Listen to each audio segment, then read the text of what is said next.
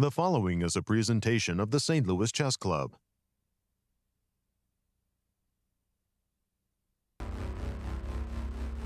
We've reached the midway point at the Superbet Chess Classic in Bucharest, Romania. With the leaders coasting into the much-deserved rest day, the bottom of the field fought furiously to gain ground as young fans watched their idols in awe. Coming off of a tough loss, American Fabiano Caruana was relentless in wearing down a struggling Shahryar Mamedyarov to secure his first win of the event.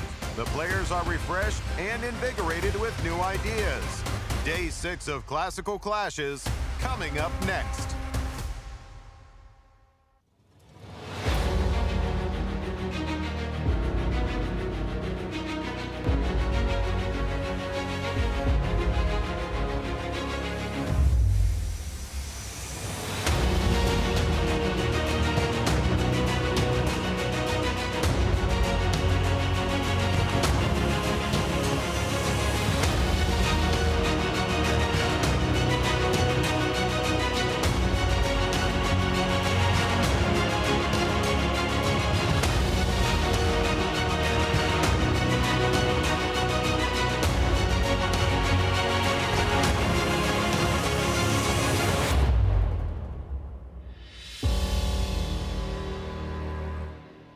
Welcome back, everybody, to Day 6 of the 2022 Superbet Chess Classic, the first stop of the Grand Chess Tour. Behind the trees in the Chizmijiu Park lies the Chess Zone, where local players come here to play chess, backgammon, and just simply relax. Well, our chess players have been relaxing during the rest day as well and are ready to get back into the action. Let's go to the studio and start today's round with Yasser, Peter, and Alejandro. Fabulous springtime footage of the Romanian capital as we welcome you to our coverage of the Superbet Chess Classic in Bucharest, the first stop on the 2022 Grand Chess Tour. Morning, I'm Peter Svidler, and with me is the ever-smiling Yasser Seirawan. Peter, as always, great to be with you and Alejandro in studio. Hello everyone, and welcome back for our live coverage of the Superbet Chess Classic tournament. The rest day was much needed, I can assure you, and I'm really expecting the players to come back with a lot of vim, vigor, and energy today. Peter, set the stage for us. What are our current standings? Let's look at them. The standings are as follows. Wesley continues leading the tournament. He's having an excellent tournament so far. Impressive, yeah. 3 people in close pursuit, Levon Aronian, Maxim Vasylegrov, and the local boy, Bogdan Daniel Deac. Levon and Maxim actually playing each other today, but that's jumping slightly ahead. Then 2 people on 50%, and 4 people in the minus, including 2 of the candidates, Ali Reza and Richard Rapport, not having a particularly great tournament so far. And our format? The format for the tournament is a 10-player round robin with 90 minutes for the first 40, then 30 minutes for the rest of the game, with a half-a-minute increment starting from move 1. Draw offers are explicitly forbidden, and the normal classical scoring system is in place. After 5 rounds of play, what's our remaining schedule? Now that the rest day is behind us, the schedule is extremely straightforward. We have 4 more rounds to play, and we will play them one by one, finishing on Saturday, and there will be playoffs if there is a tie for first on that Saturday. And Alejandro is here to explain the road ahead for our leaders. Alejandro, as always, good to see you in studio, my friend. Good morning, friends. Good to be with you here in this morning in St. Louis, of course. Let's take a look at the road ahead for some of the players that have more points in the tournament, starting with the players that are trailing Wesley by just half a point. On +1, we have MVL. Maxim Vasylegrov will be starting today against Levon Aronian, a matchup that they're very familiar with. He'll be following it up against the candidate Richard Rapport, and then the local hero, Bogdan Daniel Deac, who's had a very good tournament. He's currently tied in second place with MVL, and he's gonna finish in a barn burner as these current teammates, both of them representing the French flag. They played together in the European Team Championships together. MVL will be playing against Firouzja to round off his tournament. Meanwhile, Levon, he, as we know, will be playing MVL today, but then look at his road ahead. 2 tough games coming up, one against Favi, the other one against Nepo, but he will be finishing with the white pieces against Shak, who has not had a good tournament so far. Of course, 3 rounds to go before he gets there first. The local hero, Bogdan Daniel Deac, has had a wonderful event. He's had a lot of black pieces and still managed to hold positions without any trouble. Took full advantage of Richard Rapport's blunder and move 40 and is sitting pretty on +1. He'll be facing a tough group of players, starting with Dominguez today, Wesley So tomorrow, Bashir Lagrave on round number 8, and will be finishing against Fabiano Caruana. And of course, we have our leader, Wesley So. He is very familiar with the situation, comfortable lead, half a point ahead of the rest of the field. He still has a tough road ahead, but he has survived already some of the big shots. He will be playing against Rapport today, Deac tomorrow, Firouzja on round 8. That's going to be a big one, and he'll be finishing with the black pieces against Lenier Dominguez. But there is a matchup that has certainly caught our attention today. It has been that one of Levon and Maxime, as they're going to be playing against each other. And to talk more about the subject, let's go to our friends in Bucharest, Anastasiya and Cristian.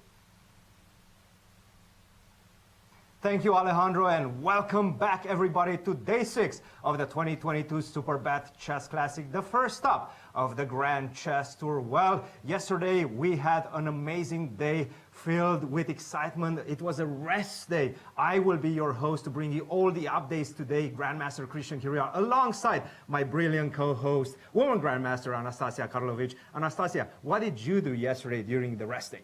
Hello everyone. Yeah, it was a rest day probably for Cristian, but not for me and not for some players, because 4 of them actually came back to the playing venue and took part in a very nice event. It was a fundraising event for Ukrainian refugees, which was organized by Superbet and Grand Chess Tour Foundations. So Wesley So, Fabiano Caruana, MVL and Bogdan Deac actually didn't have literally the rest day. So they played these mini matches, and I was lucky actually to play against Maxime Vachier-Lagrave team. And it was really a good event, and at the end they managed to raise 15,000 euros for Ukrainian refugees. So that was a really great day, actually. Absolutely, and I actually heard one Fabiano Caruana and MVL, as well as Firouzja and his second. They actually played tennis yesterday, so they got some sports in. It was a very, very fun day. But today, we're back in action. We're back to chess. What games do you have your eyes set on for today? Yeah, I have, of course, my eyes on the game between those two who are sharing the second place. It's MVL and Levon Aronian. So both of them will fight definitely today, and after this great training preparation which we had yesterday with Maxime, I believe that he is in a good mood because he won the game, unfortunately for me, and he will be in a good spirits, and he'll try to fight against Levon. Both of them, of course, should do something today in order to fight for the leader, to be the leader of the tournament. So I think that these games should be very interesting. Both of them played nearly 40 games against each other. So I believe it's going to be a good fight. Cristian, what do you think, and what is your favorite game today? Well, the game that you mentioned definitely strikes me as one of the more exciting ones. These guys are friends, but today they're going to be rivals. One game that I'm having my eyes on is the battle of the former challengers for the World Championship crown. That is Jan Nepomniachtchi, who just lost a big match against Magnus Carlsen in 2020, as well as Fabiano Caruana, and we see them right now. They're getting ready to start their game. This one is a very intriguing one because Fabiano, well, first of all, let's look at their head-to-head.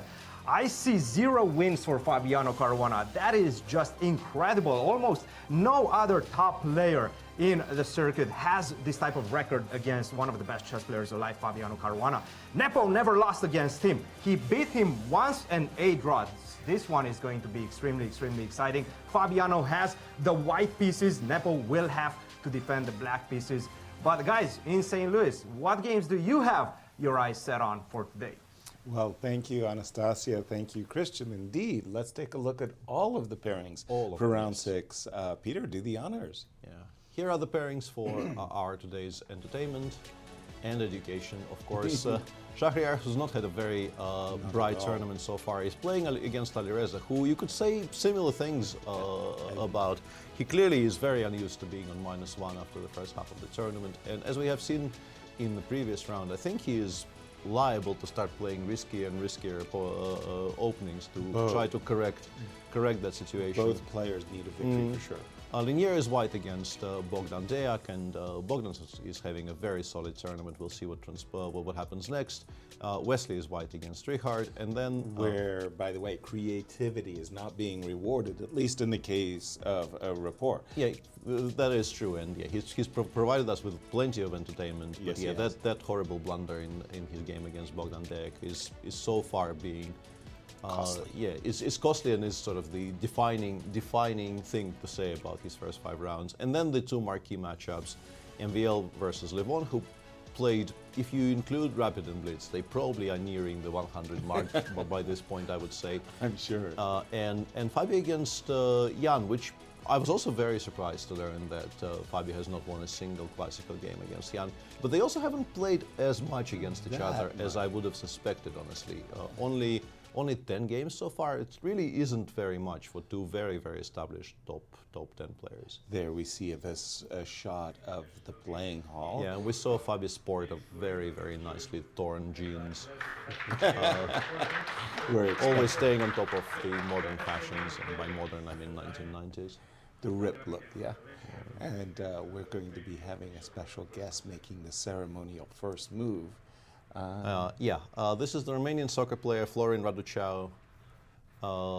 Let's see what he chooses for E4. For Linier. Let's see if he goes with E4. Yeah, baby. E4. There you go. Very, very confidently played 1e4. Best by test. Winner of the UEFA Cup 1994 with AC Milan. Nice. Right. As we Yeah, so far the athletic representation in this tournament outstanding. is outstanding. Yeah, you have to say that. Yeah. fencing, basketball players, soccer players. This is really great stuff. And of course, the players have been dueling it out, fighting very, very hard.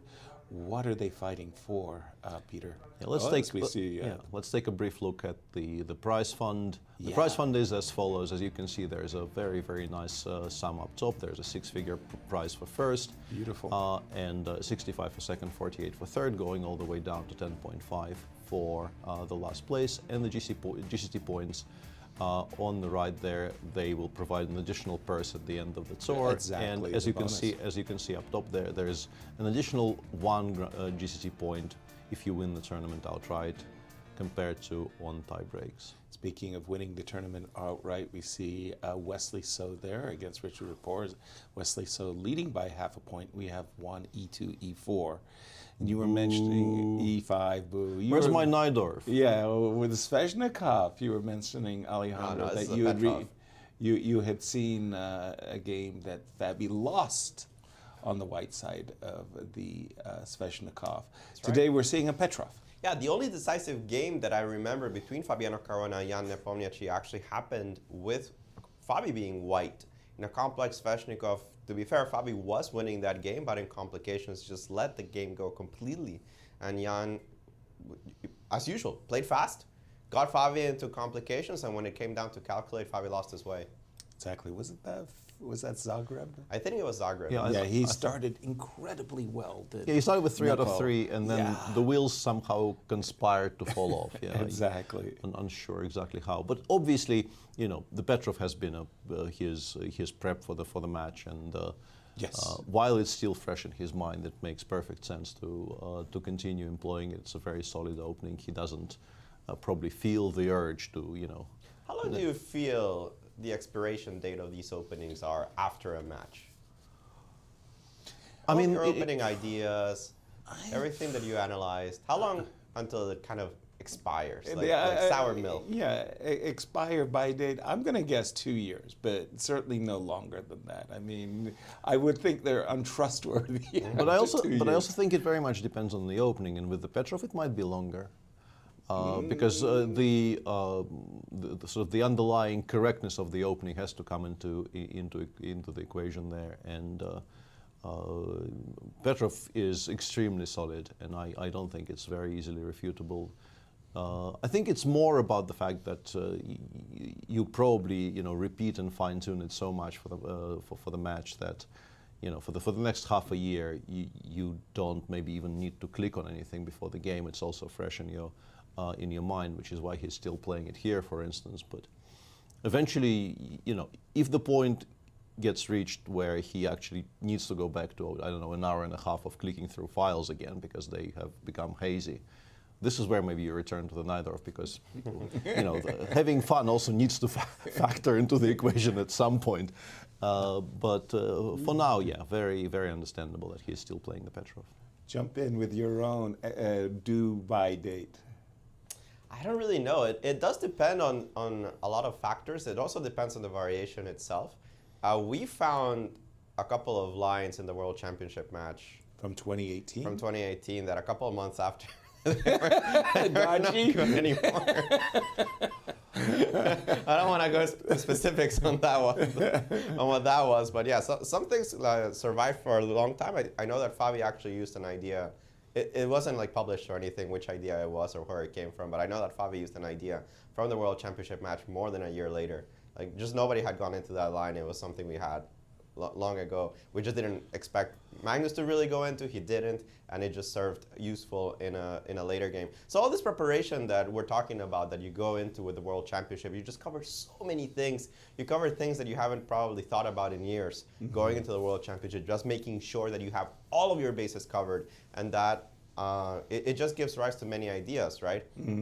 That being said, Petrov is what Nepo used at the World Championship. It's what he prepared for it, and it's serving him well. And we've seen players do this. Remember how long does Sveshnikov serve Magnus past the World Championship match, right? He won Definitely for at least with a full year, and maybe at least even a full year. maybe even more. Yeah. Yeah, and his opening was way ahead of his competitors. I remember that Navarra lost Sveshnikov against Magnus Carlsen not that far after the World Championship match, and he went into a variation that our file during the World Championship match says don't play this. Black plays this move, and suddenly White is lost. And I was like, oh, I have this paragraph already ready. I wish I could have shown it to David before the game. Yeah. I can have a look. For you of course have experience having helped Vladimir Kramnik in his World Championship match. Did you get a chance to use any of the novelties, ideas months and months later, or? Yeah, I've been sort of in particular the martial anti-martial work that we did, and that's a whole other topic. But Really? let's go Let's avoid that one. Let's go anti-martial. Anti-martial. Maybe martial not so much, but anti-martial work that we've done for the match served, I think, all of us who wanted to play the opening for quite some time. And but for me, like the biggest takeaway there, if we take the hilarity that will stay, hopefully, sort of, subdued, off air for now. Right. I don't know. For you, Alejandro, after you were done working for the match in 2018, when was the next time you touched the pieces seriously? Not in terms of After playing, but in terms 2018. of actually working on chess again properly. When was the next time you felt like doing it? It was like an energy zap? Yeah, it had to be like a solid month and a half after that, because I took some time off my duties as collegiate coach. I assigned VAR, who's at the the track helping us today, to work with the team while I was working with Fabi. So it was a few months before I even. Because for me, I think I legit spent like half a year just playing. I could still play, but I seriously couldn't really look at chess properly for quite some time because. I can see that though. Yeah, Vladimir is.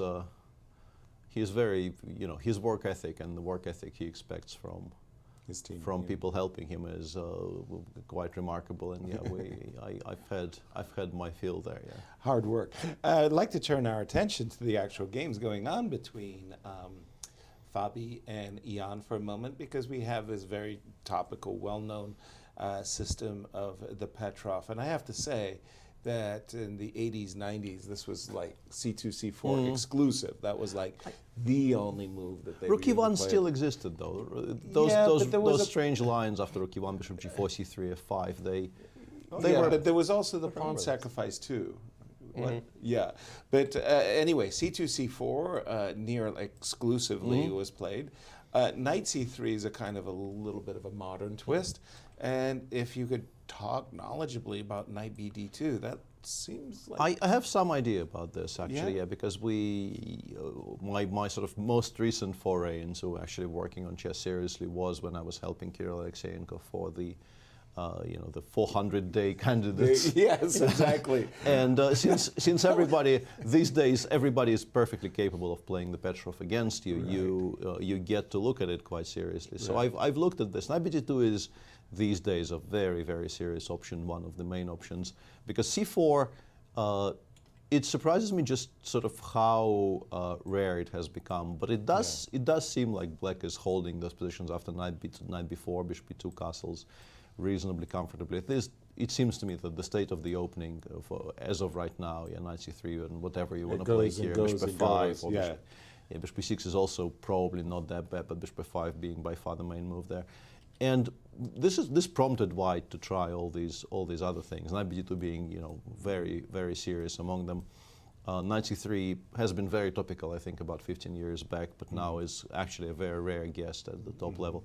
Knight bd2, there's two options here for Black. Bishop f5, I think, has already been played by Jan, which is obviously a playable move, but not the only one. You could also go knight takes d2, and then after, let's say, bishop takes d2, bishop g4, c3, you have these types of positions which they look like nothing at all, but because of how, exactly, Yasser is immediately pointing out the one problem Black has. This is a very stupid knight. It's completely restricted by the c3, d2 pawn structure, and this is why Black isn't really entirely equal immediately, despite having a very solid structure and not really being behind in development either.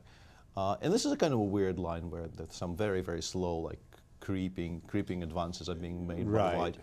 I think it's generally equal, but you do need to be a bit precise. And bishop f5 is the other option, of course, after which you get positions which are actually kind of similar to what we're discussing there. After rook e1, Black will have a choice. You can go knight d6, or you can go knight takes d2 as well. And I'm just thinking about the game that Fabi played with Shaq.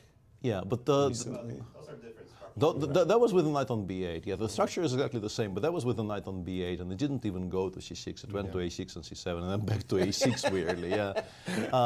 And here, knight d6 is playable, but I get the feeling that these days, if you want to play these types of, as I called it the previous time, the Chinese Petrov with the bishop f5, knight d6, you don't want your knight on c6. It's just not very particularly well placed there. So I'm expecting knight takes d2 after rook e1, if rook e1 does happen. And knight d2, queen takes d2, because bishop f5 unfortunately doesn't quite work tactically, because you lose the d4 pawn there. Otherwise it would be obviously the move to make. But exactly. Yeah, but there are no tactics here. Queen f3, knight g4, and you don't actually have any justification for it. So you take with the queen on d2, Black takes on d3. You take with the queen, Black castles. You play bishop f4, and once again, it seems unbelievably sterile, frankly. But because of the knight on c6, and because we currently are slightly more in possession of the e-file than our opponent here with White, we get a little bit of a pull. Yeah, we get a little bit of a pull. Exactly. All of this obviously has, lots of theory connected to it. There's tons of games here. We do have bishop f5 on the board, by the way. Let's just go to, I always believe in paying respects to our tournament leader, whoever they may be, whether they're leading by upset or what have you. And Wesley So, let's face it, has played a fine event. He has a score of +2, and he's playing against the ever-creative Richard Rapport. And today it looks like it just, Murano, I want to call this the Karpov variation, but of course I can't do that. But it was really Anatoly Karpov who played queen c2 and kind of, I don't know, furnished an apartment with it. I'm not as up to date on this as I was at one point. At one point, I played this with the white pieces. Actually, I had a period where the Slav, semi-Slav was so popular that you could actually build a repertoire expecting quite a bit of it without really knowing very much about 1d4 otherwise. Exactly. And but I actually played the Latvian. What's its official name? The 7g4. Is it the Latvian attack or? Because of Shirov and Shabalov, amongst others. We can see it on the screen, right? It Yeah. says Shabalov attack, actually, just straight up Shabalov attack. Well, that's great that he got the proper due. Yeah. I mean, oftentimes the players who are Warms. the inventive aren't getting the Warms respect. the cockles of my heart. yeah. Exactly. Yeah, And, to see Shaba so recognized. And I remember the first time I saw it, I just kind of like turned my eyes and said, like, And these days it's just so completely run of the mill, right? It's right, just- like it's accepted. I mean, the bishop has left F8, and you're playing G4. Come on, that's a soft sacrifice. Exactly. So the whole idea here is that if you do take it, you're inviting. Although that's not the end of the story by any means. I mean, no. it's just and also getting knight started. takes G4 is completely unforced. There was a return of this recently. I think there was a reasonably high-level game starting from this position very recently. I mean, somewhat recently. With H6? I think H6 was played, yeah, but there's plenty of moves here. H6 exists. The immediate D takes C4 is not unplayable. Bishop B4 used to be a topical move in this position just to secure the E4 square for the knight to be able to meet G5 with knight E4. But none of this happened because Wesley really is not stylistically. I mean, I'm sure he's capable. While but he's leading the tournament, Yeah, he's not playing G4 with the tournament lead on the line. A7, A6, we'll keep an eye on this game. Turning it over to Alejandro. Do we actually have a Najdorf sighting? We do. It's not a Petrov every Amazing. time somebody plays E4 in Romania. We have this game between Leonid Dominguez and Bogdan Daniel Deac, who's given us quite a show so far. He's not afraid of using the Najdorf here. Of course, Dominguez, a big specialist of this, the English attack bishop e3. He famously used it in the Singfield Cup last year to destroy Maxime Vachier-Lagrave in what was the game of the tournament. Yes. And we're going to go down a theory pretty heavily, as we have mentioned over and over again. Dominguez is a great theoretician, really believes in his openings, is never afraid to essay them, no matter if his opponent is well aware of what's coming his way. And we're going to go down one of the main theoretical lines of this variation of the Najdorf takes, knight b7, queen d2, g6 is what everybody's been playing in this position, castles, and castles is a little bit on the rarer side.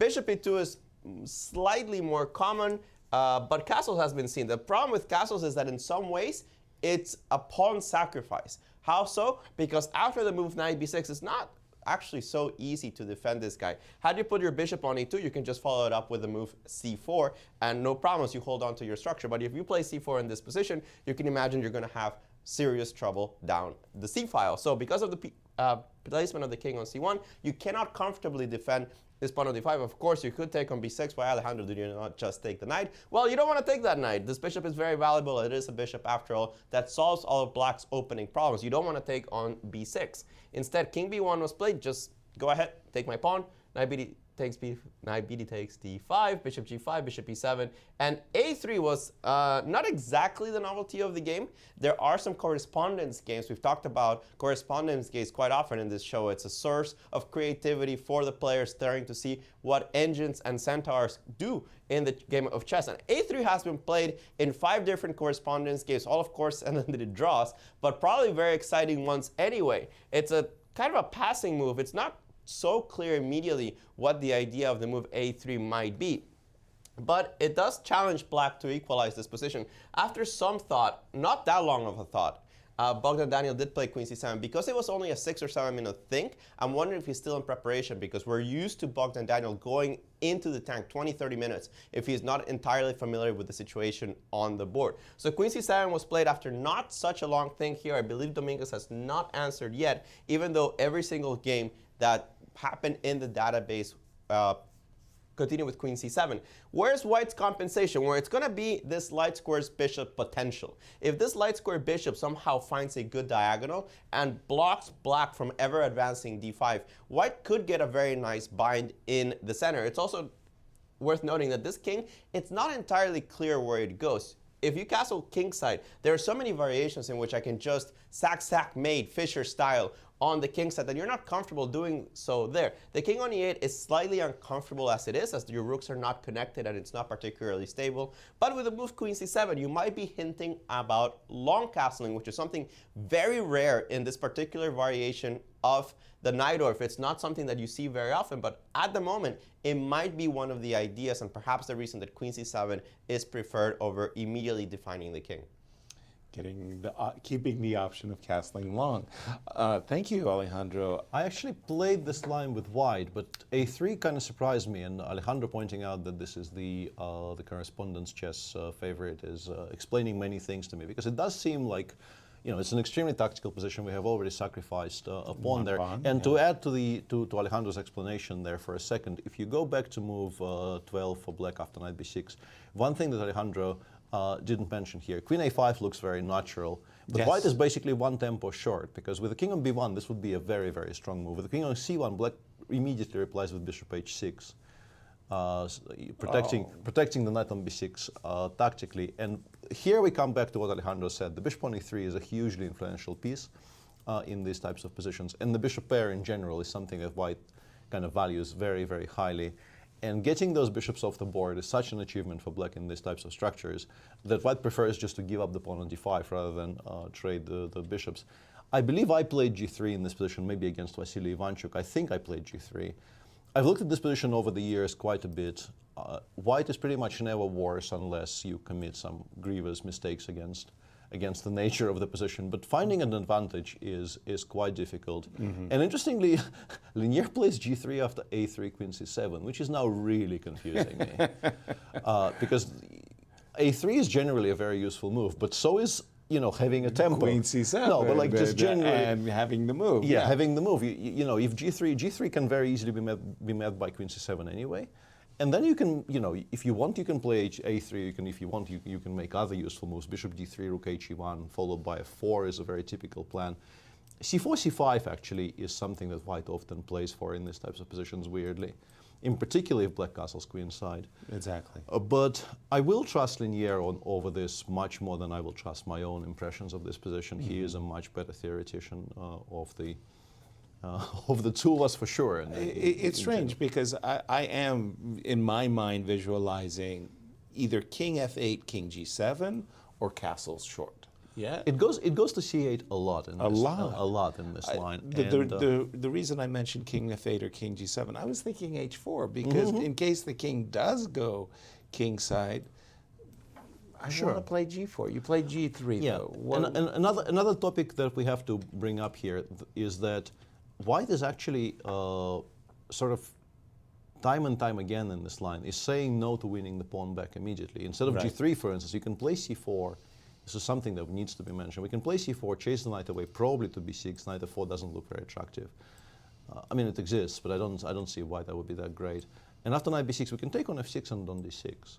Right. And these endgames actually often require very precise play from the black side to equalize, because if you don't do it properly and the rook on d6 doesn't get kind of smoked out immediately and stays there being a source of annoyance, you don't equalize. So here I think knight d7 works.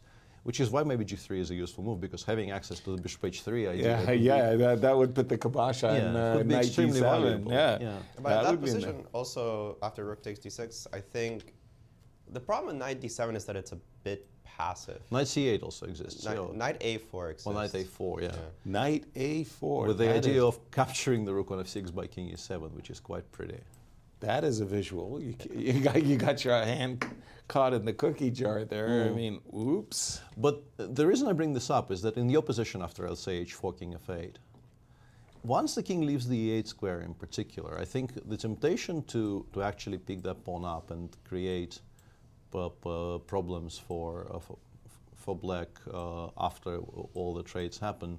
Because here after knight a4, I can play something like maybe rook d7, maybe c5 followed by rook d7. You know, exploiting the fact that king no longer. In particular, I'm very attracted to the idea of putting the bishop on c4 and exerting pressure against the pawns on the king side. Nice pawn. Black, as I mentioned, black often holds these types of positions, but not without having to be quite precise. Okay. And we're being told that the move g3 after a3 queen c7, which Linier just essayed, is a novelty. All of these things kind of flow into each other. I think g3 queen c7 is one of the main lines. So you can say a3 is a novelty in a way, in a reasonably well-known position. But yeah, this one I very much like the look of this, because this might be a very interesting game to follow. Okay, we will. And lastly, what is white's What's the point of G3 if black just I was castles? wondering about that because Are you doing something funky like Bishop G2? with the king on B8 it doesn't really. Yeah, Bishop G2 F4 might be one plan. No, but that really, all of those things only really work with the bishop on D3. I just want to show you one tactic which often, well, not often, but which does sometimes work in this position. Let's say we go, instead of G3, we go bishop D3. Okay. And black castles queenside. Okay. Here, at least the possibility exists of playing C4, knight B6, and C5. This works better in some positions and worse in, like, knight takes C5. We've made a little bit too many unnecessary moves here, so this will not work as nicely as it does in some other positions. But this is one of the ways of exploiting the sort of soft pin along the H4 D8 diagonal, and also the file that black has a lot of heavy pieces on the C file. But for this, you need to have the bishop on D3, because otherwise, obviously, C5, D takes C5 will hit our queen. Tempo against the queen. So yeah, I'm very much wondering what the intention is after long castles. I'm just waiting like 10 or 20 moves down the road to be like, yes, A3, this was the reason that we played A3. No, this move baffles me. I get it. It's an engine move, and there must be some reasoning behind it, but I'm trying to figure out in which configuration this move A3 makes our position superior. Yeah. And again, a whole tempo in the opening being used for making look. One of the things that you just did, Peter, by the way, and thank you for doing that. Big shout out to the audience, because this is really a nice insight. As a grandmaster, one of the things I was always working on in my openings was to try to understand all the tactics, the patterns, the tactical patterns that I have to be aware of, as well as the end games that I'm going to transition to. So those tactics, which you just mentioned, C4, C5, I mean, they really stand out in the position, and it's something that both players have to have an awareness of when they're castling long.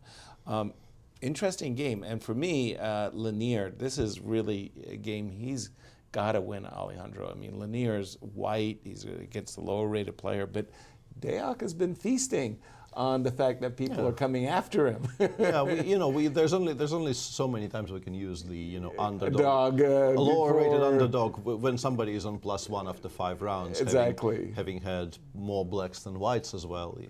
Exactly, Yeah, and again, the standings coming into round 6. Yeah, the reason he's on +1 is a gift he was given from Richard, Rapport. but that wasn't a full point gift. He defended really, really well in that game, and the game would have ended in a draw if Richard had not slightly lost his mind on move 40. And exactly. I mean, 50% in this field is, a lot of people in this field don't have 50%. That is true, including Ali Reza, and I thought that Ali Reza was going to actually win that game when he was a piece up against Deac. he also defended very tenaciously after getting outplayed yesterday by Ali Reza and held that game as well. Exactly. I'm very curious what will happen here, because it does seem like Lanier is trying something kind of new and unusual in that line, playing extremely slowly, giving black all this time to finish development whichever way they want. And there's one game we haven't shown at all so far, so perhaps time to put it on the board at least once, and that's the game between Shahryar and Ali Reza. And this is a very heavily theoretical Nimzo. Classical Nimzo, Queen C2 with C5. And then I don't know if I am right to call this like the Romanician variation, where you kind of fianchetto your bishop on G2. But okay, I know that this is actually very topical too. I mean, we've been seeing some top games. Yeah, it kind of stays topical throughout the ages. I mean, the line has been in existence for a very, very long time, and already we're seeing, I think, very much an influence. I don't want to oversell it, but it feels to me that the last 2 moves that Reza played here are he's on -1. Because this line forever and ever has been basically you take on C3 with the knight here, white goes BC, you go bishop B7, E4, D6, white goes E5, G5, knight E5, and you make some precise moves. You probably have to defend a slightly annoying endgame. You go knight D6. I think, how does it go? It goes either queen C7, bishop before bishop D6, queen E2, knight d7. Something like that, right? Yeah, I think this is how it goes. Yeah, bishop f4, bishop d6, queen e2, knight d7. White goes like rook e1 or something, and or knight takes d7. And It's a long-winded line, but Yeah. at the end of the day, it's oftentimes an even yeah, it's draw. supposed to be a draw, but there's been some attempts. People occasionally lose this with black, but generally speaking, draw is heavily favored there after all this happens. And instead, Reza chooses to take with the bishop and go queen c7, which is, I think, a lot riskier strategically speaking, but also has a much higher chance of creating a position in which he might down the road have some winning chances. An indication that he's -1. Is Yeah, what you were about to say. That he's and this is taking- where the -1 comes in, because Right. I think, like I would expect him to actually know how to equalize that other position quite well. Yeah. Because it's a very, well-known staple of Queen C2 King Nimzo. But he's choosing to keep it. He's choosing to keep it a much more fighting game so far, and we salute him for it. Absolutely. I don't know how well it will, work out for him, but we absolutely salute the choice. Exactly, definitely, and a game that we're going to take a look at, keep a careful eye on, pardon me, and the lifetime score. Not much in it. One game. One game. And One game which has been actually won by Alireza. I'm not entirely sure I remember where that was, but yeah. He is still, obviously he will play dozens of games against the top players over the course of his career, but he's just starting out. So you see those kind of weird looking graphics for somebody who is 2800, or at least used to be 2800 before the tournament started. By the way, Shaq, at least from that posture, seems to, Alireza might be like, well, I've got him to think. Yeah. I mean, that's a good sign for black. Yeah. I was just looking at the positions. Two ideas for black that popped to my mind that black wants to do. Yes, I want to take the pawn and maybe shut down the bishop. But another thing I could do is with my queen on c7 is I can try to neutralize this long diagonal by playing b7, b6, bishop b7 when again Very with much my depends queen on on tactics, c7. Depends on tactics, but it's If I could get that in, it's like Oh, yeah. marvelous. I Yeah. mean, I've got everything going now. I would much prefer that actually to winning the pawn on c4. Exactly. If black gets b6, bishop b7, and nothing bad happened by that point, Very you're importantly. better. You're Yeah. better with black, and quite Exactly. significantly. Exactly. So the moves for white sorry. here, e3 is probably Not just one a of them. mispick, Yeah. Bishop f4 maybe, but I don't quite know why we're provoking d7, d6, which seems like a move that black doesn't really hate making either. That was the other thing that I was going to say. If you don't like b7, b6, you're D6, sure is going to E5, play bishop, yeah. d6, e5, and bishop e6, and that Exactly, yeah. is rock solid. Also, So I couldn't really find the follow-up, and there is no immediate. If there is no immediate follow-up, you don't play bishop f4. Rook d1 is a move. Knight d4 is a move. flexible.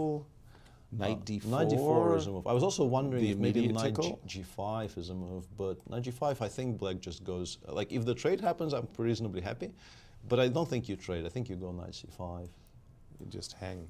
and ask white exactly why is this? Why is it on g5 and what is it I doing? understand, but if you don't get mate on h7, it does look rather aimless. Okay. Knight d4 is perhaps the most forcing. It probably provokes d7, d5, I would assume, but d5 looks very healthy. It kind of puts a cork in the plans of occupying the long diagonal with the bishop and using the two weaknesses on the c file. I've got a great idea. Let's invite Alejandro into the discussion here. Alejandro, do we have some theory of queen c7 and knight d4? Let me start there. Queen c7 has been played before. There are some games in this position, so it's not unknown. Of course, as you mentioned, Peter, knight takes c3 is much more common, but we have had this position before. Almost always, white does choose the move knight d4. It does, as you mentioned, tickle the knight, and the knight is centralized, unlike the variations with the knight on g5. And almost always black plays the move d5. There's really nothing else in this position. And after, for example, takes on d5, bishop f4, the engine is saying that the move queen c5 is the most precise, and the black still holds equality in this position. That being said, I look at this and I think white is just slightly better compared to every other variation that you get in this type of structures. You get the pair of bishops instead of just one. You get the dark square control. It might not be very much, No. but it's still a little something. I think that if you were to give white players a choice of starting in this position or playing d4 or move 1, this is not so bad. You get some chances. It's not. Yeah, it's playable. It's a kind of a weirdly Rogozin type-ish. It's a Rogozin-ish type position.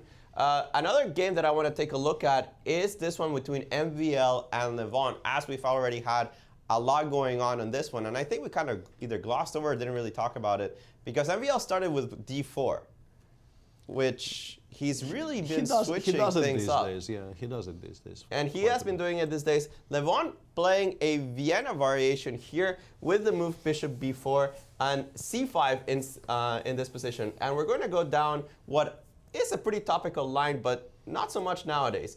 Takes, knight takes d4, bishop takes c3 check, pawn takes c3, queen a5. This has already been worked out many, many times. Bishop b5 check is the main move in this position. Don't play bishop f6 like many people have done before. It's actually a big mistake. You have to throw your bishop there so that on bishop f6, queen c3 check. You can actually take on f6 in this position, right? I think it's...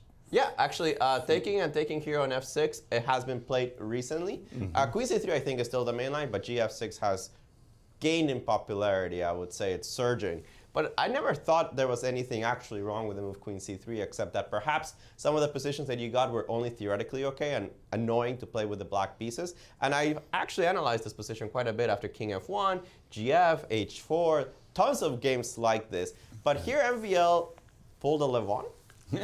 He played the move king e2 instead of the move king f1. And I am not familiar with this move at all. And no, king f1 is like hundreds of games. Hundreds, yeah. King Exclusive. e1 is hundreds of games. I have not seen king e2. There seem to be some relatively older games here in the database. Shout out to Grandmaster Lyubojevic. He has essayed this a couple of times, but the engines are not in love with it, and it's specifically with this move queen b2 check. Now you could transpose back to the other lines with king f1, gf, rook b1. It kind of goes into the same variations, but he played it in a completely different style, instead just exchanging the queens here with the move queen d2, queen takes, king takes, gf6, and then rook a c1. And now we have this endgame where if you count them, black is up a pawn. He does have some problems in finishing up his development. As you see, white is much better developed than black is. His king is still in the center. You have some problems with your structure. This rook might hint that it's coming to c7. The issue is that black's position is very, very solid. There's not really anything clear that you can attack. Even the move rook c7, not only does it very often get met with king d8, but very often it doesn't do anything. The rook looks very pretty on c7, but if I can get this knight out of the way, then you're simply attacking a pawn on b7 that's very well defended. To give you a sample variation, castles, rook c7 doesn't really do very much. You can even put the rook on d8, start harassing white on the d file, and yes, you have compensation, but is it enough? After the move rook ac1, Levon is currently thinking he spent almost no time getting to this position. It was actually Maxime that spent 20 minutes to get here. But he finds himself in an endgame down a pawn.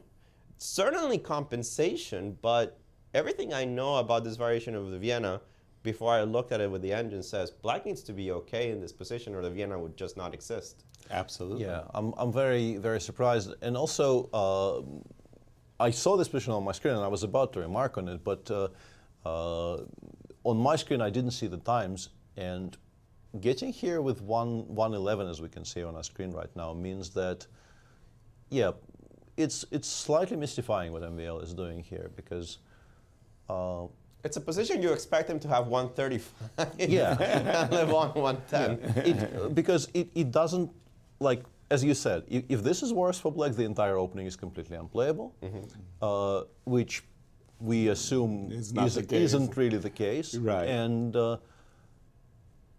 yeah, this switch from 1e4 to 1d4, it obviously, I mean, it presents problems. I've done this in my career. I used to be exclusively a 1e4 player, and then at some point I realized I still have no idea what to do against the Petrov and some other openings. Berlin. And the Marshall, kind of irritating. So I tried turning myself into an ambidextrous player, but yeah, there's obviously so many issues trying to learn, like the entire body of theory. Yeah, and here you see, we've kind of made references to it. But yeah, and this is only their matchups in classical chess. If you start to include their rapid and blitz matchups, It might, as Alejandro mentioned, be closer to 100 games against one another, but near 40 on classical chess. That's a lot of games. That is each other a well. lot of games. Yeah, we're definitely one of the El Clásicos of the current chess world. They do know each other really well. But yeah, it seems like the transition from 1e4 to 1d4 is not working smoothly every single time for MVL here. I'd also like to turn our attention to the game of Wesley So for just a moment in his game against Richard Rapport. One of the things about this semi-Slav, most often I'm used to seeing ideas of b5, bishop b5, b4, bishop b7, and c5. And if you don't like those apples, then I'm used to seeing queen e7 and e5 ideas. And naturally, after a6, the game takes a completely different turn as we kind of go into a queen's gambit accepted isolated q-pawn position. That type of territory at least. Yeah, absolutely. And we're caught up with the players now. I think it's understandable because when black plays a6 there, if we go back to that moment, I think a6 is a very useful move here because it maintains all of our options open. I think if you don't play a4, black very happily will go b5 and c5. This is what a6 is mainly about. It is trying to prepare the move b5 so that you can play c5 immediately without the pawn on b5 hanging, and also not committing to anything just yet. And having provoked a4, I think black reasonably happily transposed into those structures by playing c5. Tempo up, provoked a weakening of the b4 square, which seems kind of irrelevant now, but might become useful later. But also, whether or not the b4 square is weak, it certainly is useful to having the b5. Absolutely, yeah, much more useful move. And after rook d1, queen c7, I kind of like, it's not usual in an isolated queen pawn. Sometimes your queen gets kind of stuck on the e2 square, maybe the c2 square, maybe the d3 square. It kind of feels nice to have h4 is queen. one of the best squares for the queen in these types of structures, I think. Yeah, and the capture, unleashing a tempo, and now please take my pawn. Wesley is saying, with this, white will have tremendous compensation here. It probably is borderline unplayable for black. Exactly. I don't know. It looks very dangerous to take on e3. Nobody. Yeah. I've been starved of opportunities to use this term, so I will use it again. Yeah. I'm very much drawn to this marshal. Yes. This marshal is a very good marshal. Precisely. This is what I wanted to ask you about as well, Alejandro is very upset with me. Probably because it's not really such a great marshal, to be honest. We're probably lacking a tempo or two here. It's also not a marshal. There's a pawn on d4. What? Everything is when all you have is a marshal, the entire world starts looking like a something. Yeah, I don't know what exactly. All we have is one hammer. Everything's a nail. All we have is the marshal gambit. Everything turns into a marshal. Looks like a marshal to me. Yeah, but to slightly explain my silliness here, these types of compensation where black has the pair of bishops, a pawn down in the center somewhere, but a very open position with files for the rooks, diagonals for the bishops. Honestly, if the pawn was already on h6 here, that would make such a difference. I would be very comfortably saying black is completely fine. But the fact that knight g5 is being quite seriously threatened here is annoying me quite a bit. Yeah, I feel like maybe we're one tempo short here. If I could just play bishop d7 or k8 here, I would very seriously argue that there's really not very much to worry about. There's happiness going on. Or if you could just play rook e8 in this moment somehow. Or the rook. So having said all of this, it means you're not taking the pawn on e3 because, as you said, you're borderline lost. That's probably an overstatement. I wouldn't want to defend black's position myself. No. I mean, knight d5. No, hang on. Queen takes h7 mate is a strong move. I was not an overstatement. No. What? It is borderline. Yeah, lost. the bishop e3 is +2.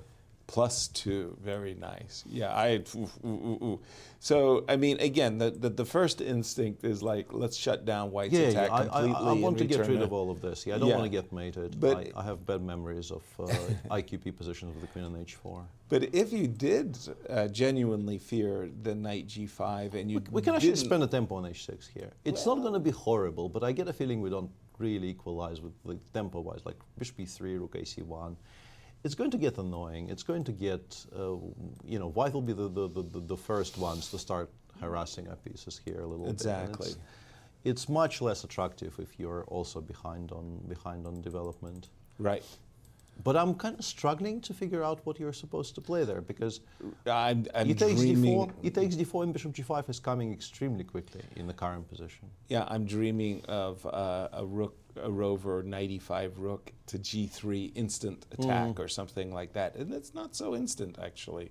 Back over to you, Alejandro. Take a crack at this, will you please? Let's take a look at the greats. Actually, a shout out first to Russian Grandmasters Vyagintsev. He's the one that introduced this idea into chess, and Gary saw that game. Gary Kasparov used it with the black pieces against Luke Van Welly and thought black is completely okay in this position, even though it looks a little bit scary, with the move h6. How to play this move if you don't have your opening preparation on board. Both ed, bishop h6, and e4 look very scary. Actually, in that game between Luke Van Welly and Gary Kasparov, e4 happened, and knight d7, a cool, common, collected move, actually moving the knight away from the king side. But remember, bishop h6 was a threat because the knight was hanging on f6. So now you just move it out of the way, and you challenge white to take on f6, which is exactly what Luke did. Bishop takes h6, takes rook ac1. This must have been some kind of home preparation by both players. Queen takes h6, bishop f4 is insufficient. But after queen d8, queen takes h6, queen f6, this is the only way to defend the king side, takes e5. This fork on the e5 square secures material equality for white. The engines are saying that the resulting endgame is just about equal. Gary ended up winning that game in the endgame in the long term, but it could be either side's game. That being said, playing h6 without knowing exactly what's going on with an engine is very, very scary. The engines are saying the second best idea is to give up this pawn in a specific Marshall-style compensation. And that's what he's done actually already. And I'm not surprised. I think it's a little bit more of a human way of playing if we can take a look at that position. And I think that the follow-up is going to be very important. How is Richie going to follow up his pawn sacrifice in that position after e5, e4? Because takes is kind of forced. Yeah, this will happen. This will has happen. happened. You don't really have another choice but to take on e4 as black, otherwise why did you sacrifice a pawn? And then, what do you play? Because h6, bishop It's somewhere, very, very slow. feels slow. Yeah, but I don't think you We're can allow about knight to- g5. I think About to find out, because knight g5 is on Yeah. tap. And yeah, I'm not a big fan of queen e7 because Yeah, I was that about to allows say, queen yeah. e7, bishop e7, bishop f4, or even bishop f4 I like, and the pawn gets to go to d6 very, I don't know how he fast. does it, right? Pawn up, not really a full pawn, but one day it becomes a full pawn in an opposite Right, color so- bishop so- endgame, and yeah. then Wesley tortures his opponent for 30 moves. Right. And then Richard cracks. Have we seen this story before?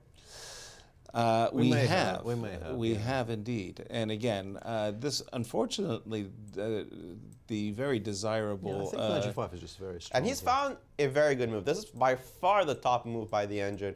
It solves a lot of the problems that you guys were mentioning. This move, queen d7. prepping both rook e8, prepping queen f5, F5 as a specifically, response yeah. to knight g5.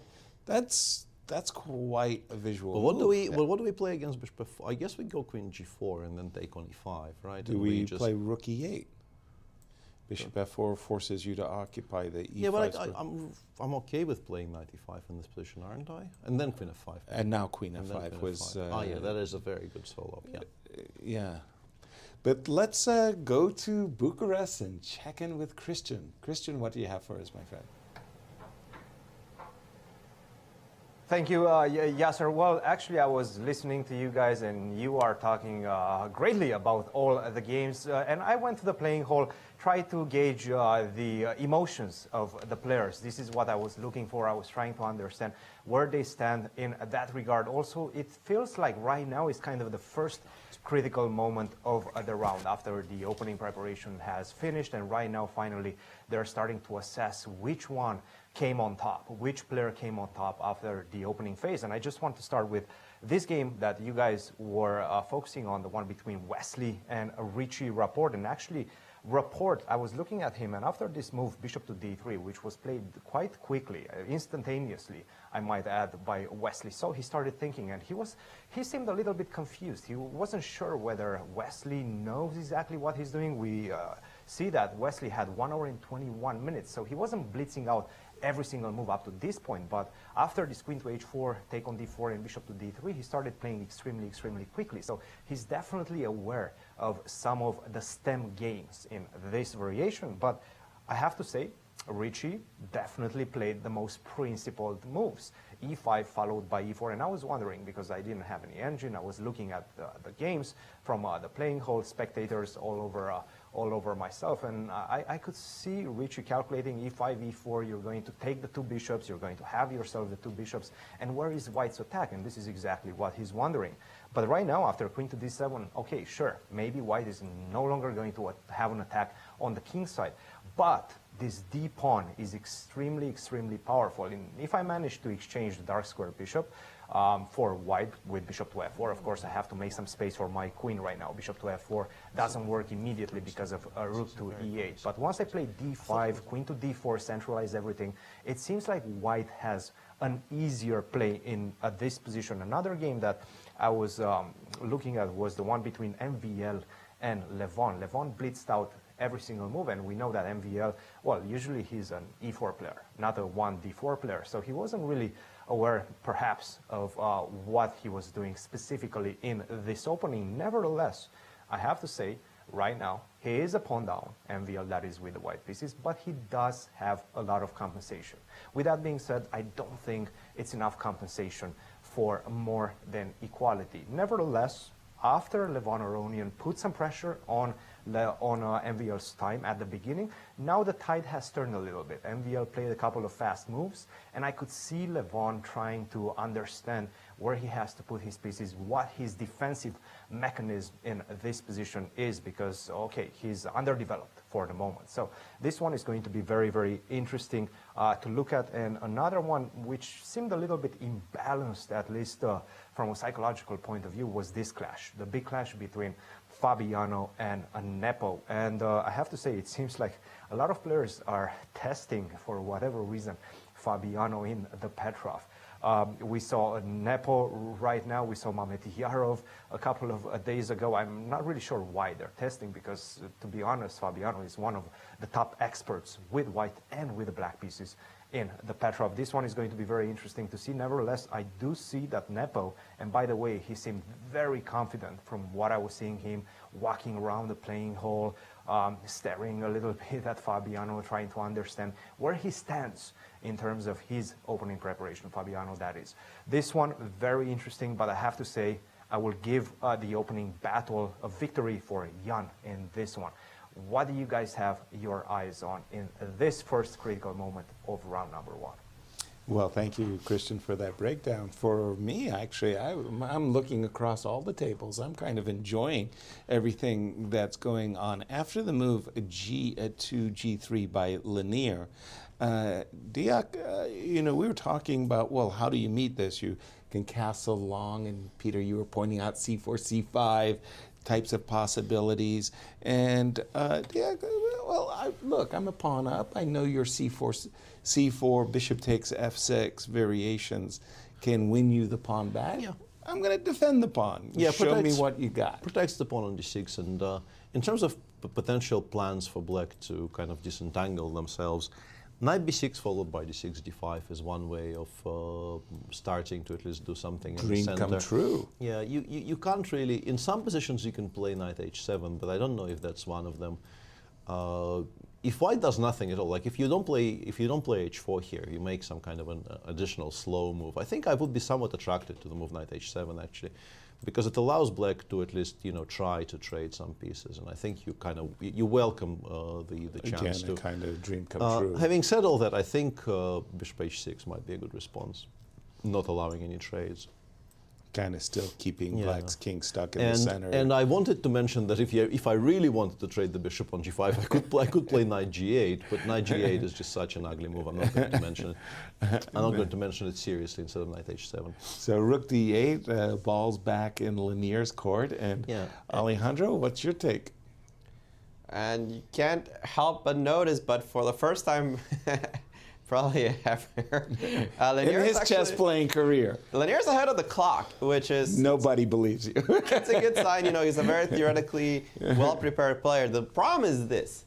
The moment that he's out of theory and his opponent has played a move that doesn't really resonate with his patterns, then he goes into the tank, right? This is the situations where he spends 20, 30 minutes trying to understand the position, trying to really get his chess culture up there. Do I play h4? Do I play f4? What are the ramifications of everything? There's so much to look at in this position. It's a fascinating position, especially without the use of an engine, right? You know the ideas, you know more or less where the struggle is lying, but how do you exactly execute it? That's not so easy, and Lanier loves thinking about these positions. I think he loves thinking in general. Sorry. I was going to say, yeah, currently he is 20 minutes up, but I would not be surprised to see him have like 22 minutes up by move 20. You know, so. Exactly. I'm going to take us back to the game of MVL and Levon for a moment, because we've been talking about this pawn sacrifice. I see a great deal of activity. And we say, yeah, white has compensation, but does that compensation mean he has an advantage, yes or no? There's also the practical side of chess too, which is your opponents on the back foot, having to defend constantly and to neutralize the... Honestly, I'm not sure how much defending is actually going on here. Yeah, the thing that annoyed me the most out of this variation when I played it with white was creating a threat. It just felt like you were playing with 5 pieces, your opponent was playing with 2, and you still couldn't attack anything. That's what really annoyed me about this position. Like, for example, white already has a nice rook on c7. You can even bring a rook to whatever open file you feel like bringing it to. Rook a1, c1. And in so many cases when this is true, when you have all of your pieces together, tactics always work out for the side that has better development. Right. And the specific position of these pieces in this particular line of the Vienna always made it seem like black had just as many resources, even with an undeveloped position. For example, rook hc1, f5. f5. It's already difficult to meet. Yeah, I thought the idea was to go e5, but f5 is even stronger, yeah. Yeah. And the idea is, oops, don't walk into my knight fork. And furthermore... Don't walk into f4, right? F4 check is also a huge, big threat, yeah. And you're threatening just to take on e4. And then go knight d5 and go start knight d5 anyway. Away, yeah. Well, in this particular case, I mean, knight d5 check is going to rock my world. King takes actually lose material to f5, but you might actually get self-mated this way, like king e5, king f6. Hello, yes, exactly. Hello, Nigel. Yeah. Exactly. Walk our king into the lion's mouth. So we do have knight b6 on the board, but as you were talking, not just about this position in general, but it's sort of like, as white, you want to be able to play f4 and g4 and h4 and g5. I don't know. Expand on the king side. How should I do it, Peter? Or am I allowed to do it? Let's say I play g4. Just to put a move on the board. Yeah, g4 does seem like a very useful move, specifically because it very much softens the blow of f6, f5. As well as maybe e5. Yeah, I mean, both of those, yeah. Because maybe you can still play e5, by the way. You can even still play f5. Yeah, you can even play f5, but my point is... Yeah, this is the thing that annoys me about this variation, that a move like f5 is playable. It should lose. Of course it should lose. Of course it should lose. gf, ef, rook g1, and I expect that a couple of moves from now my opponent will resign because I'm mating him. Right? But you really aren't. And you really aren't. You not only really aren't, but what do you play? Again, f5, f4 check is a threat. Capturing the pawn is taboo. Knight d5 simply wins the game. This is a difficult decision to take over the board, though, for black. I want to point out that g4 bishop d7 simply is, I think, a much more sort of salient point here. Because yeah, I mean, I do win my pawn back, but no, I don't, actually. There's a check on e5, check on c4. Yeah, but it gets very awkward very quickly with the king on e3 and the rook coming into g2 next move. Like, you take black here without a, too much regard. Shadow of a doubt. Yeah. And yeah, that was also what I wanted to say after the Christian segment, when we spoke to us friends in Bucharest, that I just don't disagree with this entire narrative about Levon looking for ways to defend against the sacrifice. I think Levon is slightly confused why this is happening, but he also has by this point counted the pawns and is playing an endgame as an extra pawn, basically. Very carefully counted the pawns. Where he thinks, okay, maybe I will not be able to convert it into a full point, but I don't think, defending and securing a draw here is very high on his agenda. I think he is just kind of happy. Surprised but happy about how the opening came out. Is there anything to be said for shooting kind of like a cue ball shot? F5, F4. F5, F4. Yeah, and the moment you give up the control of D7, Rook D7. Also Rook D7, Rook D7, Rook HC1, it's still playable for white, but mainly I think it doesn't defend against F5, F4, which is a very underrated threat. When I saw knight b6, I assumed the idea was to play e5, bishop b6, right, and to disincentivize knight f5 by having the knight d5 check after the trade. Exactly. But yeah, f5 is just a much stronger idea in general. Even though e5, bishop b6 in some positions will be quite sensible actually, but f5 is just a threat, whereas e5 is an idea. Yeah. So this is what was awkward, isn't it? This is what's awkward to me about this position. How come we're talking about black's threats, black's threats, black's threats? When we're white and we're pawn down. We're white, we're pawn down, we're better developed. It's just such a bizarre endgame. This endgame has always been bizarre to me since I started studying it many years ago when I became a grandmaster. Because everybody's played this at some point in their lives, I think. It is this structure where you're down a pawn and you're playing against this king awkwardly between g8 and e7. And it just seemed that it was dangerous for black. It was certainly more dangerous with the queens on, that you felt that if black got the queens off, that your advantage, or possibilities of an advantage certainly slipped, but that you should have compensation somewhere. But it's not so clear. And this is one of those endgames where the logic of the position says this looks like a Grunfeld where you gave up a pawn and you got your pieces active and suddenly you have a great deal of play, maybe even playing for an advantage. Not the case. It feels that black is the one that has all of the resources in this position. And I'm very curious on what Maxime is going to bring to the table. Thank you, Alejandro. And as we prepare ourselves for a break, Peter, we have a very exciting and legitimately a very exciting item to show for you today in our Q Boutique segment. We do? This is good. I've seen a shot of it earlier, and yeah, there we go. Isn't that something? The wobbly. Yeah, this is the unique concave board crafted from walnut and maple that featured chessmen with weighted rounded bottoms that wobble freely. Pieces feature chrome accents and the king is 5 inches high, but mainly just look at this picture. Aren't they cute? Party set. Right? For some reason they stopped wobbling though. This is very disturbing. They should wobble constantly. Exactly. Forever. Thank you. Yes. Yeah, thank you very much. There we go. We got to give it a good wobble, good shake. And as we prepare for break, we asked our players what's it like for them playing in Romania. These are their answers, and we'll see you on the other side of our break.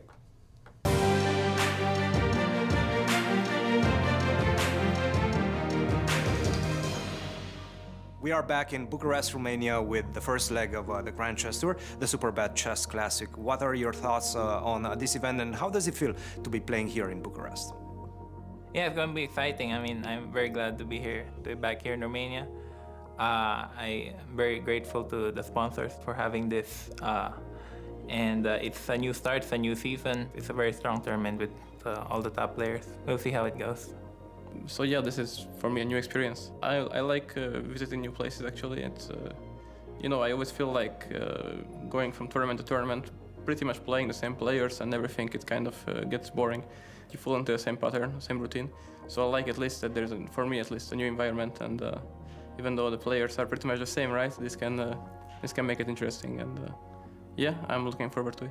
Of course, it's very nice, very good to back again. I played here in Bucharest only one time, and I played very good tournament. It's not easy tournament. Is every chess player can win this tournament, and for this reason, to play good, it will be not easy, but we all will try. Yeah, I was always watching it from live from home previous years. I think it's a very well organized tournament, and it's a very top tournament and also very tough. So I think it's great to be here in Romania. I heard a lot of good things about this country, and I've always wanted to visit here. So I look forward to the tournament, and I try to do my best. I feel good. I must say that last time I was pretty sick for the whole duration of the event, so that was not a great experience only because of that, because otherwise things have been organized to very high standards, so I was definitely looking forward to be back here, and my shape, at least I'm not feeling sick at all, so it should be very good. I've been coming to Bucharest since early 90s. Great city, and a city that I love being in.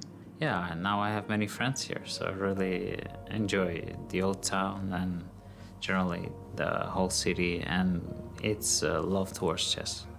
Well, first time here in Romania, and obviously I'm very happy to be, back on track and play first classical event since November and December. Yeah, it's my first time visiting Romania. It's always nice to visit new places as a chess player. That's one of the pluses.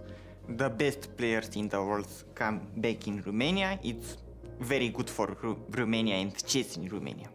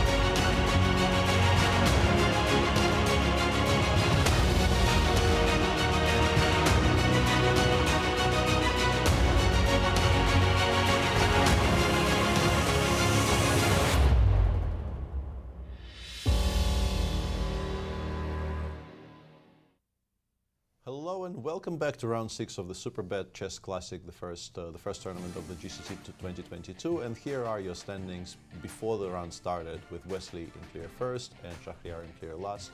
And the field's still very, very tightly bunched together, with plenty to play for in the last 4 rounds.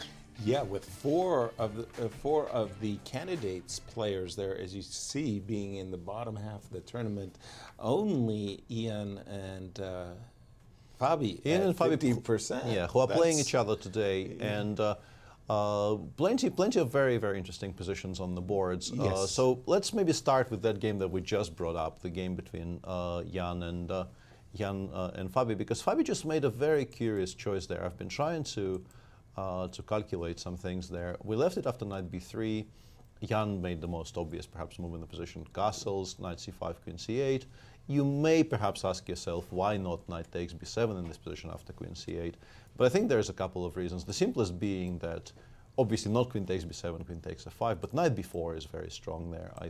It took me a while to realize the move even existed, but knight b4 actually kicks the queen away from attacking the knight on f5, and then we can pick up the knight on b7 at our leisure.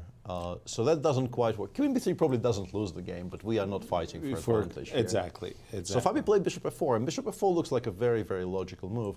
But it's actually somewhat remarkable, because you do have knight f5 takes d4 here. Exactly. I was thinking that, well, the only thing protecting the knight on c5 is the pawn on d4, and if I kick that pawn out from underneath... and also, Fabi is down to 38 minutes in a Petrov by move 14 with white, which is quite and knight f4 already played by Jan, by the way. I'm pretty sure he wants knight d4, knight f5. He clearly hasn't blundered knight takes d4. It's the only tactic in the position. I'm pretty sure he wants knight f5 here. It is a pawn sacrifice. Yeah, but it is... Oh, hang on. Knight b4 again.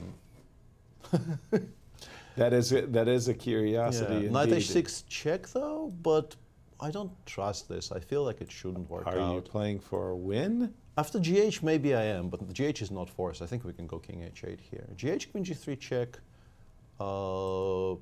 king h8, bishop takes h6. We have queen c3 check when we need it. Yeah, but bishop h6 check is also a legitimately scary move, because rook g8, queen e5 is mate. I was thinking bishop takes h6. We do have bishop d4. Yeah, but then I'll want to take on f8 and play c3 and claim that I'm maybe winning. Yeah. Probably winning. Yeah, but g takes h6 is completely unforced. You can play king h8 first, wait for you to choose a square for the queen, and then proceed accordingly. And queen g8 check is illegal, right? Yeah, queen g8 check would be quite strong here, but I'm going to call the arbiter. Call the arbiter. Queen c3. Yeah, queen c3 I don't know what I'm chasing, though. Yeah, but the thing is, I'm not sure what your threat is exactly. Like right. b7, b6 here, for example, and followed again, by f6, and then I put my knight on h6 for a pawn. Yeah, I've done it for purpose. But just a second, hold on. So this is our current game position with Fabi to play. You do have knight b3. You do have knight b3, but it's just such a sad move to make. Even if it does win, or that, takes queen c3. I just want to make sure that, well, even here I'm not. Yeah, first of all, you haven't actually won the pawn back. Yeah, no. I missed queen bishop d6. I was going to say bishop b6. I'm nowhere near. Like, I'm never worse there with black. I agree with that. But maybe we're better. Worse. Maybe we're better. So this is very confusing. So knight f5 looks like the right move. You went knight b4. Yeah. We went knight h6 quickly. Queen c3 maybe, yeah. Or queen h3. Yeah, I keep on missing things. I mean, well, no, I'm still. For me, the jury's out. Only that you don't have g6, because I do have that check and queen c3. Yeah, we can start with f6 maybe, and then try to the most comfortable. Now I'm beginning to believe in the pawn sacrifice. Bishop h6 or rook e1. Rook e1, let's say I go rook f7. If I get rook f7, bishop f8, there will never be anything significant happening on the king's side. Yeah, rook e6 does exist. Yeah, that's a very It's still move. Bishop f8. Rook fe1. We do have some compensation. Yeah, I think we're past the point where we're worrying. Before rook e1, can I try f6, something like c3 or a3? I'm not sure which one, but let's try c3. So queen h3, f6, yes, Alejandro? Yeah, c3, I just want to kick out your... Yeah, knight c6. Knight c6, b4? And b4, yeah, that makes a ton of sense. And where's the bishop go? Because if you go to d6, I at least knight e7 I want to play, but 97. You have maybe. knight h6 check, but I'm not that unhappy about it. I think. Knight e7. Feels like you do have to play knight h6 check because everything else makes no Fair, sense. I will right. take, you play queen g3 check, I go, I don't know, king f7, rook g8 or something. Yeah, I like the king f7. It's a strange position, very disbalanced, weird position. Right, for a pawn. But before we get too consumed by this, Enthusiastic, I want yeah. to say that knight b4 is by no means forced. It's basically, I clean ignored the fact that queen h3 existed. I legitimately thought we were kind of winning the piece there. I want to point, first of all this, I wanted to point out that my original idea was just to play queen d7 and kind of ask what is all the fuss about. But here bishop h6 might be quite interesting. Even though the game still very much continues, I have knight e5, knight g6 as a reply, for instance, and who knows what's going on. Knight e5, queen g3? Knight g6. I force it to take with a knight, and then maybe I can use it somehow, but maybe not, because it comes out to h5. That's a good pawn. It comes out to h5. The position, I mean, the game continues. I can play f5, knight h5, rook f7, and claim that not that much has been lost. But obviously, black should be aiming for more than this, I would say. I think this is quite happy for white. By the way, the time, we were talking about Fabi spending a lot of clock on this sacrifice. That's quite remarkable, actually, 34 versus an hour and 22 minutes, basically. That's a big decision, right? Nepo of playing quickly, but this is really... It's really something. Remarkable. Sorry. And taking advantage of the fact that this is a critical choice for Fabi, right? Knight b3, it feels like a bailout, but I can't believe white's too much worse. No, not much. Not much, right? I'm taking black after bishop b6. I agree. I take black. That's the thing. Knight b3, bishop b6, you don't feel like you've equalized with the white pieces. Yeah, like queen g4 here is quite annoying, for instance. But maybe you equalize with queen. Like you have to beg a little bit. Queen g5, maybe. But you will. But it is 5 against 5, extremely symmetrical. Hard to imagine we're doing that poorly. Or 6 versus 6. It's just how you want to think about life. Yeah, I don't want to. Knight b3 is just a move. No. Like you say, you're playing for equality. You sacrificed a pawn, and you just have to play the position like you've sacrificed the pawn for the initiative. Yeah. Let's see it again. Knight f5. So. By the way, I thought your move knight b4 was very it's very forcing. Concrete. Yeah, it's very concrete. But concrete, that's a nice word. But I don't maybe know. Not that great though. I don't know if it's required. Yeah, after Alejandro maybe C3. actually rook d8 to prepare to play bishop f8 straight away. Because I really like the idea of getting the bishop to f8 to make sure my king side is under. Yeah, during the World Championship match of Dubai, it was really impressive how the world champion Magnus just put his bishop on f8 and told Nepo, "You can't kill me," and Nepo did not kill him. In fact, so I like this concept very much. No, I think returning to the current position, Fabi would hate to play knight b3. Yes. But if you can't make knight f5 work at all, I think you know the deep feelings of shame notwithstanding, you do play knight b3 and you like. I'm sorry. You apologize to your fans. You go to the confession and said I was scared. Jump right in, Alejandro. Does the engine say knight f5 and wins? The engine has no shame, and it says it's time. It's time to go knight b3. Cower. And after bishop b6, whoops, I don't know where the bishop went there. Bishop b6, queen takes d5. Both h6 and queen g4 do give black an advantage that I think is much more sizable than I would have thought. So thinking that after queen g5 takes a5, black's actually significantly better with a clear advantage in this position. a4 is kind of an issue. You would think that a4 is not such a big deal, but the engines keep the pressure. I think rook f8, rook e2 coming still retains some initiative for black, perhaps still within the drawing range, but not a fun position. The problem with the move knight f5 that we've seen is precisely this move rook d8 that you guys finally figured out. Rook e8 is not playable because d5 is hanging. The move queen d7 has the problem with bishop h6, as we mentioned. Knight e5 is playable, but it doesn't force queen g3. Actually, the move queen h3 slightly more unpleasant in this position. I'm not really sure how the tactics work out here, but they do. And Rook E1, yeah. I guess Rook E1, yeah. Rook E1, yeah. And the idea is Rook D8 in this position for black is just really strong. You don't have a good follow-up. The move Queen H3 does nothing. You can pretty much do anything. Knight D4 already trades pieces. And how do you really coordinate your pieces Rook to do A1, anything? I guess, is the logical follow-up. But The problem is that what was more useful, right? Rook D8 or Rook A1. And so many of these variations, for example, Queen D7, my queen's already defended. Bishop F8, I already defend my king side. So let's put the move Bishop F8 immediately. And again, this was a nice move. What's your next one? Because I'm starting to get out of my shell, right? Queen D7 is going to come at some point, Knight E7 or something to trade off the pieces, G6 maybe, if it works in some day. So I have a clear plan as black. I'm going to develop all my pieces and going to be up a pawn. Where is white's compensation here? I get it, you have some active pieces, you have some threatening looking ideas, but concretely where? What is your next move? And it's already not so easy for white to even make a move. Like the engine wants to play C3. Right. Like what is this move? Stop Knight B4 or something, yeah. But you don't play it a pawn sacrifice to go into this. No. So because of this, the engines are saying, swallow your pride. It's time to go Knight B3 and play down an endgame. Wow. Let's jump to Bucharest and Anastasiya.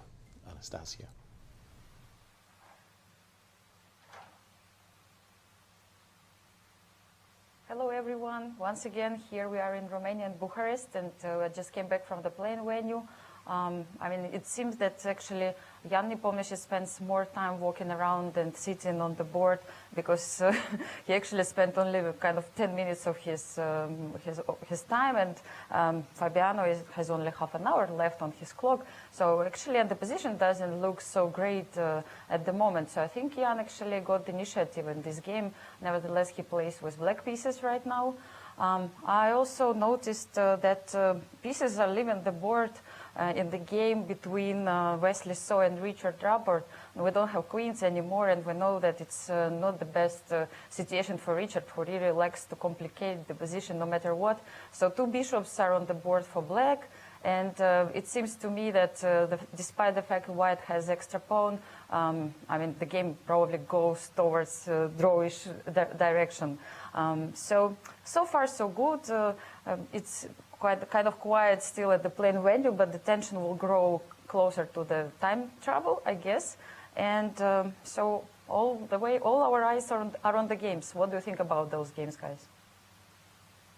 Anastasiya, yeah, we feel the same way as you, that the tension keeps mounting as this round 6 continues.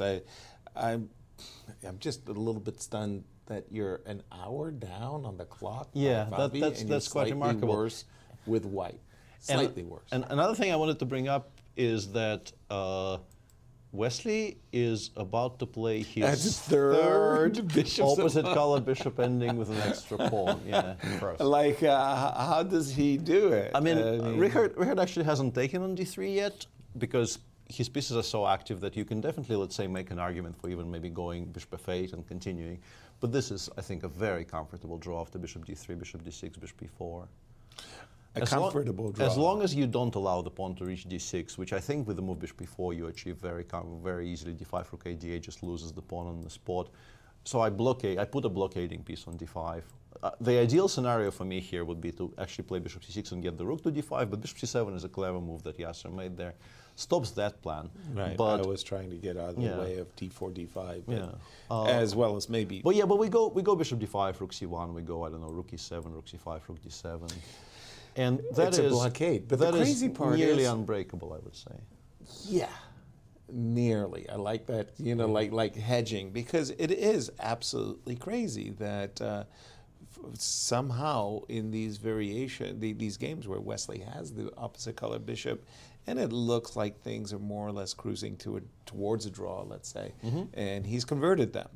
Here is the defense looks wonderful. I don't dispute at all that black should hold. Yeah, black has pretty much an ideal scenario where the bishop, the light square bishop, and Richie, and he's included bishop c2, which I think is a clever idea. Inclusion as well. We have it on the move. He played bishop c2 because you cannot really play rook d2 because bishop takes a4 equalizes the material balance on the spot using the back rank issues. So rook dc1 is forced. I get my pawn in that case to d6. Yeah, but we blockade it on d7. I've had Grunfeld players just kind of smirk at this. Well, Grunfeld players are a strange breed of people. I mean, they're willing to pay a pawn down, exchanges down. They like their activities, and you're saying I am very much in the smirking state of mind about this. The past d-pawn is not troubling to you at all. Even with the pawn, let's say, for surviving, I wouldn't be absolutely certain this is enough. But with the pawn on a4 being won, we're not in trouble. Rook d1 played, and bishop b4 is okay, but I can also go rook ac8 here, I think, and just continue. Rook ac8. Yeah, continue doing this for a bit. Be careful. Are you going to be able to get your bishop back to d5? I mean, you want it. Bishop b3 exists. This is why I have the other square. I have the other square. Bishop b3 exists. And what I wanted to say is that this is an absolutely ideal scenario with the pawn specifically on b7, then a6, and the white pawn already on a4, and it will continue sort of semi-hanging, which probably eventually prompts Wesley to put it on a5. And after that, the bishop on c6 really is completely untouchable because there are no pawn breaks on the queen side, no b4, b5 to follow up. Now, I'm not disputing anything you're saying, Peter. I really do believe that the draw is maybe a 90%er. But from Wesley's point of view, he's enjoying this. This is fantastic. I mean, he's +2. I mean, Wesley on a 10% winning chance position seems to score 30 or 40. Right? I mean, I don't get it. I don't know how he does it, but power to him. But in any case, an outcome of the opening early middle game that Wesley is going to embrace, if only because he loves to be in the lead and play that I don't lose with He's white. a very, very dangerous front runner. Yeah, if you give him early points in a tournament, he will. And also, of course, our reminder about our next stop at the Grand Chess Tour, Peter. Soon after the Bucharest leg finishes, we all proceed. Well, we stay here. We get on the train. We move to Warsaw. Virtually proceed to to the lineup there. Yeah, and this is the lineup for the Rapid and Blitz with plenty of the same players playing, but there's also some additions and some two very strong Ukrainian players, Kirill Shevchenko, who is a very, very promising, very bright young talent, and Anton Korobov, who is a brand name, one of the more exciting players around. Two locals from Poland, Duda and Radoslav. Yeah, Radek I've known for ages and ages, and he's a very nice guy, very, very strong theoretician. And of course, young Krzysztof, who is one of the candidates and the winner of the World Cup 2021. And by the way, for anybody who'd like to join our conversation, ask anything you like of Peter, Alejandro, myself. Yeah, use hashtag Grand Chess Tour or tag the Grand Chess Tour official Twitter account, and we will be replying to them as they come. Another one of the great matchups that we spoke about coming into today's round is between MVL and Levon. When we left it, this pawn sacrifice was not getting any fans. I like White's activity, and after the move knight b6, knight b3. How much of an activity are you observing? Yeah, exactly. Well, I mean, in the face of these ideas of f5 and e5, I guess MVL felt it was necessary to re-maneuver, redeploy the knight. I think he's also sidestepping a 5 f4 check idea specifically. I'm a bit surprised by bishop d3 though, because I thought f4 bishop king e2 is not that bad. I'm wondering why we're not playing f3 though. I beg your pardon? Instead of bishop d3. I thought, the more logical way of preserving and sort of protecting against the knight appearing on d5 would be to continue putting, a potential pawn on e4 by doing this. But I'm guessing some kind of bishop d7 tactics don't quite work out for us. I suspect the same thing, that he was worried that his bishop would probably fe4, bishop d7, and we have to spend a tempo retreating the bishop. Anyway. So he went bishop d3, and Levon went with a very, very slow move there. I was kind of expecting him to go for something forceful here. e6, e5 remains playable. F takes e4 with knight d5 check to follow is always playable, but he chose to go rook a8, b8, a useful move, but not the most forceful move in the position. Clearly preparing for bishop d7, protecting the pawn on b7 for the time being. But mainly, I think just kind of passing the move to white and asking white, okay, so which pieces would you like to misplace further? I don't know about the misplacement so much as I thought that the move knight b3 was designed to be playing for knight a5 maybe and this is or actually knight c5. Specifically, it's a trap against knight c5, right? Because knight c5 loses to a very cute move here, just straight up loses. Check. Nope. Knight a8. Ooh, and the rook is entombed. So apart from protecting b7, we have also given us, apparently, we have given us the a8 square. The powerful a8 square for tactics. Hence, maybe knight a5. I think maybe we go fe4 now. You can certainly drive my rook away. Yeah, I don't like knight a8 this much. If it doesn't win the game on the spot, I'm probably not playing it. But fe4, bishop b4, and just give a check on d5, take with the rook. Exactly. Win a tempo with your knight on a5, play bishop d7 next move. I'm a healthy pawn up here. Yeah, I don't dispute it. I mean, I'm a healthy pawn up here. So, in that case, is it time at long last to just bring our rook into the game? And just Probably, yeah, but I'm guessing we go bishop d7, knight a5, though. Bishop d7, knight a5 makes a lot more sense in this iteration because it is a tempo. Yeah. Yeah. I still feel like white is fighting for equality here. Even in that final position, I can go rook dc8. Which final position? After bishop d7, knight a5, I can go rook dc8, and the b7 pawn isn't actually lost. But I'm worried that eventually, with the rook on c7 getting traded, I will have to reply to ef with ef, and I'm not a huge fan of that. There will be no knight d5 check anymore. Very close to a draw. I mean, I take with the rook, then I take with the bishop, ef, exactly. ef. I'm still probably picking black there, because currently the f5 pawn hasn't fallen yet, and you still have to expend effort to win it. Yeah. But yeah, it's very close to a draw. Yeah, it just feels like the passivity. Yeah, knight d5 check knight b4 here, I thought. You still have to work for it a little bit, actually. It's not an immediate draw. No, because a2 is hanging, and I want to play b6 next move, and like bishop c4, b6 is actually kind of awkward. Good point. Good point. Yeah, so yeah, I mean, MVL has his work cut out for him here, and you really have to wonder. Yeah, king d4 is a very good move, though. Yeah, I like king d4. But okay, those two games. Strangely enough, as we were coming into round 6, I did not expect our tournament pre-tournament rating favorite Alireza Firouzja to be struggling in last place against the defending champion.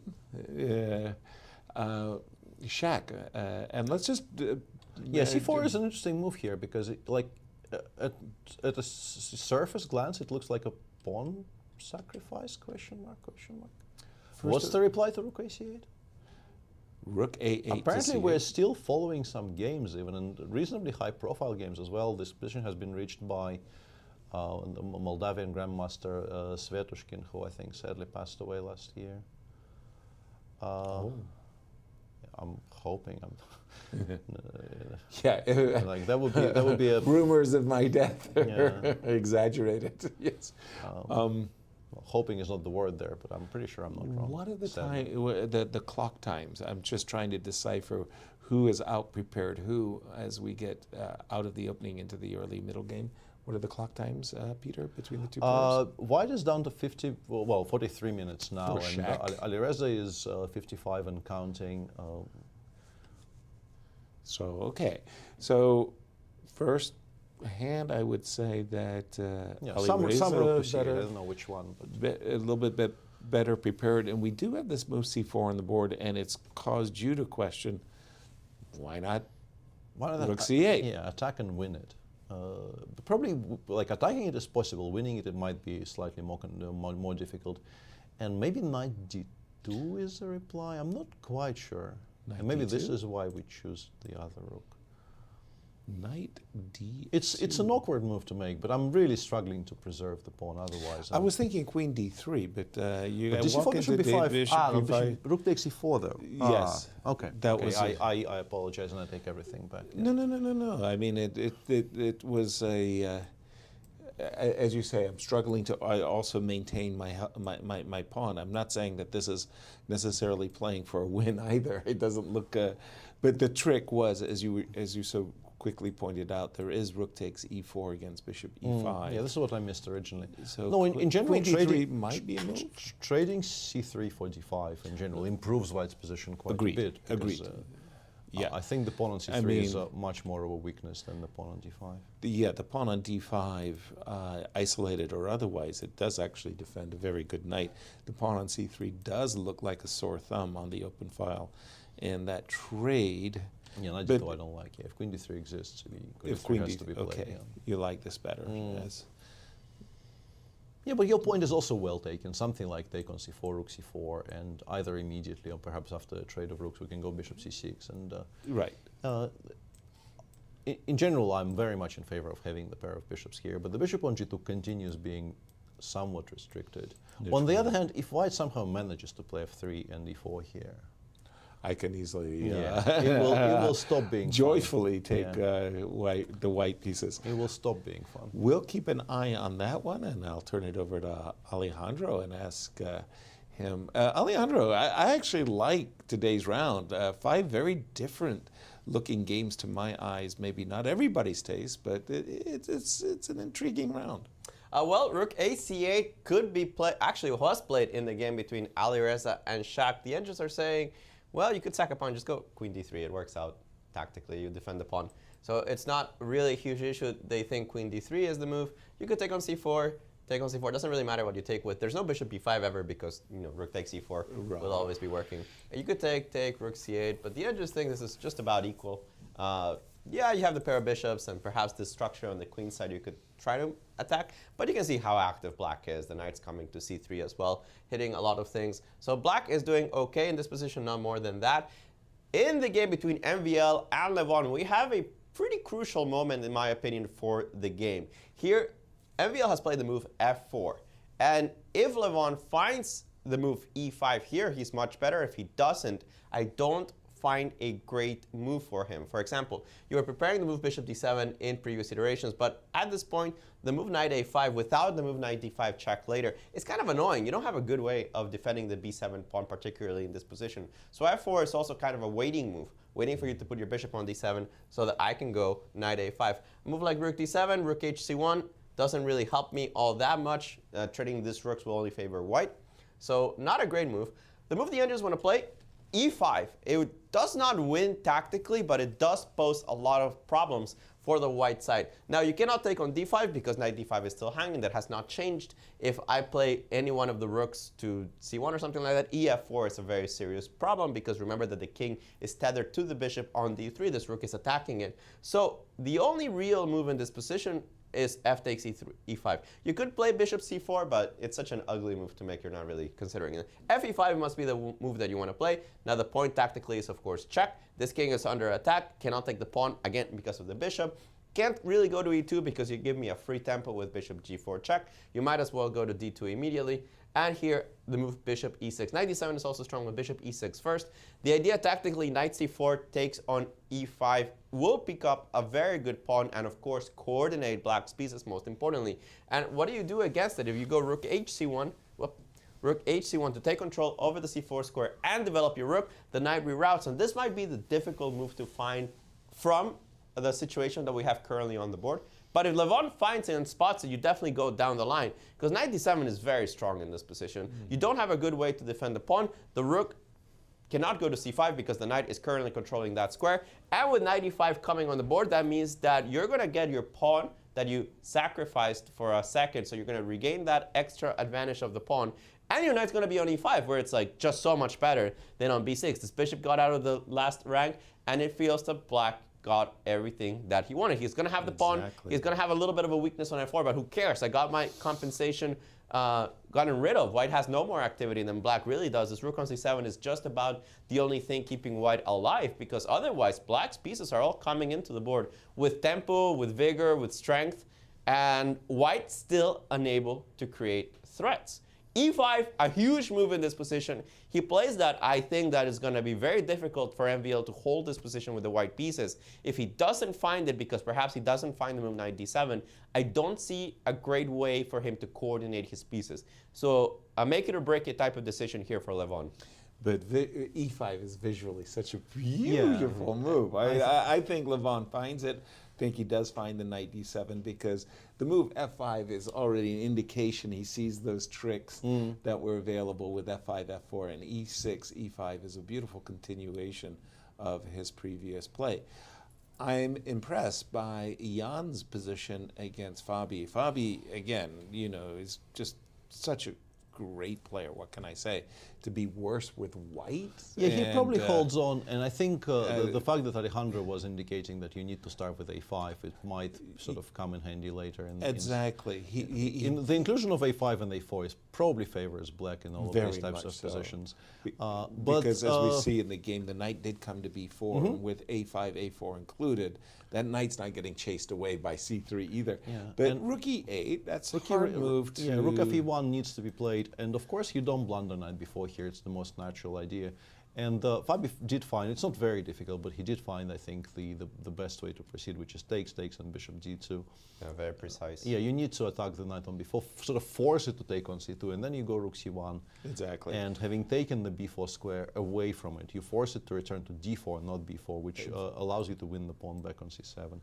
Exactly. Extremely likely that everything just gets exchanged off here. It becomes very, very sterile. Obviously, if you don't take on c2, the position is also completely equal. So there's a number of comfortable choices here for Jan. It's remarkable how important the inclusion of the move a5 and a4 was for black right here. I'm not sure exactly what the difference is. If we get the same position with the inclusion, let's say a5, a4, rook e8, rook e1, knight b4. Well, then we've got that whole variation that you just showed. Where just go it goes back to before in the end. Exactly. It goes back to before. We also just have rook e2 in this current position. Yeah, bishop d2, rook e2 Bishop d2 is not a tempo. That is a huge, big difference, of course. Rook e2 attacking the entirety of white's structure on the second rank. This feels like it's wobbly and gone very, very quickly. Wobbly. Wobbly. I think the wobbly chess set is still in my on our minds. Yeah, exactly. But the way Jan played it, and Jan is playing extremely fast today, and I mean he should make a draw with no issues whatsoever. But perhaps some EV has been left on the table there with the speed of play, because the inclusion of a5, a4 would have been a much bigger issue for Fabi. Talking about challenging, I wanted to go to our Najdorf game, because it seems to me that, both players have been pursuing their respective plans. After the move g3, Daniel just said, okay, look, my knight on d5 is a kind of issue. I would probably much rather have it on d7, maybe even on e6. So let me just redeploy my knight d, and Lanier said, okay, I'm bringing all my pieces to the center, your turn. And you spoke about this earlier, Peter. You said, like, okay, you play a move like d5, you've got the beautiful central pawn duo, and you end up regretting the fact that things get a little weaker. Potentially, after the move Queen d5. e2 is already, like, white is starting to tickle in the center. I think knight bd7 is borderline the only move here. Yeah. And you can already start looking at some forced continuations here, but I very much like in all of these types of structures, I like the idea of starting with h2, h4. I don't know if it's the best move here, but I think it's just a very useful move in every single position, just to make sure it's secure on g5, that you don't blunder any kind of tactics later in the game. And the way to try and undermine the white center would be, at least one way, is to play c2, c4 here, and then if the pawn goes forward to d4, f4 will be a very strong continuation, but also currently I think knight takes d4 simply wins it, so you don't even need to spend a tempo on f4. Breaking up the team, but knight takes d4. Actually, f4 might be stronger simply because this just wins a pawn. f4 might win the game. Yeah? Right, yeah. Yeah, exactly. f4 might bring you even more might joy. just break everything completely, completely apart. You're breaking up the team. I have the impression that while d5 may be a desirable move, maybe it's more loosening than it is. And I think it's mainly the product of, yes, I have an extra pawn, but I'm not quite sure what my plans are. So at least, I'm expanding in the center. I'm doing, it's born out of desire to do something. I'm not sure he's so much in love with weakening the e5 pawn himself, Bogdan, but What else do you play? Well, a move that I'm really drawn to, I don't know why, is I really think that if I put my king on g7, if I could put my king on g7 and have my rook defending on the h file, I'll be rock White still solid. goes, let's say, queen e2 and f4. This Queen is kind of e2 and then f4. typical plan that happens in many of these positions. And then perhaps f5 if you go on bd7. But also I can keep the pressure for a while without committing to either f5 or fe5. These are strange positions because, visually, I mean, there's clearly some play for the pawn, but you don't. You're absolutely unsure if white is, fighting for equality or advantage. But they're difficult to play, and I think they're almost always at least fine for white, and perhaps even more. And I just want to say about this game, both players have been getting into time trouble, and we've certainly seen. Oh, they're rushing as quickly as they humanly can to the time trouble. Yes. So that they can play on their increments and feel comfortable at last. Of course. And who's getting there fastest with the mostest? They're trying. One side spends 20, the other one says no, I'm going to spend 30. Get there before you. 21 moves to go for both of them. I want to say, actually, they're both playing much faster than usual today. They were until the opening, and then the opening stopped. Right. And we got their usual thought process. And this is a fascinating position, also a very difficult one to explain, right? Yes, There's a lot of dynamics in the position. White has some obvious trumps, but black does have the center. It always feels visually that black has a lot, and the more you analyze the position, the more you realize, wait, it's difficult to make moves with the black side in this position. Actually, I was looking at it with the engine, and I also thought knight bd7 was absolutely forced. The engine says, look, c4 is a real idea. Move the other knight. Yeah, you can actually, and often you actually kind of happily forego the right to castle just to trade these bishops off. Yes. Because your king f8, king g7 plan will still be in place. Yeah, just trying to escape exit stage right here. But bishop e7, king e7, wow. Honestly, I'm not sure I'm even taking on e7. I know, it feels like you'd like to. They often actually play h4 in these types of positions, or even bishop c1, h4 looks reasonable also. You do have to say, if you play bishop c1, black's got the better version of the previous things we've analyzed, right? Agreed. I mean, white was certainly playing for these c4, f4, g4 even types of breaks. I liked your concept of f4, f5 very much earlier too, Peter. Some pressure for Lanier, but as we know, we'll wait for these players to get into time trouble, and we'll join them. It'll pick up for sure. Wesley So, by the way, again, he's in one of those bishops of opposite color endgames that has brought him great tournament success thus far, as he stands in clear first place with a +2 result, and again, he's nursing this half a pawn. But this one is actually a lot drier than the previous. A lot drier. Yeah, the previous two. And if you compare it. Yeah, you've been kind of pounding the table a bit to redeploy the bishop, put it on c6. In particular because Wesley is now prepared to play rook a3 and actually deny an easy way for the bishop on c2 to get to g5. I think now is the time to actually play bishop b3. Well, the one great concern that you absolutely have is not to allow the pawn to if get it reaches any further. d6, if it reaches d6, it's not indefensible, but you obviously feel a lot worse about your position. So stopping it on g5, I think, is a reasonably high priority. I guess bishop b3, rook c3 is slightly concerning. But only slightly. I'm always thinking of it's the Karpov-Unzicker game. But not here, right? Why? Here, because if you go, the idea was to double the rooks behind the bishop. But in the Karpov-Unzicker game, once the bishop leaves, you achieve something. Whereas here, I go, I don't know, bishop d5 first, rook a1, I go rook d7, king f7. And eventually you play bishop f4, and I will take on c. You will take with the pawn. That was the concept. Okay, so eventually you will play bishop somewhere, and I will play rook c6, or bishop c6 even. Okay. And then rook d5. And how do you shake that setup off? I have no idea. In particular, the setups with the bishop on c6. Now that a5 has been played, they're just so rock solid. So, I mean, I can... Yeah, king f7, I'm ignoring this. Exactly. No, actually, once you play rook c5, I am taking on c5. Because, Yeah, dc5 is not worrying me in the slightest. It's b takes c3 that is slightly worrying me. Intriguing. So you don't want this.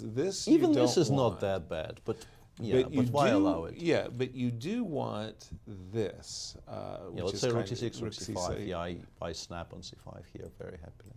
And even though dc5, bishop c6, black is just not worse here. I mean, bishop slightly, but rook d8, rook e8, and it comes out. Can't argue. I mean, it's beautiful. It's a dream fortress. And bishop b3 played by Richard, and Wesley just snap takes on c8, which I think was.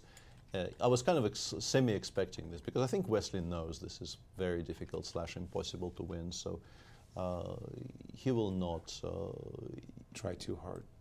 I mean, he will still try. And rook c8, I think he wants to occupy the e file. The problem with occupying the e file is that there's basically nothing there. You're not really creating any threats. And bishop d5, bishop c6, rook e8 is a way to deal with it. But I mean, it's still a free pawn. It's still like he will push. But I don't think he has a very high expectation of winning. We were saying the same things in the previous game.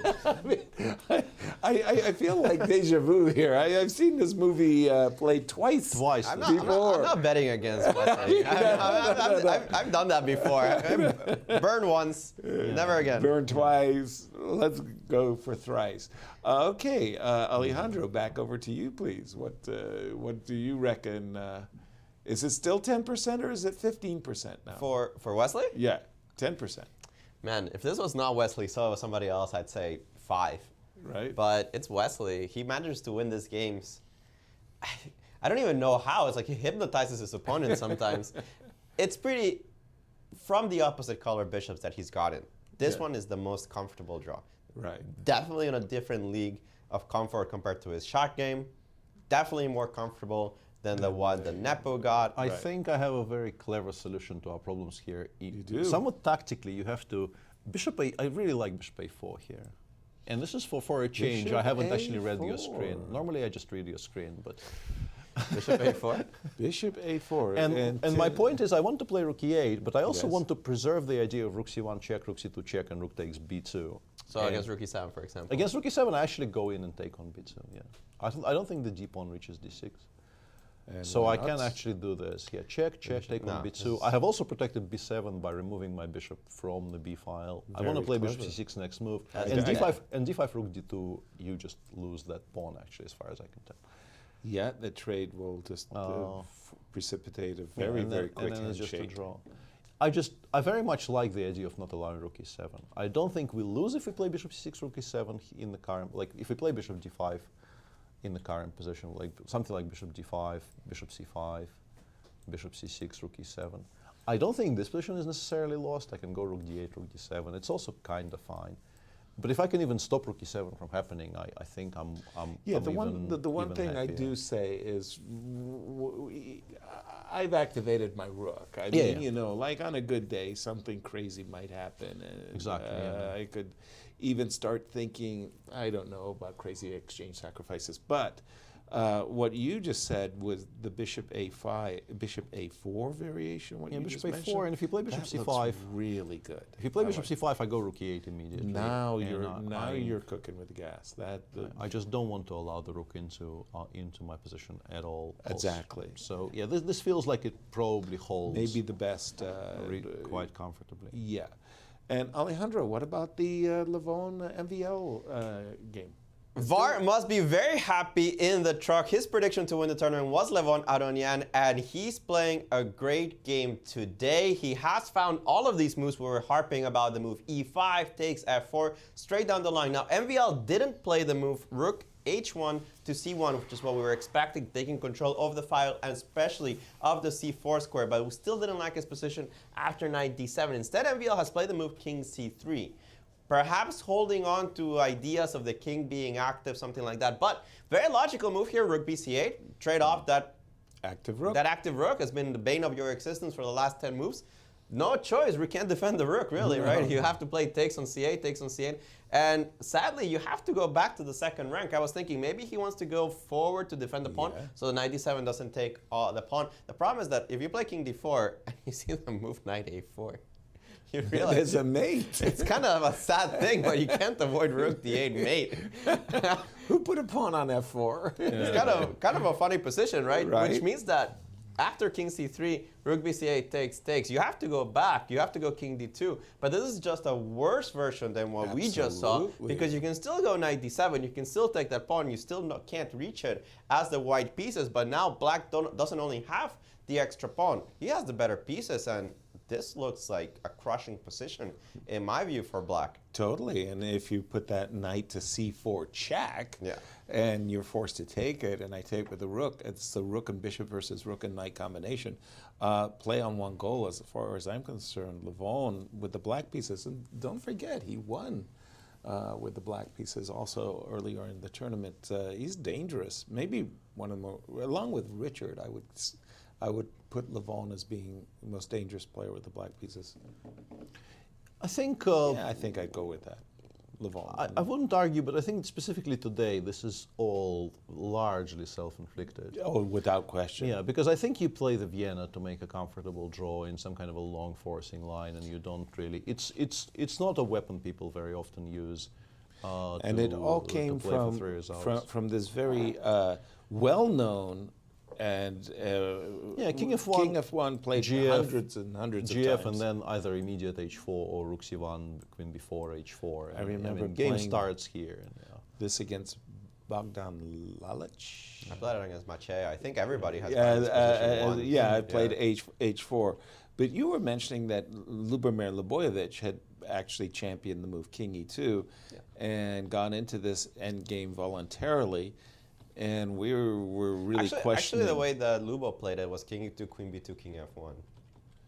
I beg your pardon? King e2, queen b2, king f1. So yeah, he wants to he lure... argued that the queen was worse on b2, but this was before engines, and now we know the queen is actually okay on actually b2. better on b2 than on c3. Yeah, some very serious players, like in the early to mid 90s, tried this. I see on my screen that Vladimir Tukmakov also played this, a very, strong Ukrainian theoretician and a later coach of many a national team, including Anish Giri, by the way, which I thought was very funny because he published a book, Tukmakov, about his work with Anish, and he basically said that the preparation was excellent, and whenever Anish got out of his preparation, that was when his games went south. He was like, what? He was a very... Trainers like this really are tough. Sorry. He's a very forthright character. Yes. But the problem was that essentially the initiative, the early initiative that White had, just kind of went nowhere. And the moment Levon got in this great shot e5, it became...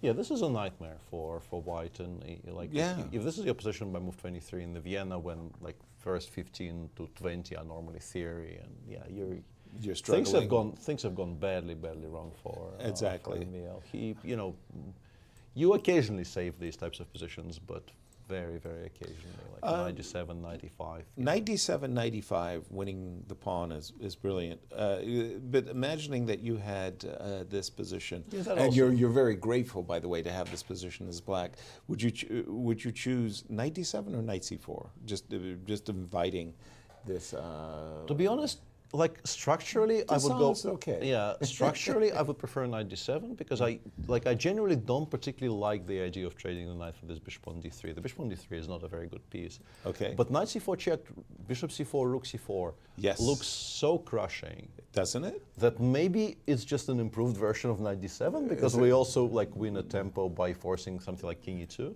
Yeah. Because this looks horrible. Yeah, e4 is hanging and rook a4 is just such a big threat. Exactly, and if you have to go king e2, well then you get your It's just position. a much better version of the same. But also king c3, king d2, right? I mean, you only play king c3, king d2 if you miss something. Yeah. You've missed something. He must have missed.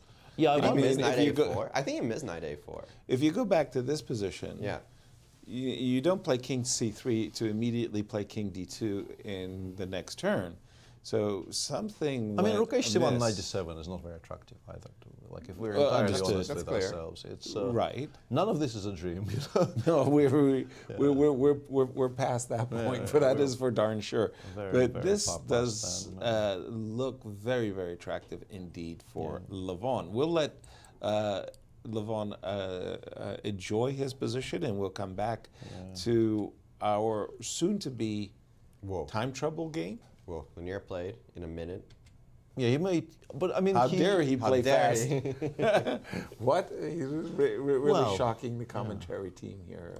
He is, you know, a very diligent worker at the board on his opponent's time. So he clearly, knight b7 was one of the, you know, two, perhaps straight up two possible moves your opponent can make in this position. So you analyze it while your opponent is thinking, and you come to conclusions. And then, yeah, I mean, he will still be in horrible time trouble in this game, I'm pretty sure, but he knows this is a problem. So, you know, he is not really, you know, against the concept of maybe saving sometime somewhere. Yeah. Well, the like awareness of c4, c4, though, is just like a dream from White's perspective, because... Yeah, giving squares to this bishop is a good idea. The moment you d4 see... d4 4 I really hate.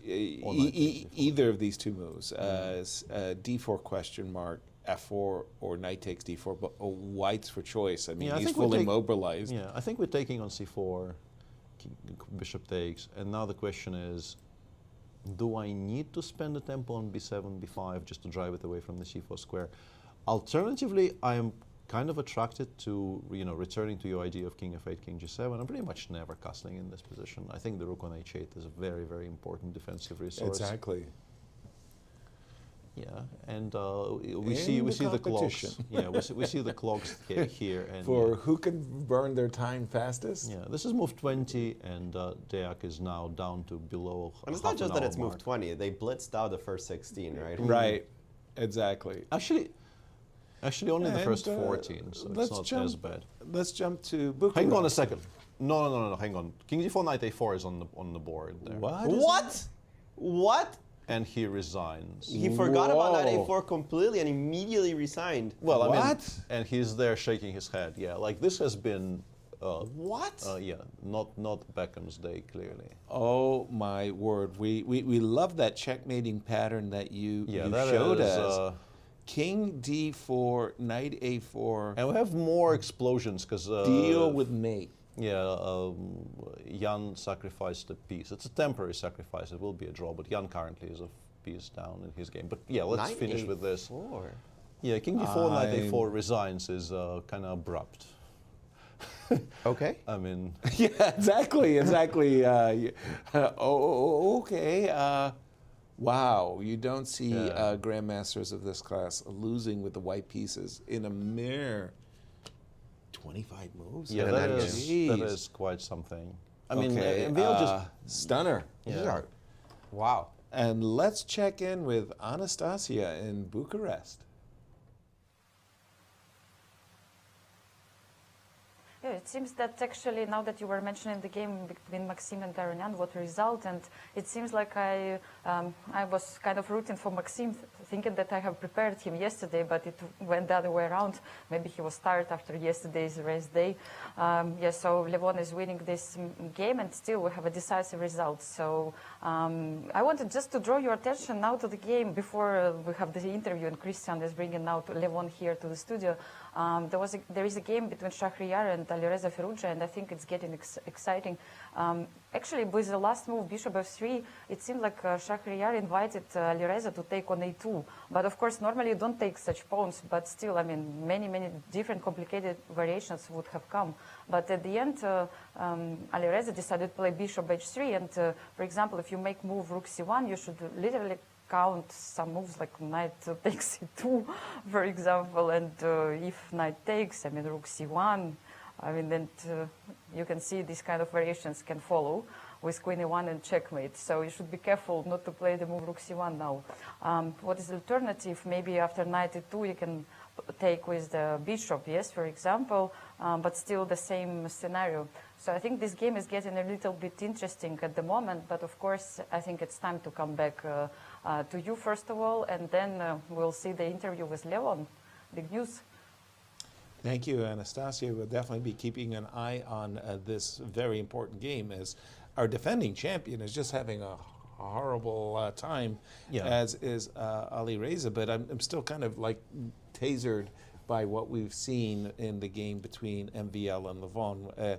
As we saw at the opening of the show, this matchup these two players, I mean, are so close with one another, 5-4. And not anymore. It's 5-5 now. 29 draws in between. Well, there's nothing between them anymore. Nothing. Yeah, but wow, this catapults Levon into clear first at this moment. I mean, of course, we understand that Wesley can catch him or pass him. 2.5 rounds ago. Wow. 2.5 rounds ago, you would tell me that Levon is leading the tournament. No.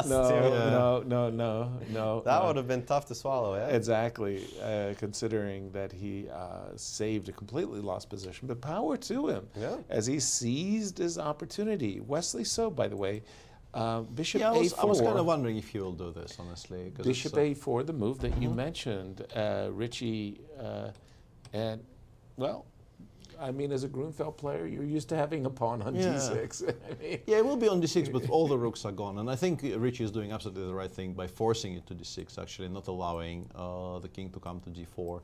So he's gone Bishop F7, D6, Bishop E8, and by the way, it's going to be a very, very easy draw for Richie here. There's just They'll just nothing. find a professional repetition, and that'll be it.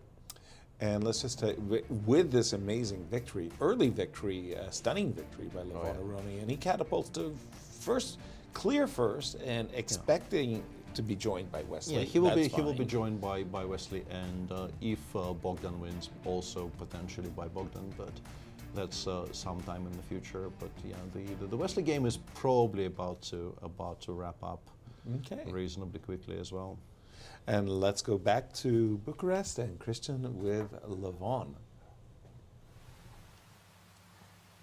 Thank you, Yasser. Yes, we are indeed here with Levon Aronian. Levon, first of all, congratulations. You're on a roll. How did you spend your rest day that you came back with the black pieces and won such a handy game? I had the pleasure of visiting the opera by the invitation that you have provided for me, dear Cristian. And I was sitting at the artist lodge, and all the musicians were looking at me saying, who's this artist we don't know? But it was wonderful. We listened to mainly excerpts from two operas. One was Cavalleria Rusticana, very nice, beautiful, with choir and everything. And the second one was Verdi's Macbeth. Well, I think you might have found another tool to increase your performance during events, so keep it up for sure. Now, let's get into the game. You were playing one of your good friends, MVL, and you guys know each other so well. We were looking through your clashes. You met close to 40 times. And the score was quite close, but he surprised you with this early move, D4. Did you expect this at all? What was your strategy after you saw this move played on board? I expected Maxim to play E4, so I didn't expect D4. And then I thought to play something that I play sometimes, but not all the time. So when he played Bishop G5, DC4, so here. Okay, I play B5, I play H6, I play C5, but I thought to go for this line that I checked recently, and it holds. Take us through where you felt like he went wrong. Okay, King E2, Queen B2. It's mostly white do it. If white wants to draw, he will play King E3. King E3, and that's just going to be a perpetual. Yeah. And King F1 is the topical line, takes H4, and then it's... there is just... The theory starts on move number 20. Right. Mostly. But he played this move, Queen to D2. It's a possible line, yeah. Did he think for very long here? Yes. No. He thought all the way up to here, but now he well, made the sequence. I think that probably Maxim was not expecting me to take on C3. Correct, yeah. He thought that I will play Queen A5, a move that I employ quite a lot. But I thought, to mix it up, since I played this opening since I think I am 18, so... And he's a fresh D4 player, so yes. You might as well try to take advantage of that. And you guys went into this endgame. It did feel like he has some compensation. Yes, but Rook C7 is a risky move. Risky move, okay. Yeah, he has to play Rook D1, just to be careful. Because I thought Rook C7 is already asking for it. It does feel like a natural move. Why is it bad, in your opinion, this move rook to c7? Well, because of the tactical reasons. I have this knight b6, which is extremely annoying. I have this f5, and the rook on c7 is getting under a hit. Because of knight d5, knight b6, knight d5. I think he hurried here at a very important moment, and after that, it was difficult for him to recover from it. Okay, and where did you feel like he made the final Well, I wasn't blunder, sure. let's I say? wasn't sure about bishop d3. I thought he anyway will need to play f3. I thought f3 takes, bishop d7 takes. I thought, okay, this is slightly better for black, but it's not the end of the world. He'll probably hold this. So I thought this is what's going to happen. And then after f4, e5, I thought, okay, this is already a disaster. Yes. Yeah, I mean, things are... And then this was, it seemed like at this point the game was close to over. King to d2 still offers him some fighting chances. Even knight c4 I thought is completely winning. Takes, then rook to With a4. rook He cannot a4. hold this pawn, you know? Rook and bishop versus rook and knight, and he'll a couple of probably pawns. have to go to the rook endgame, which I thought, no, I even have a check. No, take. Take, yes. Take, takes, rook c1. Is this enough counterplay? I don't think so. Probably not. Yeah, it shouldn't really work. Levon, 2 victories with the black pieces in this event. What did you do differently, if anything at all? Did you try to take more risks as black? Do you see black nowadays as a weapon to surprise your Black opponent? is the new white. Black is the new white. I like that. Yes, there was a book, Black is Okay. Yes. Did you read that book? No. No, okay. Perfect. Now you're also tied with Wesley, most likely, if Wesley draws his game. How are you going to approach the last 3 games? Just regularly. I don't think I'm doing anything particularly special. I'm just enjoying myself. You know, the opportunity to play in Bucharest. It's always very nice. So yeah, I will look forward to be playing and trying to play my best. Awesome. Congratulations, Levon, and looking forward to see you in the next few games. Thank you very much. Guys, back to you. Thank you, Cristian. It's not the shoes, it's the shirt. It's the shirt. Well, but today he hasn't worn it, and it still, you know, landed him a victory in 25 moves. So perhaps it's not really the shirt. Maybe it's the man occupying the shirt. That could be it. And by the way, between the two top players, the challengers, if you will, Fabi and Nepo, it's 3 versus 3 rook ending. And they have found a professional repetition. Wanted to say there was a piece sacrifice in this game. It was very temporary, yeah. Yeah, that happened earlier. We had left it after the move bishop d2, and the players have made a draw, a 3-move repetition, handshake, and it was right here. We left it after the move bishop d2, and well, Jan saw a nice, at first blush, it's a very attractive looking move, rook e2, and then after you get here, you think to yourself, okay, well, discover check, threatening, aren't I doing great? Until this move lands on the board. Specifically, you're missing the Luft. Yes. With the pawn on h6, this would have been completely winning for black. Because exactly, as we're about to see, the bishop had to take the knight. We take on c5, we take on d2, black takes on c7, and unfortunately you have to spend the tempo on creating the Luft, otherwise rook takes b2 would just end the game here. Exactly. Yeah. And as it happens, this is just a very, very easy draw for whoever, for both sides. It's just a very easy draw. And the players did make a professional repetition, and those both players are standing on 50% after 6 rounds. And it's not where you want to be as a candidate coming.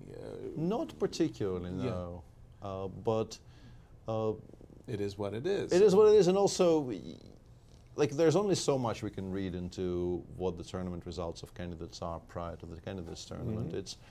It's obviously it quote unquote feels column inches, and of course we will be discussing it. But at the end of the day, what counts for the candidates is the candidates. Exactly. It's all about becoming the challenger. There are no additional points being carried over from here to Madrid. And again, these are the 4 players that are heading to the candidates next month: Fabi, Ian, Richard, and Firouzja. Alireza. Turning to the game of Shaq and Alireza, because it was what Anastasiya brought to our attention, this move bishop h3. And, you know, you start to look the squares of the rook. Well, you know, yeah, it's gone all the way over to a1. And what's your knee-jerk impression? Has Black seized the initiative? Peter? A little bit, yes, but also this type of initiative where structurally there's absolutely nothing wrong with the white position. It is a kind of a tactical situation where, you know, generalities such as, you know, white is currently slightly on the back foot, the rook has to go to an awkward square. All of this really counts for anything at all if you have a way to capitalize on it. Right. And I don't know, like the only proper active move that comes to mind here is queen b2. Okay. But that actually invalidates some of the tactics that Anastasiya was showing us, let's say. When the rook comes. Yeah, we can go to e1. We can also just go to c1, I think. Actually, with the queen on b2, weirdly, I think the rook is safer on c1. Because there is no queen e1 mating ideas such as were available here. Yeah, these were the tactics. So we lure the queen to b2, and then we go rook c1. And knight e2 tactics no longer work at all, and I want to play, I don't know, queen d2, bishop d2, something, maybe even something more adventurous. Queen c2 might not be playable, but we have an interview, so let's go back to Bucharest. With Fabi. Thank you, guys. Yes, we are here with Fabiano Caruana. Fabiano, first of all, welcome back. After the rest day into the studio, how did you spend your rest day? Well, I played tennis with some of the other players from the tournament. That was the main thing. Also in the start of the day we had the fundraiser, which was a tandem, casual game pro-am event for Ukraine, and that was pretty much my whole day. Then after that, it was already evening, and we started to consider the game today and what to play. But anyway, he kind of surprised me a bit, so it was. Maybe not the best preparation. A bit of an insight from you, if you don't mind. Who is the best tennis player in this group? I think you played with Firouzja, MVL, and who else was yeah, so we played with Alireza, Maxime, and Ivan Shaporinov. And also Levon was there, but he didn't stay the entire time. I think Ivan is very good. Yeah. He has good technique. He said that he had played pretty much every day at some point years ago, so he still kept his good technique. And Alireza is just starting out, so he was just learning the ropes. And the rest of us are bad players, but we try. Excellent. Let's get into the game. You are playing Nepo in this one, and you say that he surprised you early on with the Petrov. Is that it? No. He played the Petrov in the match. It's just that in the match he played this line, which is the most popular these days. And Shakriar against me played bishop f5, bishop b7. And this line is, well, it's a fine line, but it's a little bit under the radar these days compared to the other two. Yeah, I don't think I got very much. I was freestyling a little bit and turned into nothing. And you were also spending a lot of time. Well, I was trying to find some way to play like for an advantage, but like if bishop f4, I think a good move is b6, and the point is this would normally win a pawn, but he had knight b4, and if knight e5 he moves his queen somewhere. I was thinking queen e6, but queen c8 as well, and then the bishop actually gets trapped. If you go queen to h3, for example, instead of queen b5? Again, I think knight a6, yeah? Just knight the bishop is just trapped. Yeah. So okay, I would have to make a move like c3 here, but then he gets bishop d6, and I was considering this a little bit. But yeah, like this position didn't appeal to me very much. I thought it's playable, but it's definitely not an advantage. So I thought, okay, knight c5 is a bit more ambitious. Because at least this position is quite imbalanced, and the bishop could be stronger than the knights in this position. And I think a big moment came at this point, at least from my perspective. At this point, you stopped and you thought for a while, and you decided to go with this knight to b3, try to equalize the position. You also had the option of playing knight to f5. Yeah, Which I didn't like this position. Yeah, what I were thought the that I'll maybe get c7, but my pieces are going to become extremely contorted. And yeah, rook d8 and the bishop drops back to f8. In some cases, seemed like a good idea. So, and by the way, I do think that Wesley So and Richard Rapport are about to repeat, so we're going to jump to that one once they start repeating. Continue? Yeah, I basically calculated this line to the end with knight b3. And there it is right now. The players have agreed to a draw. Let's get back into it. I mean, yeah, it's just, here of course I shouldn't play bishop f4, I should play, well, I was considering knight b7 quite a lot. And I think it's quite important for him that after a3, I was thinking I would have a slight advantage here, but queen a6. Otherwise I take on b4, I have a slight structural advantage, but here I'm pinned, so I can't. So you're actually going to be a piece down, it seems like? Yeah, I can take d5 or something eventually, but it's pretty bad. And yeah, I was considering just this position after c3. I was thinking maybe a5, cd4, ab4, and of course I should have gone for this type of position, but I wasn't sure about it. And then I just decided, okay, bishop f4 is probably kind of simplifying the position a bit, but it's clear that black is slightly better here. But I calculated, I mean, when I played knight b3, I calculated this stuff more or less till the end of the game. I mean, until the rook endgame.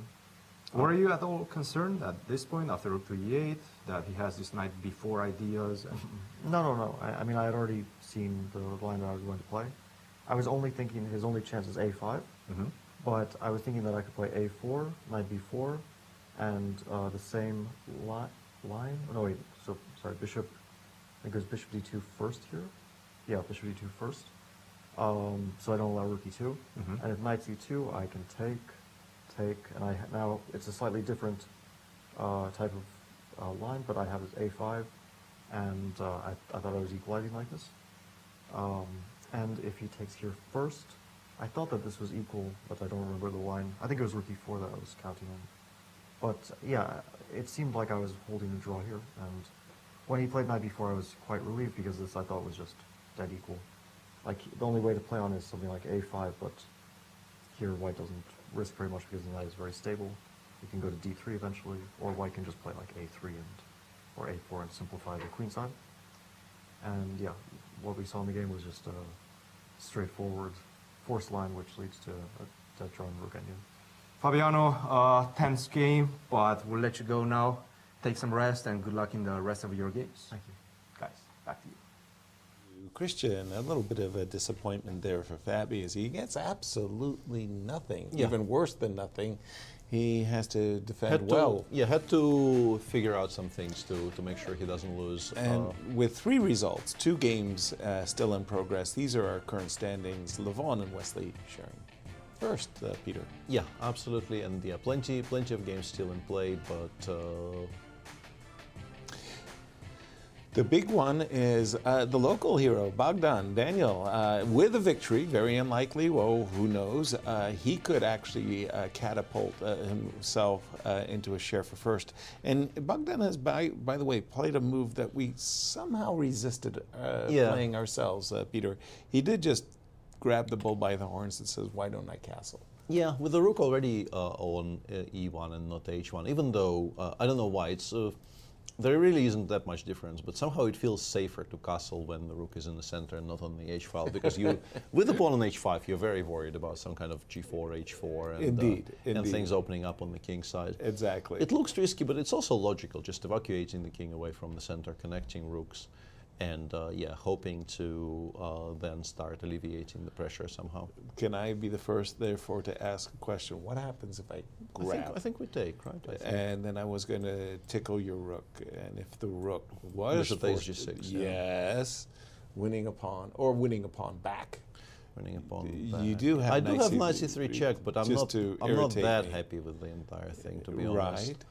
And this is something that you do want to avoid. Oh yeah, this is very annoying. Now your king is simply... At least with knight c3 check, we also spoil the white structure. Right, exactly. Before recapturing. Tick for tat. You mess up white. And maybe this is not that bad. Both sides are unhappy. Maybe this is not that bad. I can protect the g6 pawn with king f7 and king h7, and both c3 and a3 are currently hanging. Knight b6, c4 is a very good source of counterplay for the future, or knight b6, a4 as well. Maybe this is playable. Is there anything smarter instead of rook e8? I don't see it at first blush, but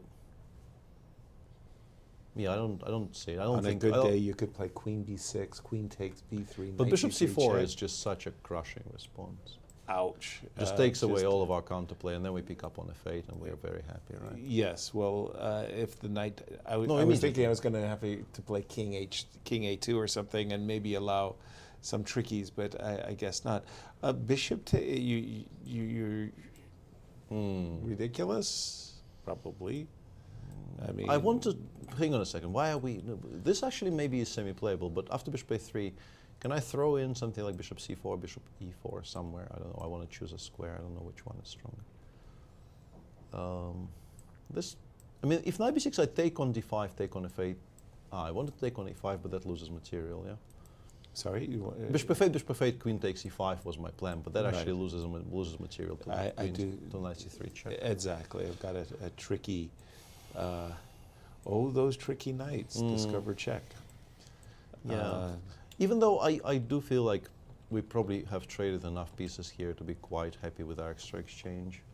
And of course, c4 takes d5 is one of those decisions that, in case you ever regret them, you get to play this h4 move that you've kind of thumping the table for as well. Ideas of g4 and the players' clock times, dare I ask?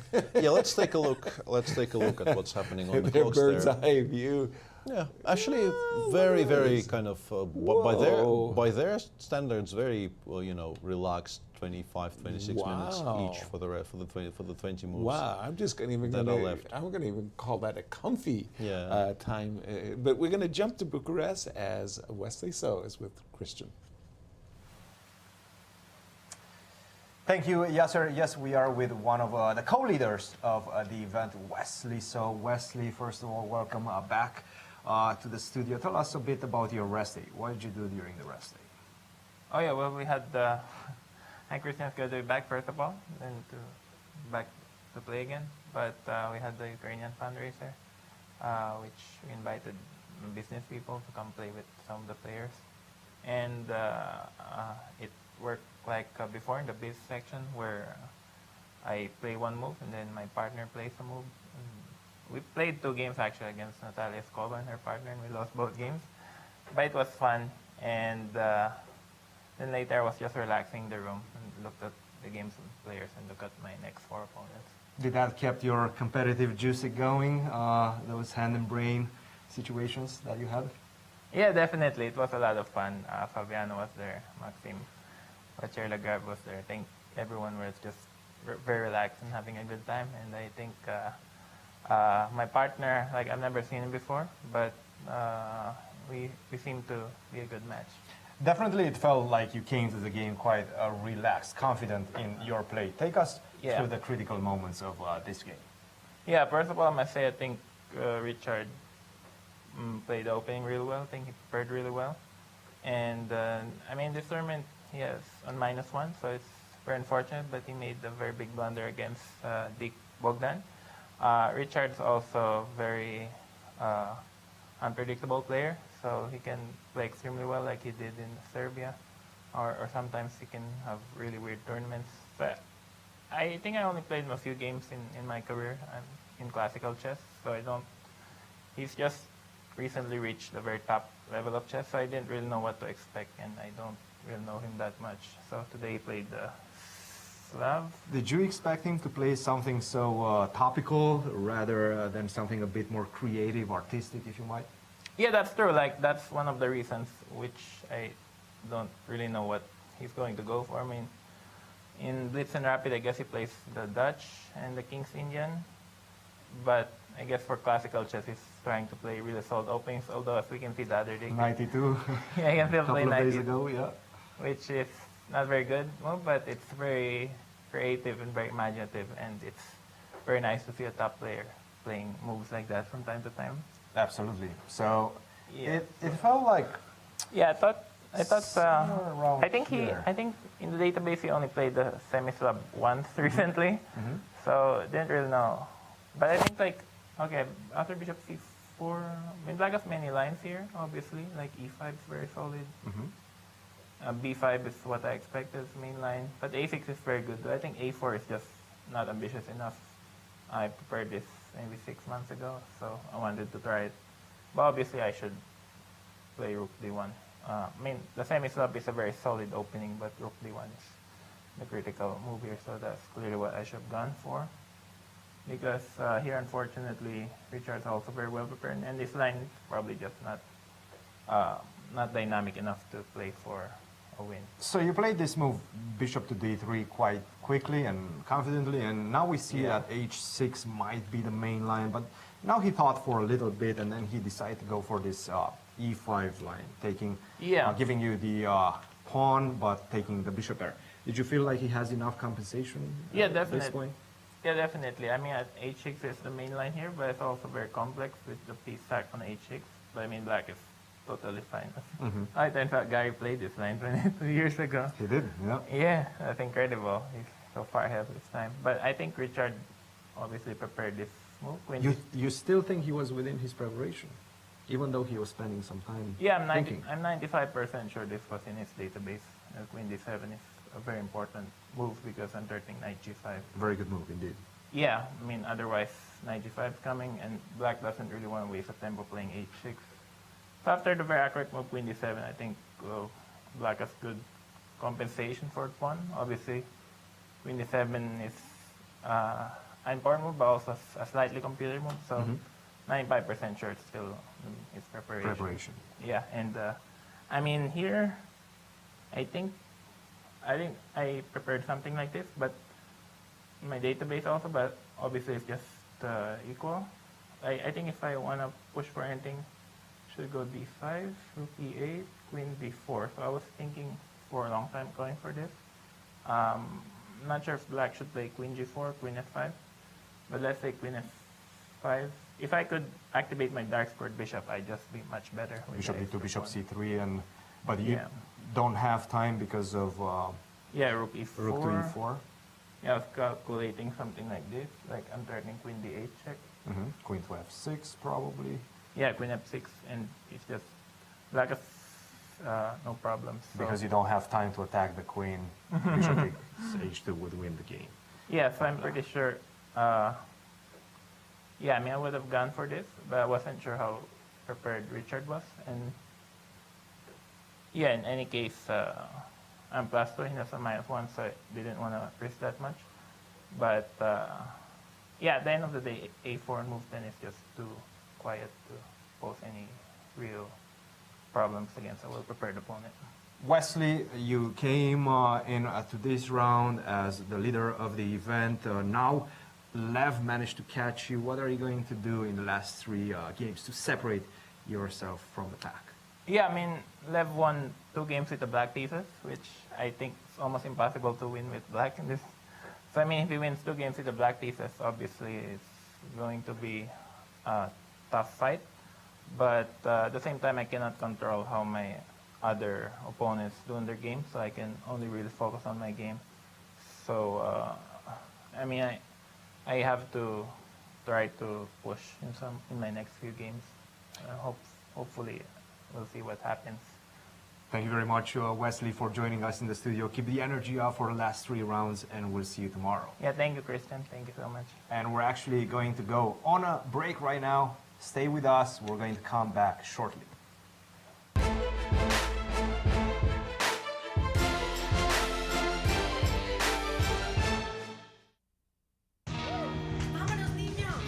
We're the Corey family. Welcome to our show. My boy, look at that kid!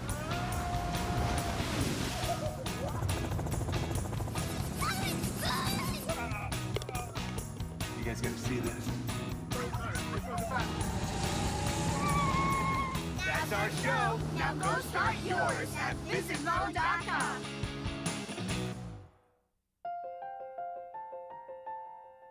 St. Louis University is celebrating its 200th anniversary. Offering world-class education in the heart of St. Louis, SLU attracts students and professors from around the globe. In 2015, SLU partnered with the St. Louis Chess Club to start a top-tiered collegiate chess team. On the very first year of the team's inception, SLU obtained second-best university at the Pan American Intercollegiate Chess Championships. higher purpose, greater good. St. Louis University.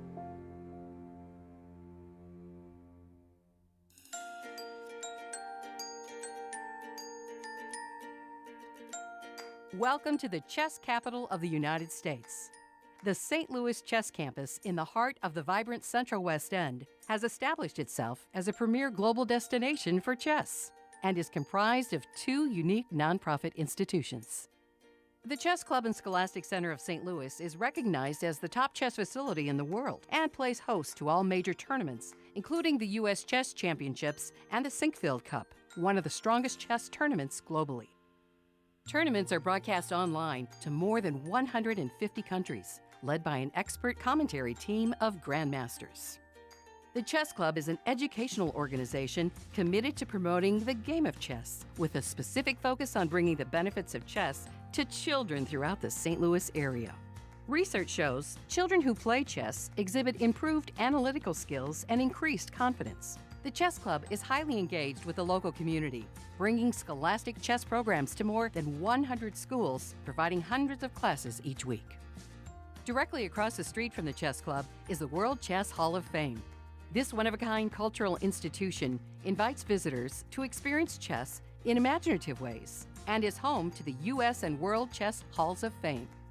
Cutting-edge exhibitions feature rare, historic chess artifacts paired with world-class art. Innovative programming explores the intersection of chess, art, and culture. Visitors can enjoy interactive programs designed around the exhibitions and monthly music in the galleries. The World Chess Hall of Fame is nothing you expect and everything you love. 3 different galleries and a premier gift shop highlight the culture, history, and creativity behind the game. Come visit, play chess, leave enriched. To learn more about the St. Louis Chess Campus, visit stlchesscampus.org.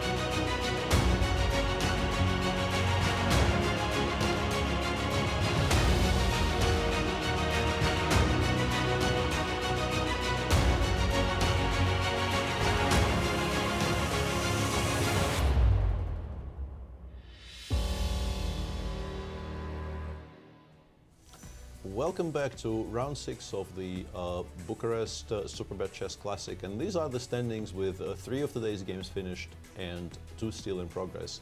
Levon Aronian with a very swift victory over Maxim Vachier-Lagrave. Quite a striking game, frankly. Yes, it was. And Wesley already drew against Richard Rapport, so we have 2 leaders on 4 points, and potentially Bogdan Deac joining them on 4 points. He has currently a reasonably promising position, a very sharp position, but a reasonably promising position against Linear Dominguez, where he has an extra pawn, and he seems to have resolved many of his problems. Like he finished development, the king is now reasonably safe on g8, and the extra pawn on d5 remains.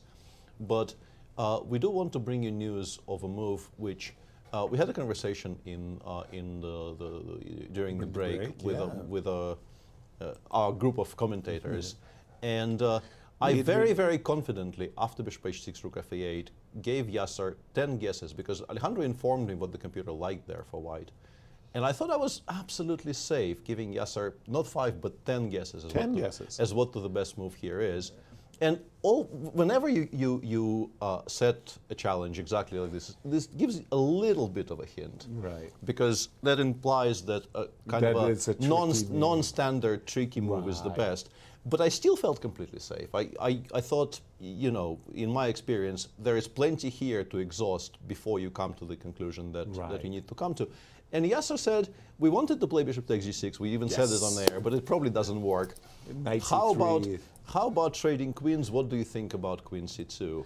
And at this point, this is the we are not worthy type situation, you know? Because honestly, guess one, I am still in shock. Well, I like bishop g6. I have to be fair. I mean, because it was knight c3 was the off-putter. Yeah.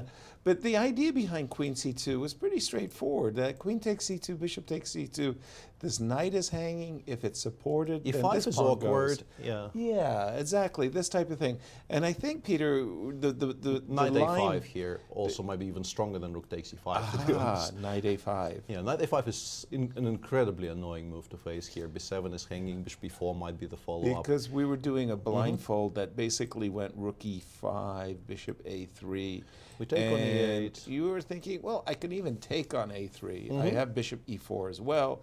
And maybe just this position, the only question is this is probably fine for black, actually, because of how active the pieces are. You take on d1, you go knight c4 next move. I think you hold. Yeah, I think you hold, but it's it's not ideal. But I think you make a draw here.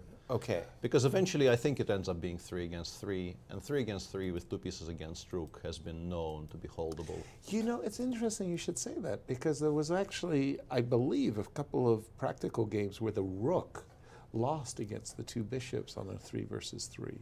Well, I mean, bishops is different, right? Specifically against 2 bishops, it's much harder, even though Karakin famously held it against Magnus in New York in one of the tie-break games.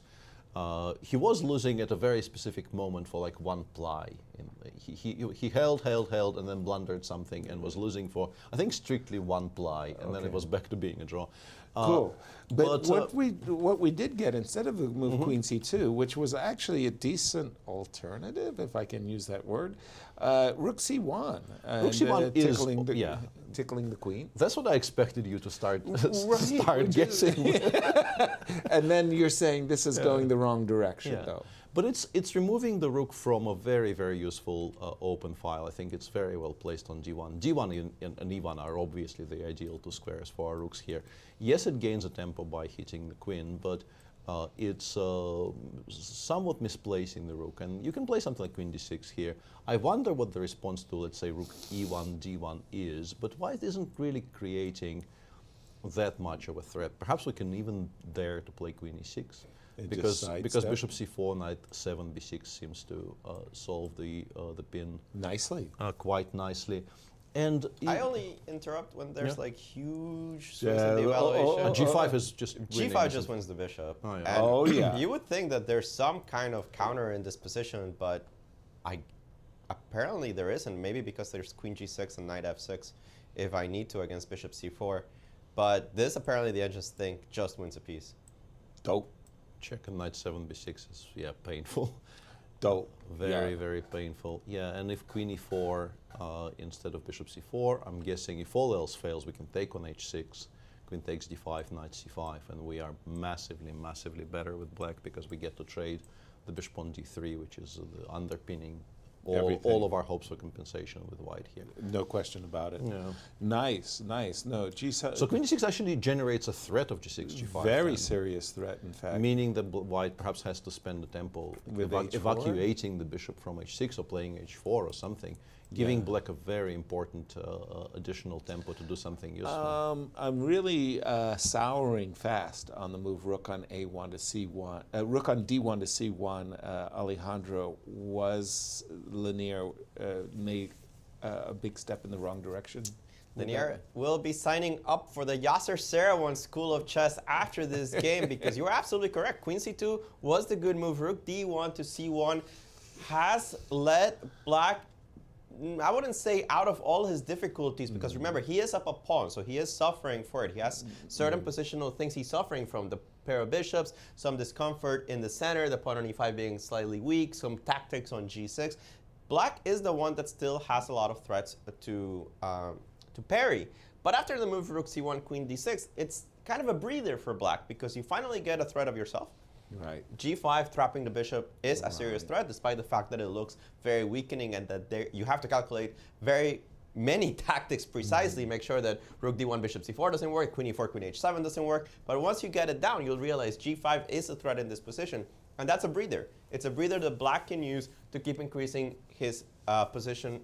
For example, the move h4, you guys have mentioned this before, move the queen out of the way and get some pressure on this knight on b3 immediately. You never know when there's a tactic with the knight hanging. The queen is beautifully placed on e6, not on the way of a lot of pieces. For example, a light square bishop already disappeared. Have the queen cover some of the light squares, and queen on e6 is beautiful. You can also even consider a move like b5, perhaps not as aggressive to play b4, but just to take away the c4 square from the bishop, because we've seen so many options in which this bishop is powerfully placed down this diagonal. So there's a couple of tempi that black can use to safeguard his position, keep that extra pawn consolidated. Now white will forever have compensation, pair of bishops, possibilities in the king side, but they are diminishing, and the more moves Bogdan is able to make, the more he consolidates his position and kicks out white pieces, the more this central pawn will be felt. Remember, it's not just any pawn, it's a pawn on e5, which controls a lot of squares.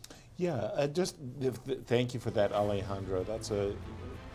And a quick look at Bogdan Daniel Deac. He had a lot of experience last year. He certainly benefited from playing these giants, and he had a pretty decent tournament, a very good start, certainly.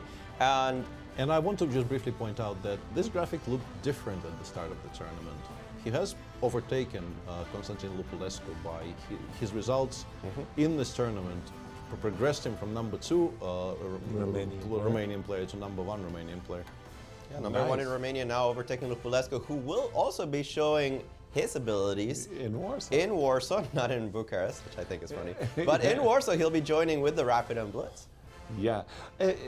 First of all, I really like what you're saying there about that move Queen e6, Alejandro. But if I could take you back for a moment to the move castles and bishop h6 and taking on d5, somehow that just like ended the kind of pressure and the tension that you've been keeping. Was there anything to be said for a move h2, h4? Peter had mentioned that when you do end up castling, these ideas of h4 and g4 start. Would h2, h4 have been more tension? I suspect the answer will be it was playable, but nothing special. Something like rook f8, I guess, is a decent reply. And I mean, I wasn't going to put it with those words, but that sounds pretty good. That sounds pretty good. That sounds pretty good. So rook f8. Rook f8 is not the engine move. Let me put it that way. Because then aren't you transposing into the game where maybe I get a more useful move? So what's the reply to h4? Maybe rook f8 is not bad at all. Rook f8, cd5 is a better version for white, but not good enough to give white an advantage. Okay. After this move, the engine wanted to play actually e4. It's a hard move to find. The more you analyze it, the more you realize, okay, this has some ideas. It chucks the pawn, but in a good way for black. You take on c4, not on e4. You have to take back. What else can you do? And the point is that either knight e5 or b5 is a very nice tempo, and this is a very good knight in this particular position. You would have to go bishop d5, but at that point you're not really playing for the advantage because you always have to contend with knight takes d5. But what else can you do? You don't move the bishop back to d3 here. Right. And this is just an issue at this point. So maybe this is what Lanier didn't like about the position. Very typical to give up a pawn that you already had extra to gain the positional advantage. And you can see in this position, the knight on e5 went from a couple of moves ago, if I put it. b6. Yeah, on so many positions that where we didn't know what to do with the knight. Right. It's not really going to a good square. You give it that square takes. The problem with this sacrifice is what do I do with this pawn on d5, right? If I have to take on e4, it's opened up the bishop. But as soon as you spot that you can plant a knight blockading an isolated pawn in the center, this time a king pawn, well, you kind of warm up to the variations, and perhaps this is what scared Lanier. To be fair, CD5 variations were not that much better anyway after rook f8. So Lanier wasn't as much of a fan as you were of the move h4. We do have the move queen d6 already on the board, and Lanier had to reply quickly. Why did he have to reply quickly? 13 minutes for both sides, complicated position, and nowhere near move 40 yet. Absolutely. I'd like to just turn our attention to the other remaining game, the remaining game between actually two players who are fighting at the moment in last place. Yeah. You know, those matchups tend to be pretty worthy as well. And when we left it, I really like this move, knight f5. Yeah, knight f5 was, I didn't spot it instantly, but that was Yasser's idea. And it's a very solid one. Knight e7 is not really a threat yet, but blocking it on d6 is definitely a very sound idea. I was thinking that with the knight going to f5, queen b2 was verboten because of knight e7, but knight d6 especially, that would be such a brilliant knight. And Firouzja just clearly agreed, took it. Yeah, which is a move that I thought he was going to resist playing. You don't really want to give up the bishop on h3. And this also gives white an additional tempo because the rook on c8 is hanging, so he had to spend a tempo on rook c8, e8 here. But in this position, isn't white just much better? Peter? Yes, but in a very specific fashion. Even though I think here I would give you one, like after queen c2, I'm giving you 0 guesses here. And you're still out. You're still gonna get it somehow. Yeah, but because here the best move is the sort of the most natural one. You just need to return the queen back to d3. It's a very good square. You protect the e2 pawn without moving any of your pieces away from good squares. And after queen d3, white would have been better, unsurprisingly, because the pair of bishops against the pair of knights. Yes, knight on c3 is quite active, but even when white kind of disentangles and starts creating ideas and threats of his own, it will be a problematic situation for Alireza. But bishop e3, machines disagree with and say that this is not nearly as good. It's funny because queen d3, I mean, everything about that move is good and solid and everything else, but I just love this queen being on the square f5, pardon me, because I've got this bishop h6. I think I might be drawn to the move king f1 just to protect e2. That as well, yeah. But I like white's position, but bishop e3 makes a strange bishop impression. is, I'm sure the idea here is to keep the queen on f5. f5 is a kind of a beautiful square. It does look pretty. Protecting e2 by playing this. But yeah, it looks strange, and yeah. Still, I'd be very unsure what the evaluation of this position is. I am talking with relative confidence because I did cheat a little bit and ask. When our producers told us that bishop e3 was a mistake, I wanted to check just how much of a mistake it was. And I was always impressed by exchange sacrifices like that. Your eye is instantly drawn to it, right? Rook takes e3, right? And you just kind of like, the position is too open for it, though. King f2 here. But even if I had to... King f2, wait, wait. I do have a tricky. Yeah. I mean, I've just seen my friend Ulf Anderson play these exchange sacrifices so often. He loved playing these rook takes e3 lines. Probably not, though. You were saying king f1? King f1, maybe, probably king f1. The only issue for white here is that the rook on e1 is extremely passive. But if it ever frees itself up somehow... It's better on f1. Yeah, I thought rook f1, but maybe knight takes e2 is not a bad move. I don't know. But generally, I'm just not a huge fan of this because of how open the position is. I think Ulf sacrifices came in much more close structures. And more stuff on the board. Rook e2. Oh, not rook e3. What happens if we just take on a2 here with the queen? It is a pawn after all. Why not? Yeah, I think that would be my first and major question to Exactly. answer, because I think I got to get rid of the knight, don't I? I mean, that knight on and then C3. I go something like knight c4, and I ask, are you sure you're going to get your pawn back? But I guess after bishop d4, it does look like probably the initiative will be enough to win the pawn back somehow. I've got rook a1 Rook on a1, top. bishop f6, bishop b7, all kinds of threats. Yeah, But very it doesn't difficult to feel imagine why it'd be like better. But join our conversation, and we have a tweet, Peter. Yeah, let's take a look at what the viewers are saying. Okay, we need a challenge, Dmitry. Give us a challenge. So Dmitry Stanislaw asks, what is the rule of choosing the city where the GST tournament will be held? Probably many places would like to host such events, and greetings from Poland. And greetings to you too. I'm not entirely sure. I think it's to do with sponsorship mainly. I think this is where I would like to delegate the answer to you guys. You probably know the inner workings of the tour better than I do, but I assume it's to do with the sponsorship. I would assume so. We've gone from Norway Chess being in part of the Leuven, held many wonderful events as well, and I think those were always kind of local sponsors for those cities. And this year, and we've got Superbet jumping in on the first two events, and we've got Zagreb. Super United, which is a division. Yeah, Superbet. Yes. Magnus Carlsen joins us on the third tour.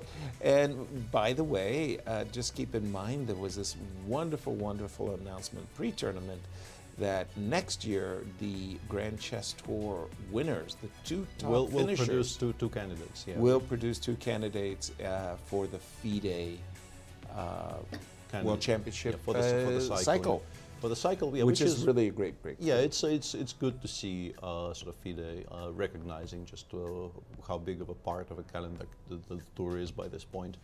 Exactly. Details still need to be, I'm sure, ironed out in terms of format, and the cycle in general is very much a series of classical tournaments, whereas the tour is split 3+2, which with brings 3 rapid and blitz which tournaments. brings up the idea that for those tours that do choose the candidates, maybe we'll see more events, more players, more wild cards. Yeah, absolutely. If it results in the expansion of the tour, I think everybody will be welcoming that news with open arms. Yeah, and of course the 1.3 million or whatever it is in prize fund does incent the best players in the world to play. So it's only makes sense. Let's turn it over to you, Alejandro. What do we have in the linear game as the players get to the time trouble? Well, we did expect the move b5 coming in by Deac. We were considering between queen a6 and b5. But this is the issue, right? You have 16 moves to make for both sides to get to move 40 linear at 11. Bogdan, 8 minutes and 22 seconds. Oh, yeah. This is going to be an issue for the players. But who would you rather take in a practical game? Yes, we know the evaluation says black's a bit better, but you have the bishops. Yeah. You have slightly more time. I think I wanted to say it's slightly easier to play for white, but honestly, this is just not an easy position to play with either color. Right? Yeah, I was going to say three results for sure. I'll take the pawn. Yeah, I'll take the pawn. And this, after b5 especially, the inclusion of h4, b5 makes me think it's just a little bit easier. I love what Alejandro was saying. I'm missing a light square bishop. Put my queen on e6. Cover some light squares. Get ready to play moves like knight f6, and even Bishop f8, bishop g7, bishop g5 is annoying me a little bit, and bishop f6 would be a nice move, but I think it takes away a very important square from our knight, so I'm not that sure if it's a good idea. So we do have moves after h4. Oh, pardon me. We don't have moves after h4, b5. Yeah, h4, b5 is the current position. Sorry. I'm wondering if Linear just goes king a2 here or something and says, your move again. Whoa. It's funny that we give a speech about queen e6 and he just goes king a2. I mean, I'm not going to ask twice. I'm not even going to ask what you're... I'm not saying it's a good move. I'm just saying that it's just so difficult to figure out what to do proactively that maybe your mind is drawn just to a move that kind of passes it over. King A2 might be a bat pass. Yeah. I mean, a Queen E6, Knight C5 looks. I mean, we had that moment 2 days ago when we saw a move that was. It didn't even rise to the level of being bad. It was Knight A6. I mean, what was Shaq thinking when he put his knight on A6? King A2 doesn't. I don't think, like, oh boy. I don't think it's that bad. But yeah, it's definitely not the right way to go. And I wasn't really advocating for it to be good. I was just saying. But you're looking for a pass. Maybe Knight A5. But it's not a pass again. Like it allows Knight C5, right? It's. Because I was eyeballing the square. I'm assuming, I'm guessing it's Knight C5 because you can't really allow Knight C6 and/or Knight B7 to What happen. are the tactics here? So I can take. E5 is hanging in a lot of these tactics, you can right? take, but I can go. I think Queen D4 and Bishop takes D8 would be my sort of default solution here. There might be something stronger because I don't quite like Queen E4 here, or maybe even Bishop E4. Yeah. Alejandro is looking at us very, very quizzically. I'm not using my engine. I'm just following, enjoying the analysis. He's not perturbed by what. No, not yet. Okay, so no Knight A5. No, Knight A5 is definitely like if you want a proactive move here, it probably is Knight A5. And actually, I've soured on Knight C5. Can I go Rook C8 instead and just say that, Knight B7 was only really an idea when it was a fork. It no longer is a fork here. And I want to put my rook on an open file and go from there. Allowing Knight C6 would have been bad though. Yeah, and not unexpectedly, guys. Time is becoming a concern, especially is it though for Firouzja? Wow. Yeah, that's the other game. And Queen C5 is a very decent move there by Shah. We did see the pawn on E2 being taken in the game between Shahriar Mamedyarov and Alireza, and Queen C5 does appear to win the pawn back quite comfortably. I'm not even entirely sure how to equalize there for black currently. I feel like maybe white is a bit better. Linier chose a move that we did not discuss, but which I kind of like, because knight on B3 was very much out of play, and he is saying, I would like it on E4.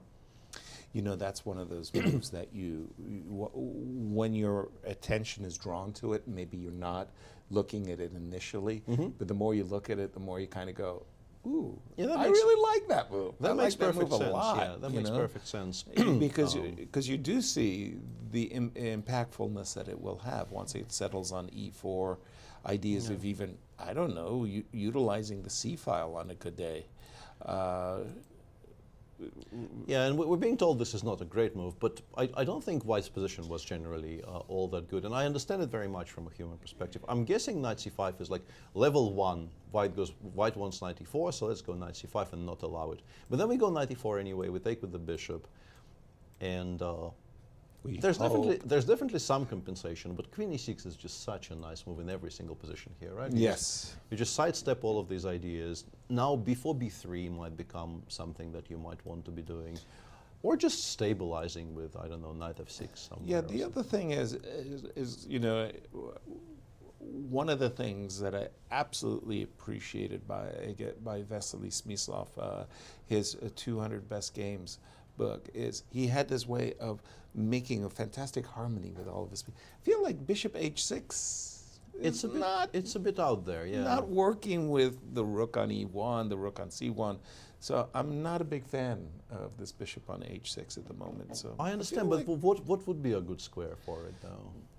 Well, just because you mentioned b4, maybe bishop on a5. Yeah, get it all the way there to protect against some potential play. But once again, we're not discussing active plans, right? Bishop on a5 is not really doing, you know, it doesn't perform any kind of an attacking function. It just covers some squares. Black is just comfortable here, feels like. Can I, if I try to just keep all the pieces pieces I was wondering on the if you can continue, but then what is the, like, I play bishop f6, I'm thinking my next move might be rook on c1 to d1, or rook on f1 to e1. I like the rooks on d1 and e1, and Lanier voluntarily gave up the d file.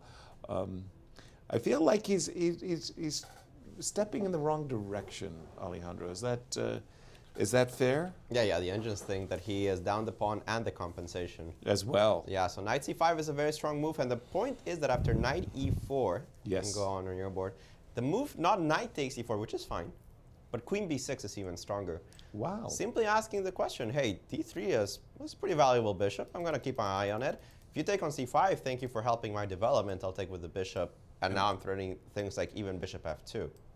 Bishop f2. Bishop d4 But also just, you know... Also consolidating. Yeah. That looks really good for black. I don't disagree. I like how you put it. Pawn and compensation is in black's pocket on black side of the board, certainly not white's. Agreed. Lanier, in trouble. Can we just go to the game of Shaq? Because the game of Shaq is definitely dying down.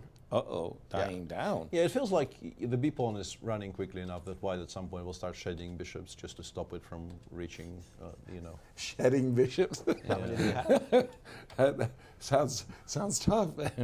b7, b5. This guy is running so fast. White may be shedding bishops by giving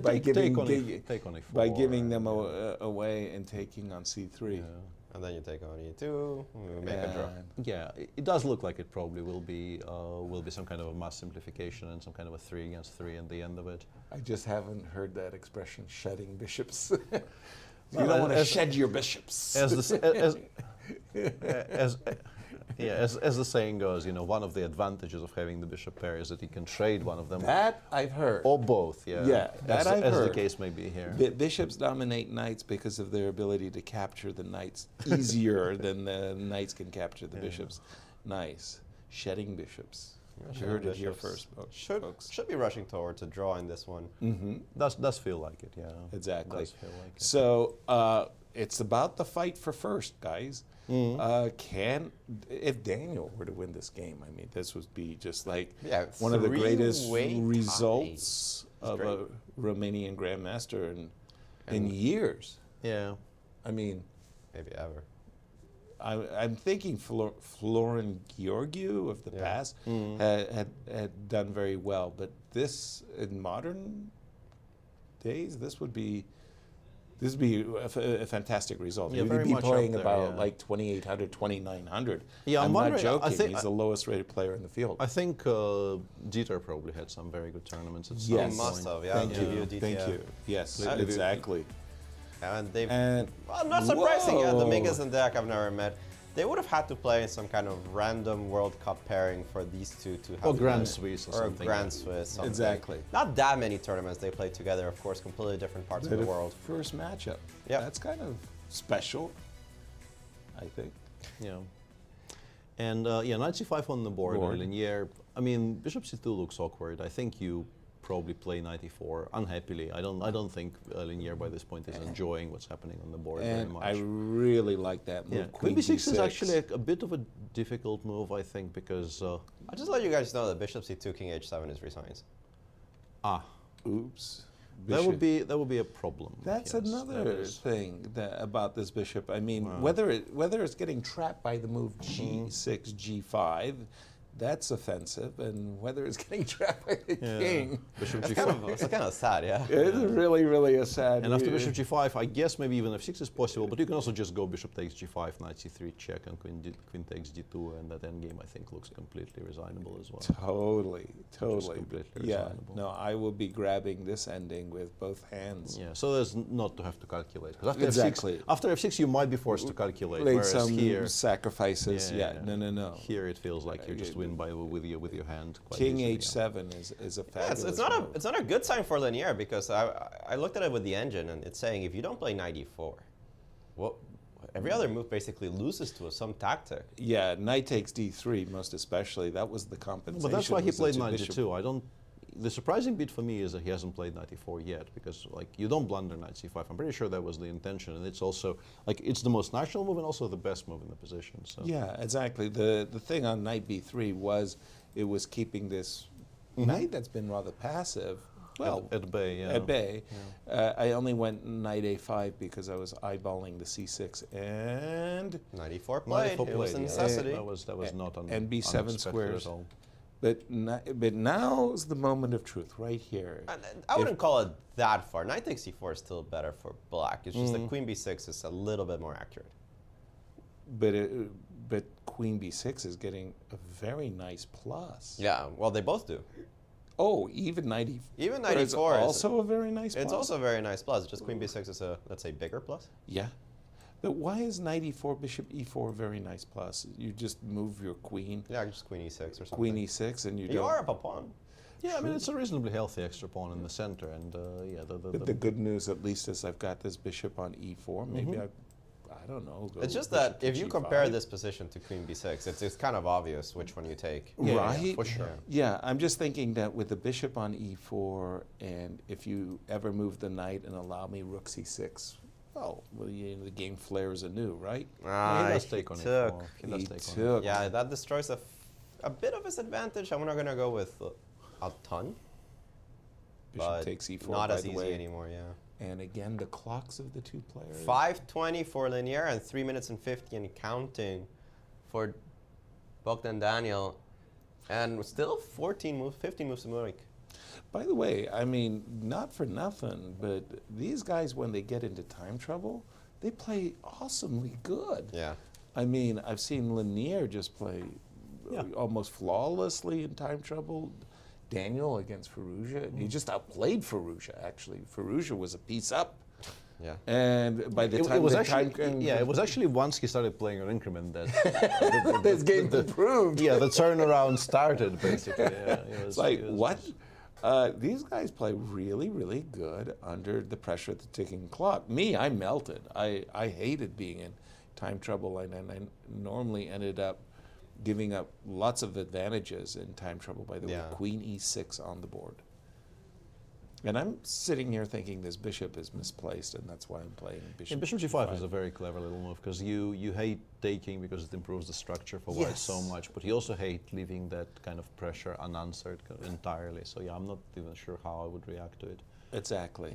I mean, rook e g1 would be my second choice, but yeah, I like bishop g5. Rook e d1, yeah. I could get it. One thing sorry to interrupt. No, just to put on the engine move, because there's so many possibilities. Of course, Lanier can choose any of them. A move that looks so much nicer once you put it on the board, but hard to think of, bishop c2. Bishop c2. The idea occurred to me, but very much because I thought, is f5 playable for black? And then I realized we're pushing the bishop to a very good square, so f5 is probably not great. f5. you want to play king a2, and you want to play f5. No, f5, bishop f6, and in terms of sort of spreading our wings a little bit. If the pawn gets to f5, the bishop feels a lot more natural on f6. No, not here. I mean, I understand. Yeah, but like some kind of a setup like this. But where you get it is specifically because of how strong the bishop on b3 is that I'm not advocating for. I got you. I think otherwise it would be something I would be very much interested in, because we're pushing some pieces back. We're creating a very nice square on f6 for the bishop. And if at some point we get to play 5e4, we are incredibly happy. Yes. But yeah, the bishop on b3 is just a monster, so we don't want to provoke that thought in our opponent.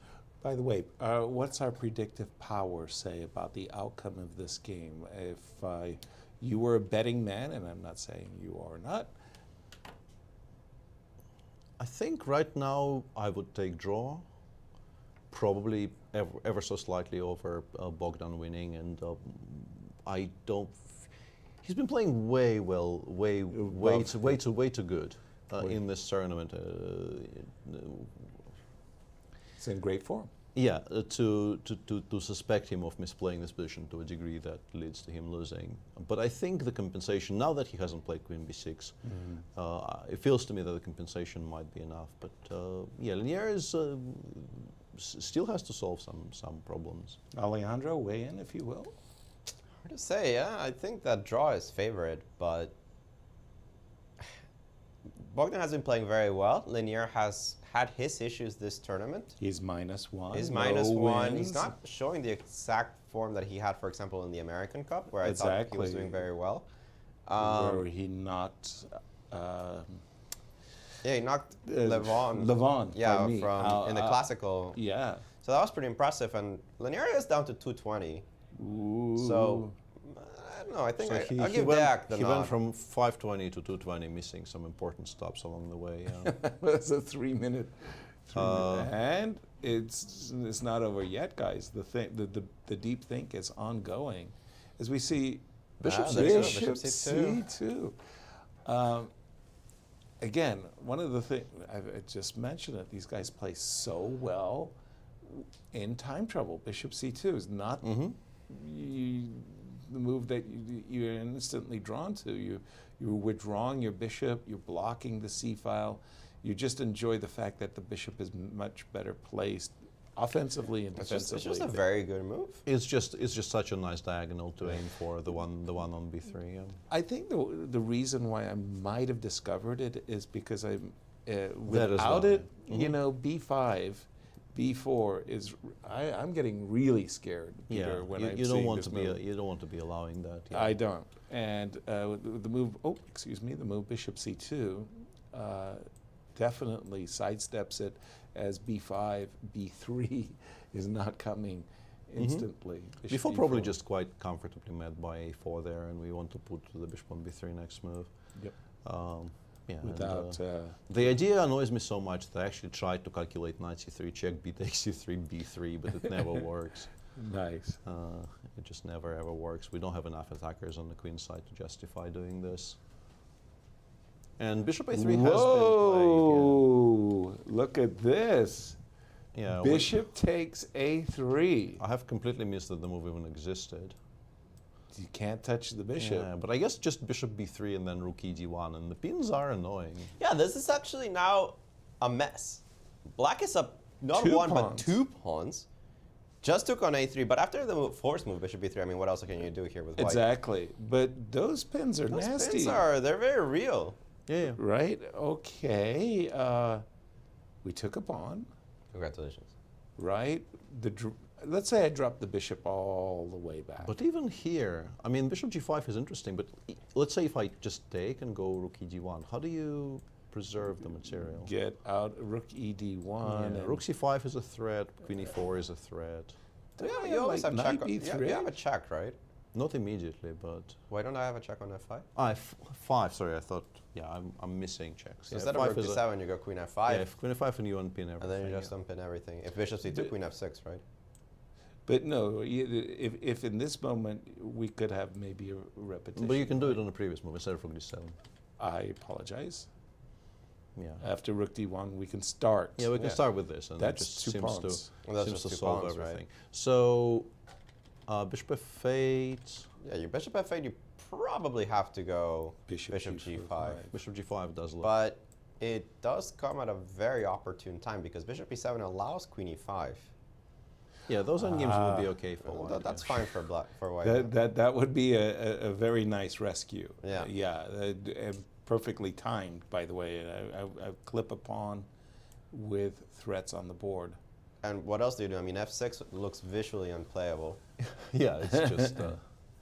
I don't see an immediate refutation, but I think your hand will just not allow you. Yeah, right? yeah, yeah. You're not allowed. You will not be physically capable of making that move on the board. Yeah. And on a more serious note, I guess bishop takes f6, queen takes f6, rook e d1 probably wins that piece. Yeah, also queen e4, rook e d1. Everything yeah. looks dangerous Yeah. for black at that point. f6, bishop f6, queen f6. For instance, and queen rook e4. Queen e4 or rook e d1. We're thinking that there's no way that black will maintain. Peter, we were always impressed by your extraordinary knowledge of... 1 minute, by the way, for Bogdan. 1 minute.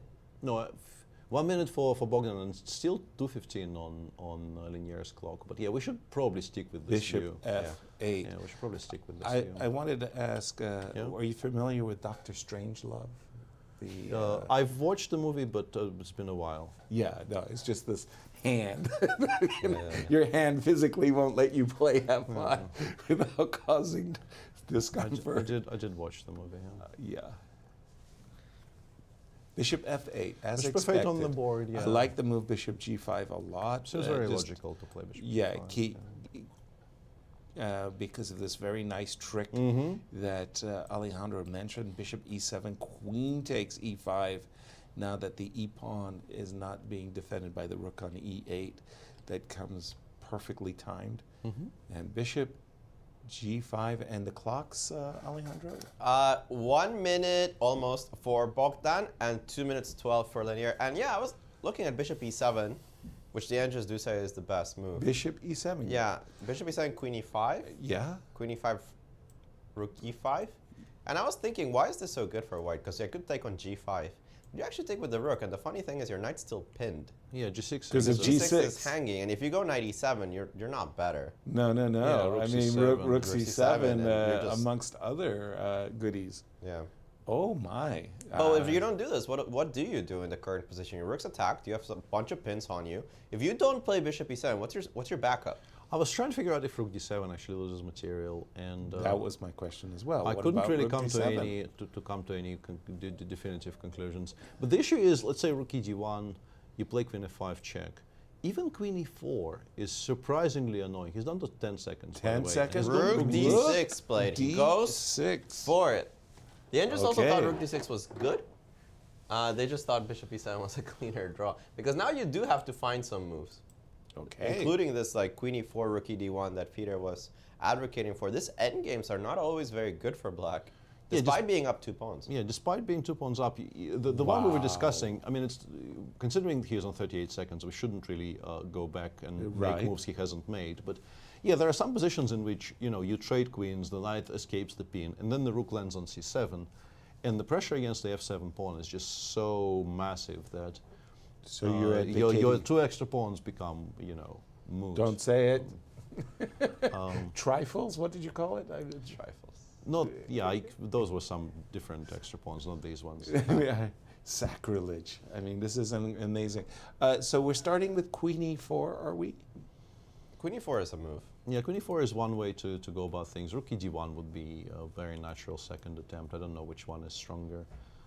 Rook d1 no, it doesn't. I wanted to say it creates an idea of rook d5, queen e4, but then rook d4 would be a way to unpin yourselves. 9 moves left, guys. Yeah, and they're both under a minute. You feel the pressure. You don't see Lanier except for his hands, and you can feel that he's under pressure. I know, but both players are kind of rocking here. I mean, I don't know. Daniel's got some nervy hand twitches going on there. Rook e1 played. Rook on e1. There's absolutely only one move for black that's pretty clear. At this point, you do have to get out of the pin. Yeah, queen f5 check needs to be played. Not surprisingly, because nothing else really makes any sense whatsoever. The rook on the 8 has no good squares, and something will become a threat. After queen f5 check, king a1. How would you continue, Peter? If we go knight somewhere, there's b6. rook c7. Yeah, I want to go knight b6, knight c4. This is why I chose b6. Of course, you're going to block. Yeah, you're just going to drop. Wow, 4 seconds, an eternity. 4 seconds. An eternity. An eternity. Oh, Daniel, he's just playing. But this game is just so crazy. I can't believe he's leaving himself so little time. Yeah, king a1 is a move. And he's gotten up again. It's he gets up, but he always goes to like the side, right? I don't know if he's like a side chess thinker. I don't think this exists. I hate looking at a chessboard from the side. Yeah, exactly, because it's impossible for me. I'm used to both Boris Gelfand and Vasily Ivanchuk. Ivanchuk looks at the ceiling, and Boris Gelfand looks I've actually noticed it's much easier to play blindfolded than from the side. Exactly. Yeah. For me, basically, occasionally you get such a huge postmortem with like the entire lobby of the hotel analyzing the same game, and you're forced to occupy that kind of a weird sideways position, and you just fail. Like your calculating ability fails because everything looks weird and sort of unnatural. Unnatural. Yeah. Then we have the move queen e4. King a1 was also an attempt. Both moves very interesting here, posing black some problems, and the move queen e4 still gives black a ton of choices. You could go knight b6, you could trade on e4, you could, it just says knight b4 is also okay, even though I wouldn't, actually though I would consider that move, yeah. Knight b4? Yeah, I would consider knight b6 and returning the knight somewhere. No, but the issue with knight b6 is that you allow takes rook c6. And then you have to play knight c8. And he's done it. He's done it. Yeah. Once again, 4 seconds. And it's very important for Linier here not to allow knight c4. If you allow knight c4, you will be unhappy. You're back to fighting for a draw. But by taking on d6 and playing rook c6, I don't know if isn't there g6 hanging? The bishop is on d6 in the way, yeah. We go knight c8 will be the only move here. I don't know, once again, including queen e4 or not is above my pay grade. But I had this, and here we go. Rook takes d6, rook takes e6 on the board. Yeah. No choice for black. Bishop takes d6. Yeah, he clearly doesn't want to take on e4 unless absolutely forced to. And Linier, I think, very much would like him to improve his structure and to take on e4. So I think rook c6 is happening here. And you knight c8. You can continue, playing knight c8. But I'm guessing by this point you can just simply take on a6 and say my bishops are so strong that I'm not even remotely worse. And I think I buy into that argument. I very much buy into that argument. Yeah, I love the bishops in that position after rook takes a6. So we are expecting knight c8. Since both pieces there are some more forceful ideas, but I think rook a6 is just. I mean, after knight c8, I thought maybe takes bishop c2 is something, but it allows e5, e4. I don't like allowing e5, e4 actually. For sure. Knight c8 about to be played. Will be played. Yeah, I don't think there's much choice. But I love rook takes a6, reducing your deficit to a single pawn, and as you said, my bishops are prancing. Yeah, the bishops are really, really strong here, and they these endgames are just not better for black at all. Yeah, you always take How white. much time? Exactly. Yeah, How much time did he have? 1 minute for Linier, 44 seconds for Deac. We 44 still seconds. have 6 moves to make. And rook takes a6. I'm not interested in any discussions about, no, it's a very practical move. Right. You just take and you go from You there. love playing this move because you take a pawn and now guess what? It's your turn. Yeah. And also that, That. G7, I just want to boldly point out the obvious. Any bishop moves, like for example, bishop f8, rook takes g6, is immediate splat. Which is why you go king g7, and he has Exactly. played king g7. You unpin the f7 pawn, you hint at perhaps playing f6 or f5 at some juncture in the future once the queens come off. Because I think he will eventually have to take on e4. I don't think you can force Linier to take on f5. Exactly. That's exactly right. Yeah. That's and my the feel as queens well. will have to come off. I find myself drawn to the move bishop c2 actually, just because if I'm going to embrace a queen trade, I'd like to recapture with the bishop so that I could play bishop to c6. Yeah, so bishop c2. I can understand that. Yeah, if you trade queens, and I'm not saying that you're forced to. This is what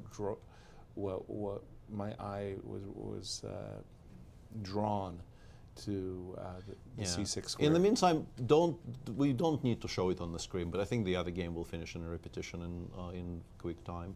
Okay. So we are expecting yet another draw, and this one to continue. Yeah, Linier goes back to c6, basically trying to make it difficult for Bogdan to make proactive moves. It stops bishop e7 because rook takes c8 tactics will be very much in play. It very much hamstrings everything in black's position. Yeah, not the least of which also any bishop moves might also invite rook c7, but I hear what you're saying. Rook takes c8, queen takes f5, rook takes c8. It's annoying to make moves with black, It's just not a very comfortable position. Eventually, I think you do something like queen takes e4, and then either the immediate f5 or f6 followed by f5, because you just need to start giving your pieces some breathing room. Exactly so. And he's reaching for his queen, but he wants to trade it. Whoa.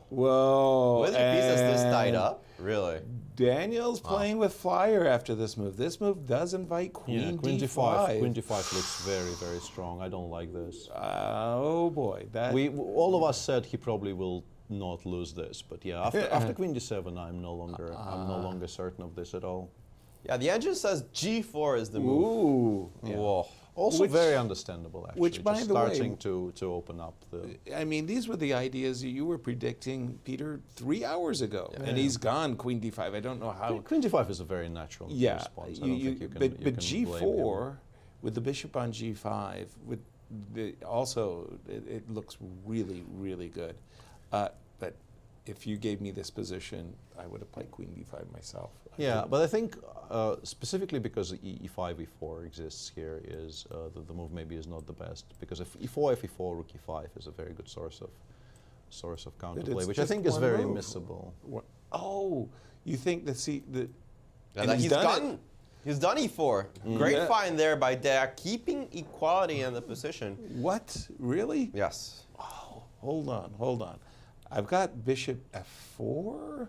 Well, that's a runaway e-pawn. It's kind of amazing that the tactics don't work here for white. They just don't.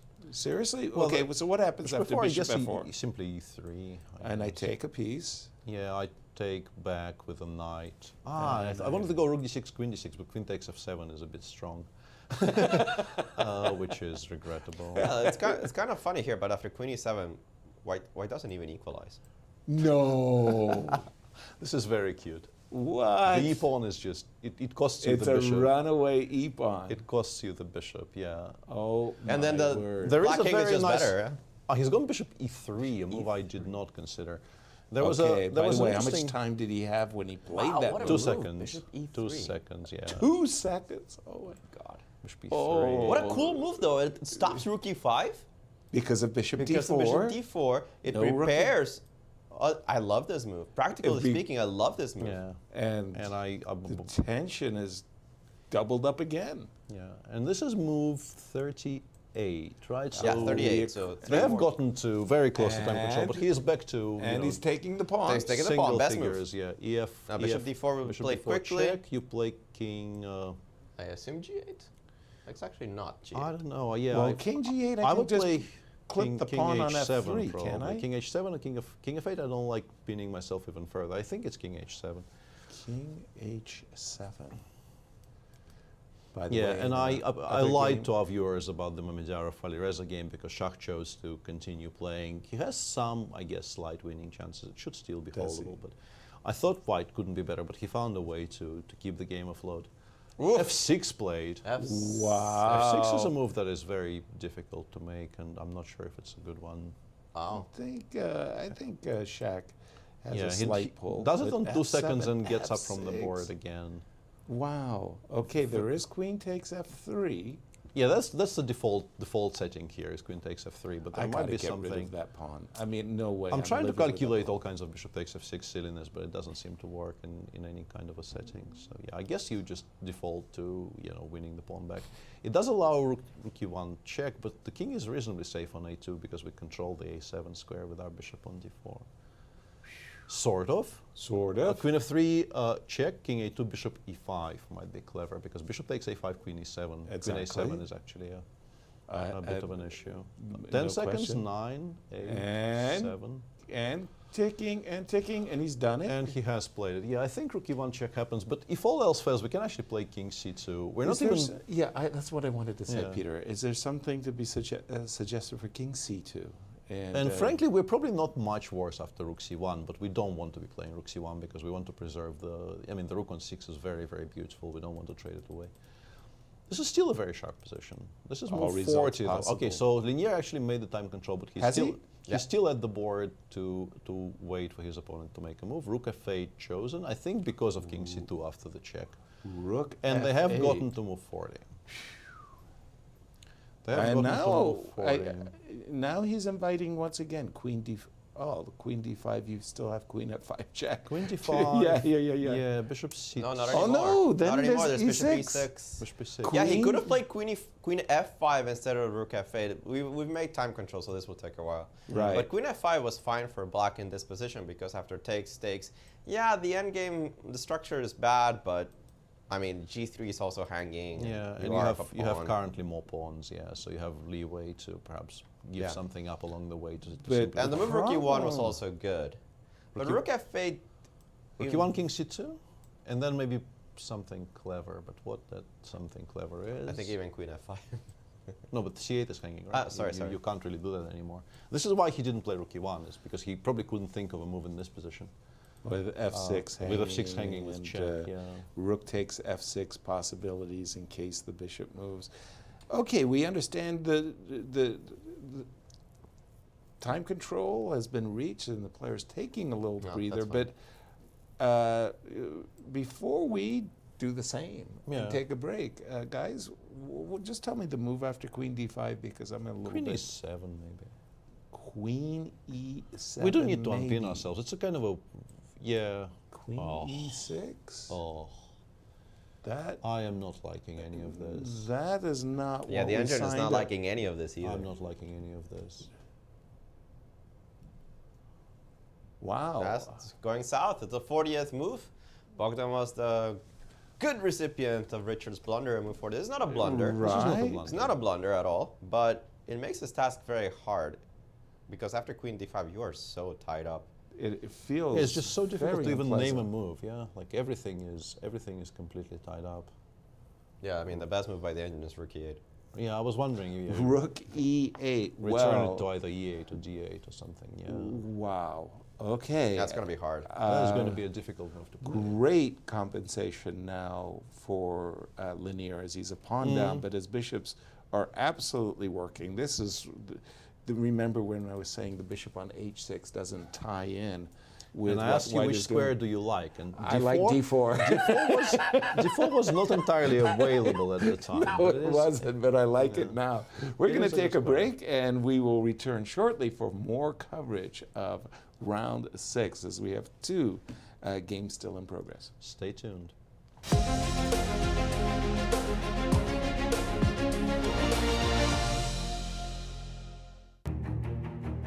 Founded in 1839, the University of Missouri is steeped in tradition.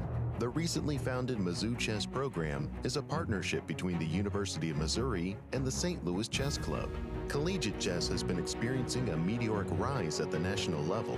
Through its tradition of excellence, Mizzou has always strived for the best. Mizzou Chess is working towards raising the bar by bringing our institution's ethos of respect, responsibility, discovery, and excellence to the chessboard.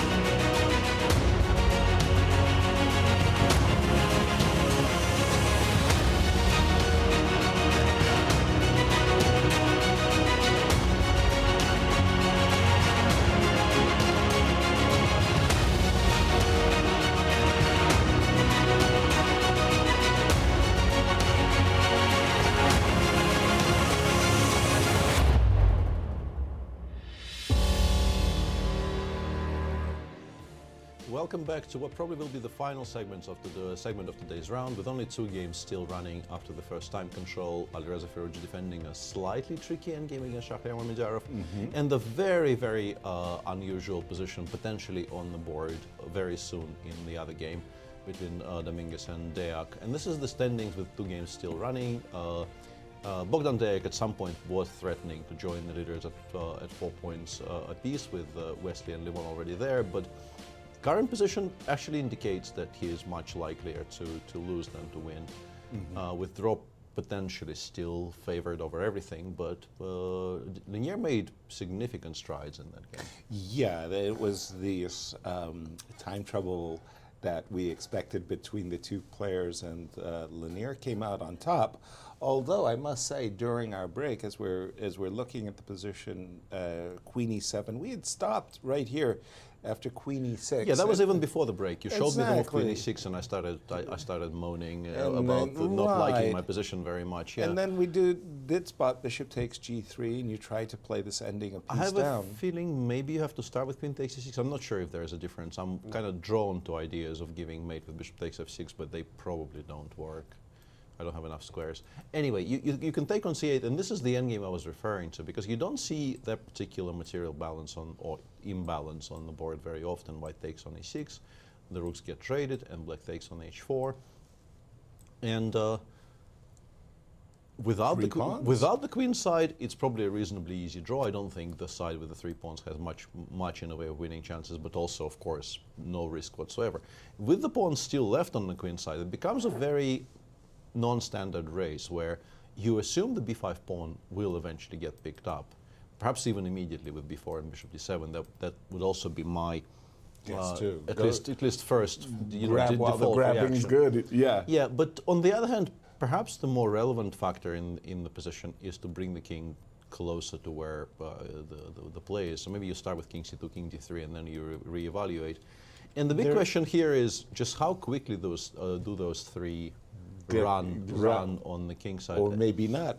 Here there is another move, though, that caught my eye, was the move bishop c5, because you are threatening to grab this guy also with a check. So yeah, this is a different endgame. I go queen e6. You bishop take on takes e6. You don't even take on the faith first. No, I'm trying to keep it with the rooks. That is clever. Yeah, that is very clever. And I don't know, with the rooks or without the rooks, Alejandro, it feels like Linier's for choice.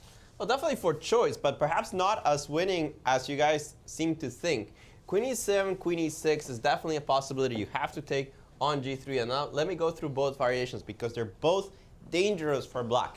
Definitely the endgame that you guys were mentioning, first of all. Yeah. The engines don't seem to be like super clear about it. I'm sure that something a little bit stronger would, but bishop d7 they think is the best move, and the engines just chuck the pawn. They don't even try to defend it with the move b4, which is not bad, but they want to play something along the lines of king f7, f5, and push them all together.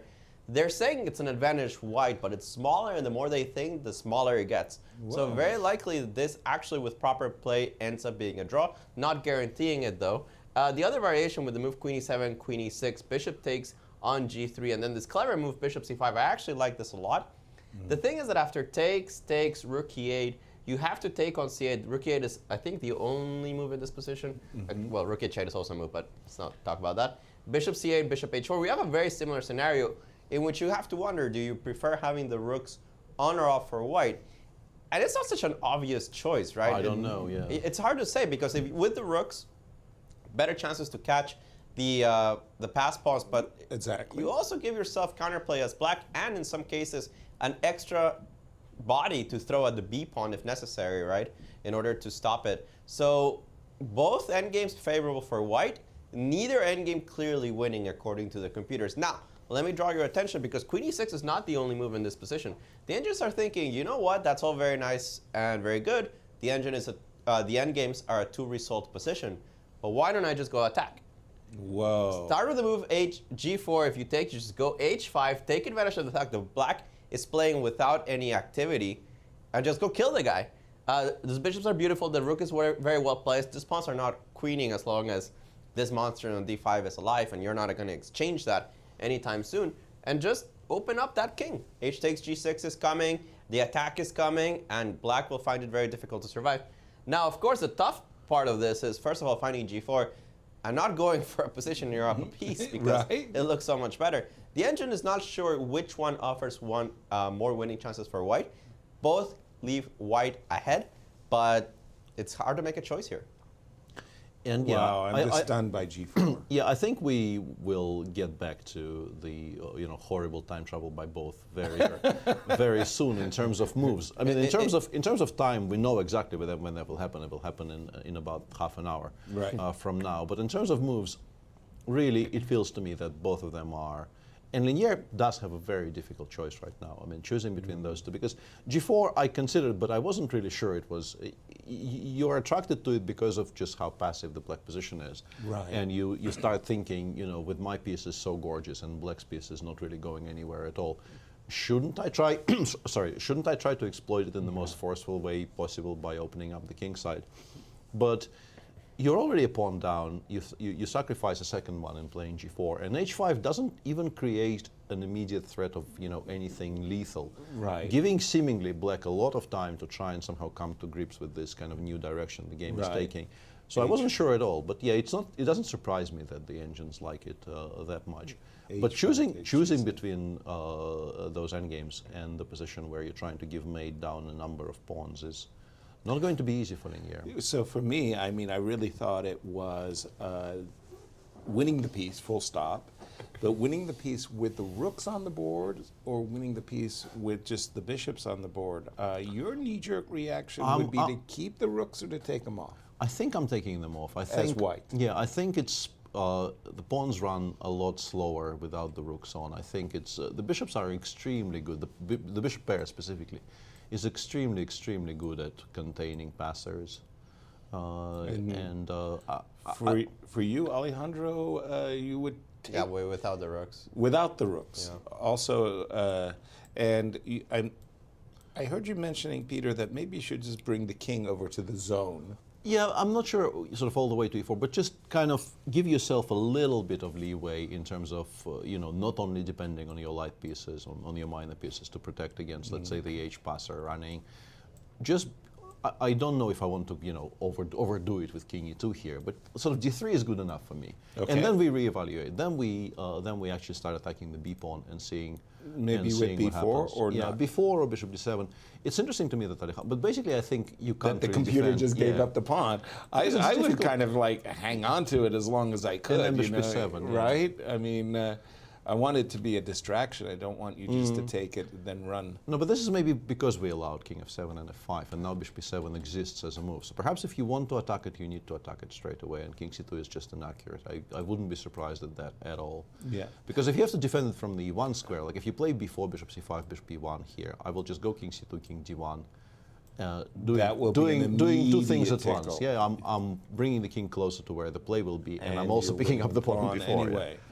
Okay, intriguing. That this is, for me, this type of decision making isn't something you could calculate so well. It's just your instinct of like your bishops can dominate the pawns. Yeah, and also I think it very much depends on just how fearless you are. I'm not particularly fearless. I feel that. We pretty much never... Courage is overrated. Yeah. We pretty much never ever lose this without the rooks on. And with the rooks on, if things start going south... Yeah, they go south in a much more dramatic manner. Also, one of the other things I really, when Gary lost to Deep Blue, it was sort of like Armageddon. Now the computers are better than us and da-da-da-da. But one of the things that I think that computers have really brought to chess, improved chess, is this idea that there's so many different possibilities that we didn't think of. And the computer's recommendation of G4, I mean, I see Queen E6, I stop. And then I kind of look at the other two variations of whether or not I want to be a rooks on the board or not. But G4, and the computer is just saying, hey, and also, once again, because of my still not entirely failing eyesight, G3, after the Queen C2 debacle, I'm not going to give you 10 tries, but I'm going to take that part. I've seen what it says after G3. Our computer in the studio is not highest depth. But right. Go back one. Good. Go That's back good one. enough. Yeah, go back one move. Yeah. G3, make a move. I did. I took on G6. No. I mean, I wouldn't have been asking. Oh, sorry. You mean Queen G5 or something? No. This allows Queen E4 check. It's a very beautiful move, but it allows Queen E4 check, so it doesn't do nearly enough. No. Okay. But it might give you an idea. Like if I give you this hint, you will know. But it might give you an idea of the move. Ooh, just a second. H6. No. If I'm telling you Queen G5, Queen E4 is kind of a hint. Right. Oh, then I go Bishop C2 and mate you? King A2 it was the first time. That's very pretty. That is, I was thinking that I would play Bishop C2 or something, but No, it just stops Queen E4 check in advance. It goes not it here. goes Bishop C2 immediately. No. It goes King A2 as I said. It just goes King A2 at here. once. Yeah. It just goes King A2 here. Says side-stopping Queen E4. Yeah. Says A7 is never going to be available for checks, but E1 and E4 were prior to this. Right. Now they aren't. That's right. Make a move. Right. Your turn. Yeah. And it's not so easy to make. Not a move. easy to make a move here at all. Yeah. King A2 is a kind of a remarkable resource here. And now they maybe talk about prophylactic. Right? Oh my gosh. Yeah. That is pretty. Yeah, I'm not sure. I'm not sure what the threat is, but it's just so difficult to make a move. Yeah. I was attracted to Queen G5. Queen G5 is a pretty serious threat. But after King A2. Yeah. What a concept. But there's a lot more Grand Chess Tours coming our way as we take a look at the schedule that we've got in store for 2022. Here we go, starting with Warsaw. Yeah, coming up. Warsaw coming up very much on the heels of this one. So we have back-to-back tournaments in May and then back-to-back tournaments in August, September. We take a break for the candidates basically, and broken up by the candidates, and then a very exciting event in Zagreb where Magnus Carlsen will play in the GCT. Yeah.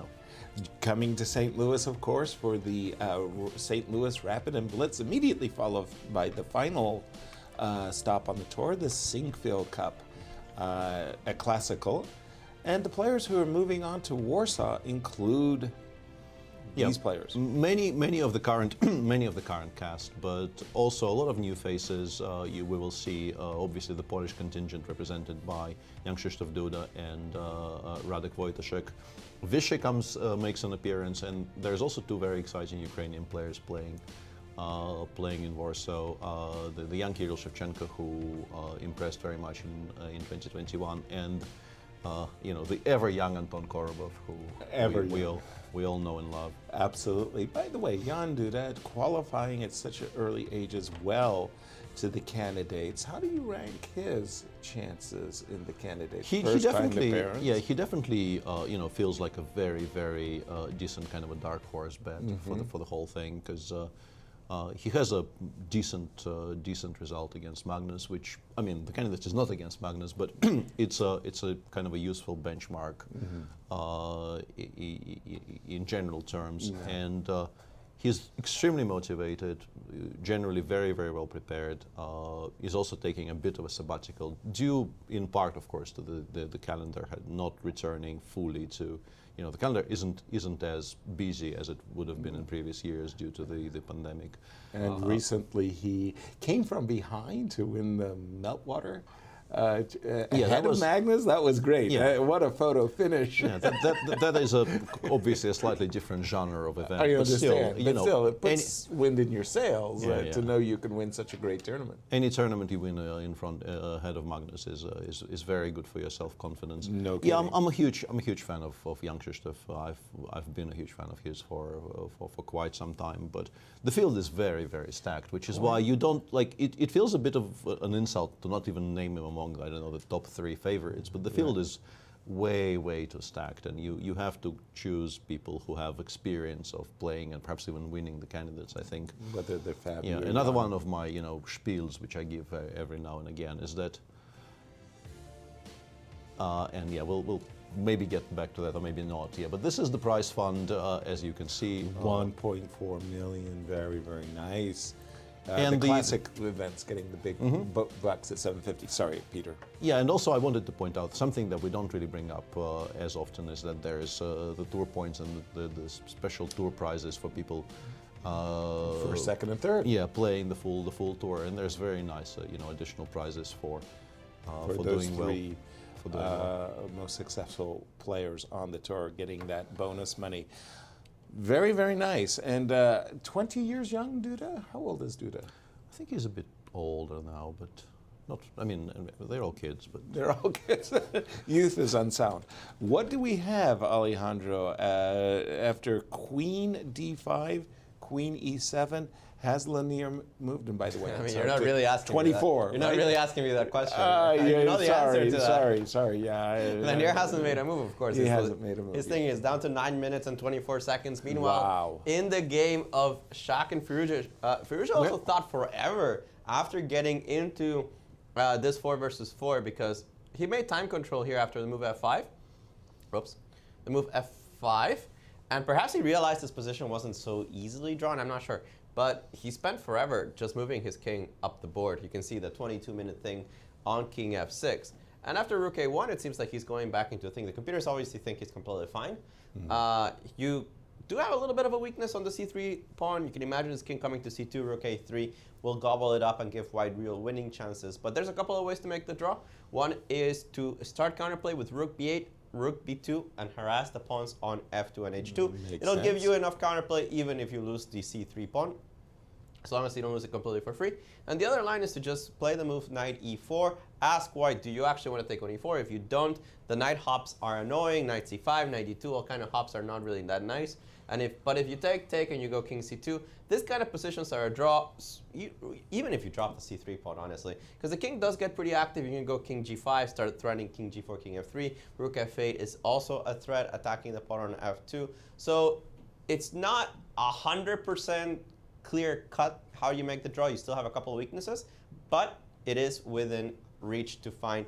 And this is the times here, and this is the only thing that's worrying me about Alirez's position, is that he's down to 6 minutes. And a very, very strange decision there by Bogdan, who after queen e6, more or less instantly, by his standards, actually instantly playing queen d8, which is a move we completely rejected as not playable. Okay. I guess he thought maybe he has some kind of a perpetual after rook c8 and queen takes d6, but the machine evaluation would suggest that there is no perpetual there. And the king can go towards the center and avoid check. So perhaps maybe towards the b4 square, via c1 and d2. It's just king c1, yeah. Yeah, king c1 and rook c8, king d2, you're out of checks already, so you give a check from f1. We go king g2, queen, let's say g2. No, and I think we go towards... Just go bishop d1. A bishop? Yeah, that as well. But I was... That as well. I was thinking we were going to, if we land on b4, even better, right? We were perfectly safe. Even happier, yeah. And queen e7 is a threat. Yeah, we're actually not that happy. I kind of stopped myself midway there because we go queen g2 check here, king c3, rook c8, and if I go king b4, queen d2 check is kind of annoying. Oh no. Which is something that I originally didn't appreciate because we don't have bishop c3, it blunders the queen, so we have to take on b5 pretty much, and queen d3 check. And maybe we're still winning, but it's sort of getting dicey. Yeah, it's less clear cut than I thought. We do have the mate on the other side of the board, so as long as we blunder b3 without check, we're still winning. Yeah, quote unquote blunder. But it's nice that we're covering b8 and we're covering a6. Yeah, but how do we stop? Yeah, okay, rook a8 check. And now we go king b4, queen g2, and we have an improvement of some. Yeah, king b5, queen d3, and bishop c4, and the checks have actually run out. So that was very quick. You guys calculate very quickly. They don't have queen a5 instead of queen d3. Yeah. I'm not at your level yet, ever maybe. King c4. I was hoping rook c8. King d3. Queen b5. King g2. I take probably bishop. It doesn't work. This is always mate. Yeah, this is always mate on the other side of the board. Yeah. So it feels like there is maybe even leeway there for Linier to choose, because bishop d1, the move that Alejandro was suggesting a lot earlier. Yeah, let's finish showing the mate, and now queen g7 basically against any move. Yeah, but after queen f1 check, yeah, after queen f1 check, move 45. We can probably just go as Alejandro indicated. Just go bishop d1 here, rook c8, king d2. Looks safe. Queen g2, bishop e2. Looks very safe. And we're home and dry pretty much. Yeah, our bishop is really doing a great job Yeah. covering everything. Yeah, this is why the bishop pair is just so good around your king, because it just controls every single square. Our entire variation was correct. The entire thing, king b4, allowing rook a, the whole thing is correct, and black is just busted. But we're also correct that the evaluation of bishop d1, which is the confusing part to me about the move queen d8, because it is pretty clear cut, right? Queen f1, bishop d1. Yeah, king d2 might win faster. King but it d2 feels is like a stronger move, wins faster, better technique, but you don't have to make that decision right now. You can make that decision down the road. But if you see bishop d1 from afar, that helps you land on this position. Yeah, you'll untangle at some point in two bishops versus a I'm rook. picking those endgames over this. Yeah. In a split second. I'm very confused. I'm very confused by Bogdan's choice, because so far in this tournament he's been pretty much His judgment faultless. has been incredible. Faultless in these types of spots. Right. Yeah. Yeah, and here it is just that the two bishops are dominating the rook. I mean, truly dominating. And I know it probably won't be very relevant because we just saw queen e6, queen d8, but g4 also kind of just wins here. Yeah, and unsurprisingly, it's just such an improvement to those lines as well, like g4, yeah, hg, there's and no maybe even queen h5 again. Right. No queen e4 checks for you. Yeah, rook e8 never works because bishop f6. Also queen f7 check. Yeah, all of Also those queen things f7. are basically mate. Yeah. So you just can't make moves. The rook is stuck because of queen f7. The knight is stuck. And the hg we go just h5, gh, and then something. Yeah, I guess. Yeah. Once we opened up everything, then something like queen f5 will win or something. Yeah, I guess. And once the checks start, they never stop. Yeah. Queen d8 Queen is d8 just is such just a strange decision. Yeah. A bad choice, and Lanier now having the luxury of choosing between wins. Rook c8 and queen d6. I agree with you too, Alejandro, that bishop d1 is pretty good. Pretty good. One win per game is all you're going to need. And the clock still linear, regardless of how good his position might be. We can counting on him to have just minutes and seconds to make his moves. But I think in particular, if he takes on c8 and d6, for such an experienced time travel player as he is, the positions will be simple enough to steer them without really too much heartache. And in the other game, by the way, we did see the move. I wanted to say that I thought the move knight e4 made the most sense as opposed to rook b8. And no, I agree. It's the most human way to draw this. Exactly. And I just had this one question for you. Bishop takes, pawn takes, king c2, king g5, h3, rook here, I thought, yes? Rook f1, yeah. Yes, correct. Well, we can probably go h5 here. I was thinking, like h5, it doesn't seem like a bad move at all to me. You guys can also just, save your pawn. Yeah, but then I had some nice, tricky ways of maybe doing something. Okay. Like what? that was not very specific, Yasser. Yeah, and f4. Shah has gone with f2, f3, which... f2, f3? Yeah. Okay. Just so trying to keep his hopes alive. And again, as we entered the competition for today's round, we felt that there were a few games where victories were really required between the players. And this was one of them. Both players are so desperate. Yeah, it seems like nobody's going to be winning this one. Yeah. Because but if anybody's going to win, I would guess it's Shah. Yeah, right? Shah, the pawn on c3 falls, but the issue here is that 4 versus 3. Yeah, even if all else fails, we go knight f2, knight takes d3, we play, I don't know, h7, h6, h5 there, or what have you. And the thing is that if you get into this 4 versus 3, you didn't play f5 to do so, right? Yeah. f5 is an ugly move to play. f5 is not what you want in those structures, for sure. Yeah, even though it's probably holdable. Remains a draw, I would assume. But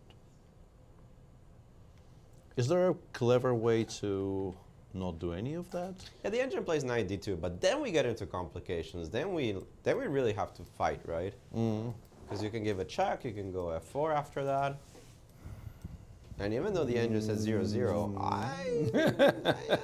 I don't know. The rook and the bishop might combine to do some magic. Yeah, the rook and the knight are never going to combine to do anything, right? No, but the rook and the bishop, they're attacking f5, c3 is weak. It's not so easy. It's not trivial at all. Not easy at all, no. No. And F3 is a clever move against 4 minutes in particular, because it once again gives Alireza a choice.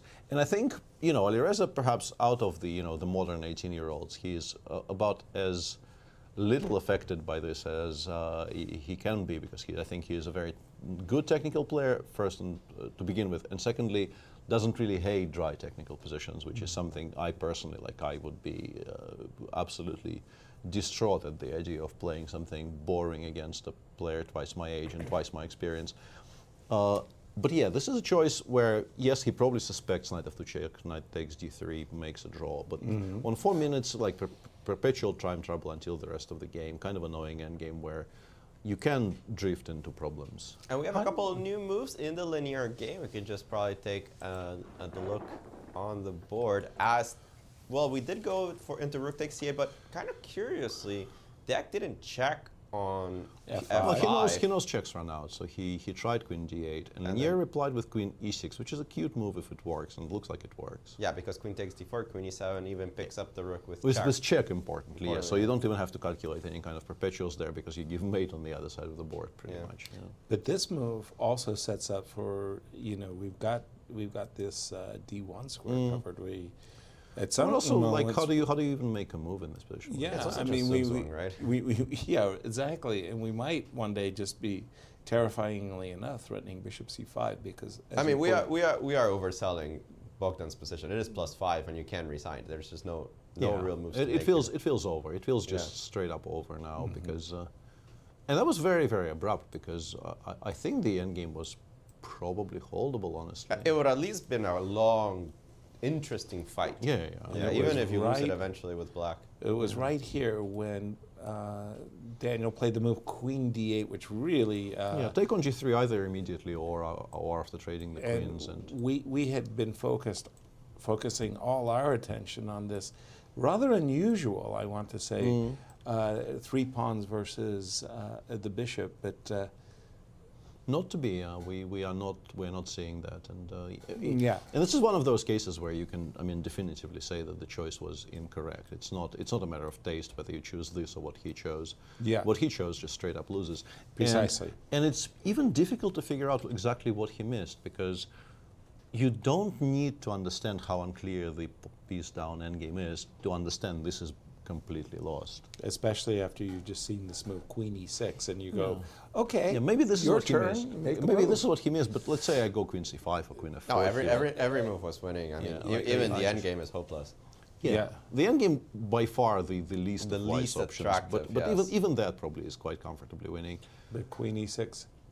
And by the way, just as we go to the Shaq game, Alireza shaking his head. Down to a minute, they're not enjoying it. Yeah. Not a lot of fun, huh? And you said something, Peter, that kind of made me think.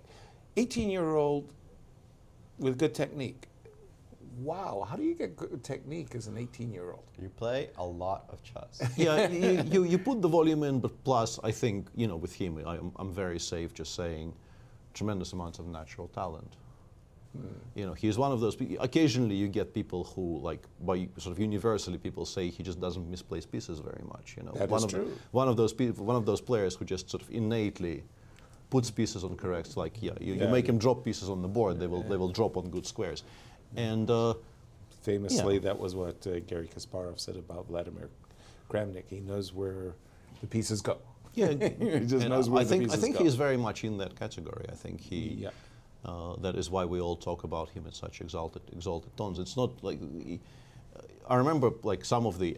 I've actually seen this in chat today. I have a kind of weird chat window open on my screen, and somebody called him the second coming of Wei Yi, and it's a kind of a funny joke, but that was sort of the issue with Wei Yi, who was an incredibly exciting prospect at 15, he was 27, 30 by age 15 or something. It's crazy, yeah. Yeah, but you could clearly see that there were some things he was doing at the 2900 level, and some other things he was clearly playing like a 15-year-old, right? Who still has time to grow, and it's not a criticism. You're allowed to be 15 when you're 15, Exactly. But we're not really seeing that much of that in Alireza. Like you give him a tactical position, he will give mate. You give him a technical position, he will win it slowly and precisely. And, I must say that for me, Magnus was also one of those extraordinary talents that as he started playing against the very best at a very young age, his play was very mature. Yeah. I mean, it was a remarkable. Yeah, he could play every kind of position. For me, we all were aware that there's this Norwegian kid who everybody is telling us will be the next world champion. But for me, really kind of the breakthrough moment was we were playing in a close round robin in Foros. And he won a game against Alexei Shirov where he got basically nothing out of a Catalan, some kind of a very, very dry, completely equal endgame position against arguably one of the best endgame players of the last 3 generations or something. You know? And he just outplayed him very quietly. He was 15 at the time. And I was watching it in like happening before my eyes in real time, not even on the screen. I was walking in the playing hall, playing my own game, and I thought something weird is happening here because like this game is not supposed to be. There's not supposed to be any intrigue in it, right? Because Shirov is doing this to people, not people doing it to Shirov. Exactly. And I thought, yeah, probably there is something to this game. Something is going on here, and you felt that. Rook c7. It's funny, in this position, I was wondering if I were in black shoes, whether I would be thinking about playing the move g5, g4 to try to get another pair of pawns traded off the board as quickly as possible. I know that I'm going to lose this pawn, but I'm going to get a check in, and you'll have to take it with the king. And yeah, I was wondering about which structure we're aiming for. Exactly, exactly. So, like for example, let me just put moves down on the board. So I would go say g5. You would go say rook c1. I would hit you with a check. So take with the king and we go g4. Exactly. And I was thinking, okay, would I go in this direction, or exactly how would I play this if I was and Shah actually cleverly is picking up the pawn in a different fashion. He's not going rook c1, I think precisely because of rook d8 check. He's going king c2, rook a3, which allows him to capture the pawn in the nicest way. In a nicer way, with the rook in front of the king, still already capable of giving checks. And I'm assuming that I want to get my king close to the king side prior to making any. Yeah, this is annoying. You're going to have to defend 4 versus 4, and it's not the 4 versus 3. Sorry, 4 versus 3. But this is not a pleasant structure, right? This is not the nice.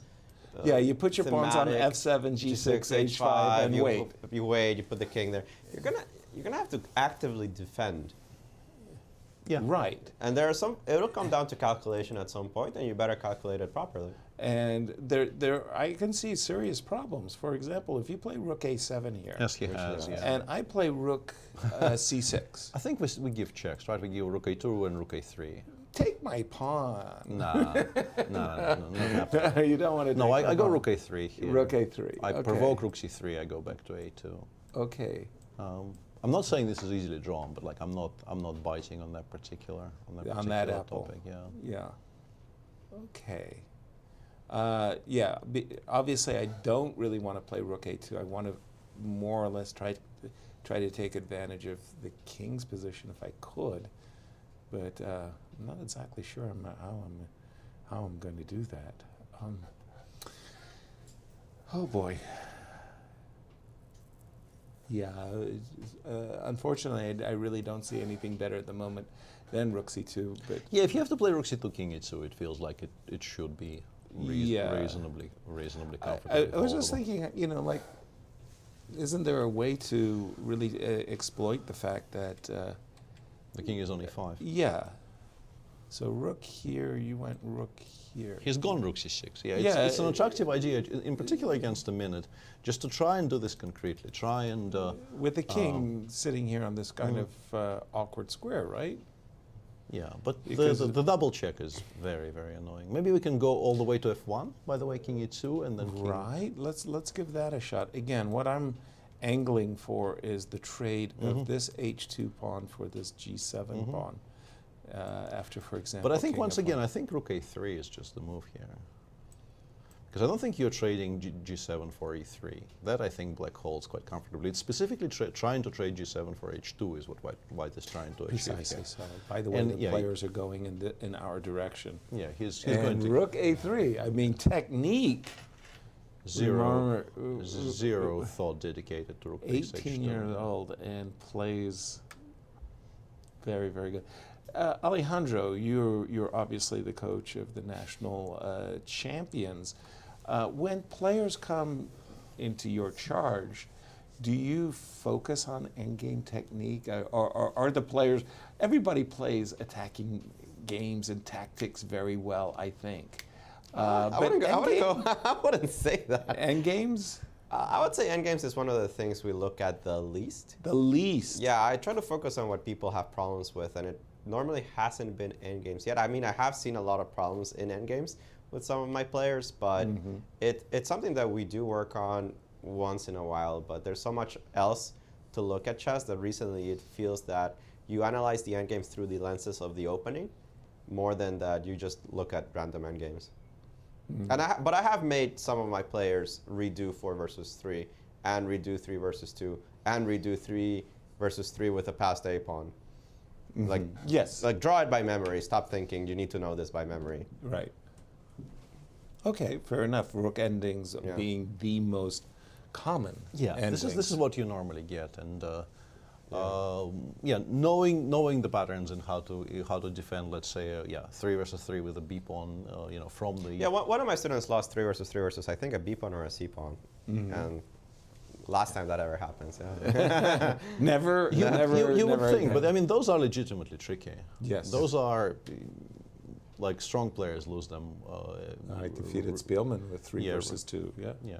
I remember I had it on the stronger side against Vladimir Kapyan in 2002 European Club Cup, I think, and I started the endgame with like the very, very clear idea that I will never even come close to winning because I had the greatest respect for my opponent. He was sort of my elder, and clearly, I always felt that he understands chess better than I do, and so on.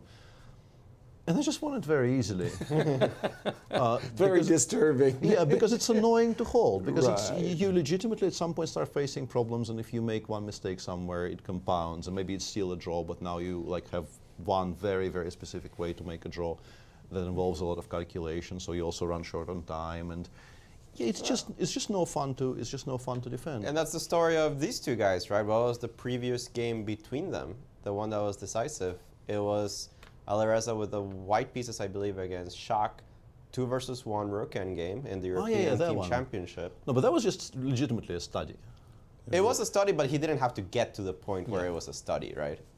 Yeah, it's unfortunate that we can't bring it up on the screen now because that is a very, very instructive study. Rook He's actually taken H2, he's taken on H2. Bit of a surprise for my eyes because Rook G6 could. I think he wants H5, H4, right? Because King G1, Rook E2 gives him enough counterplay. I think he wants H5, H4.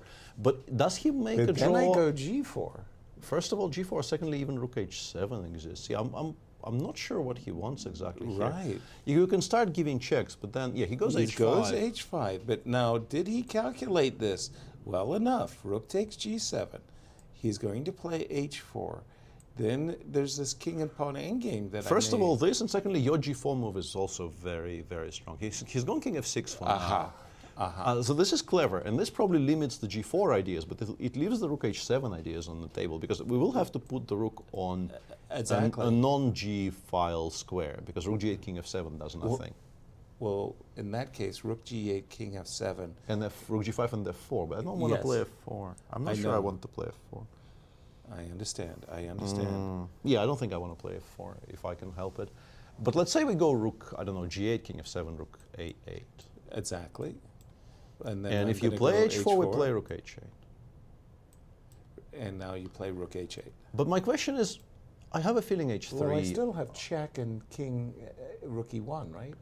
No, King F2. I apologize. But I think actually simply H3 might be a draw. HG I'm not playing unless somebody tells me table-based says it's a draw. Like right, and even then you're not. I'm not touching that endgame with a barge pole. No. I see.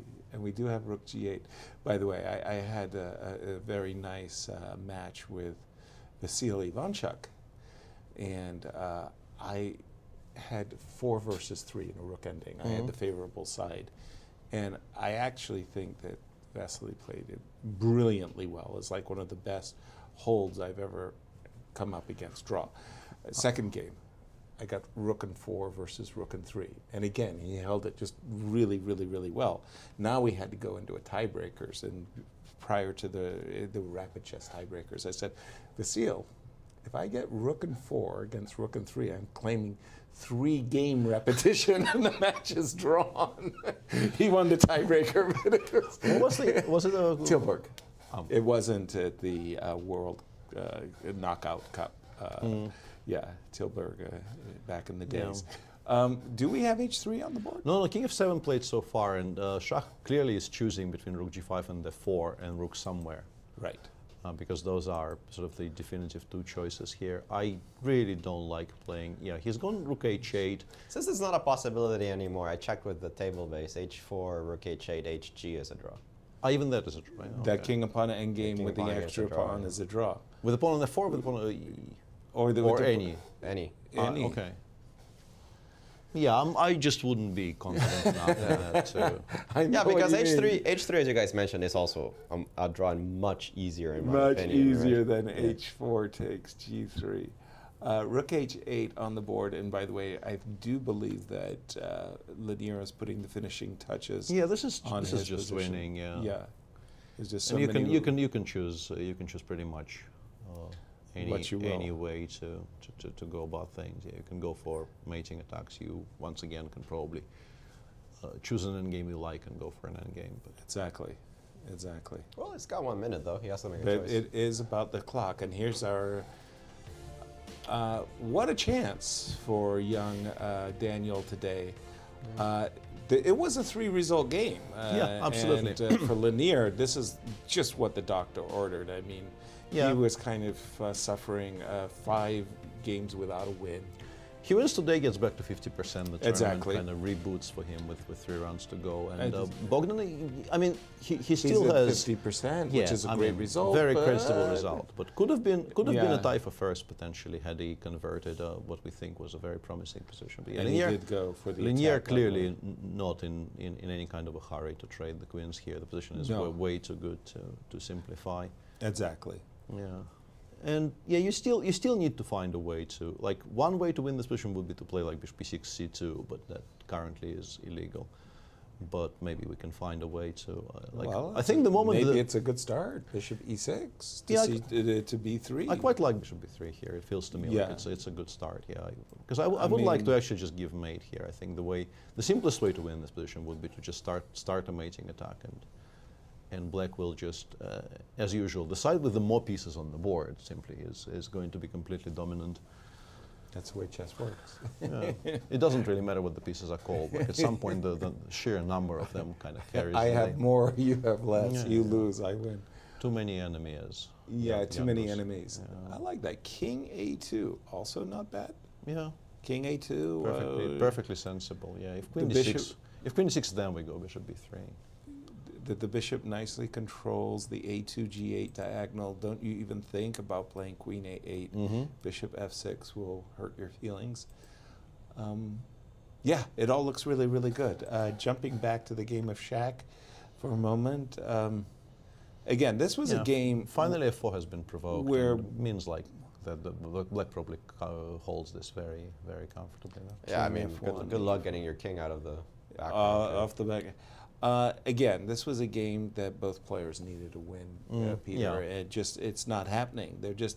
They're fighting hard. I'm not saying anything about that. They really are, but they're just not.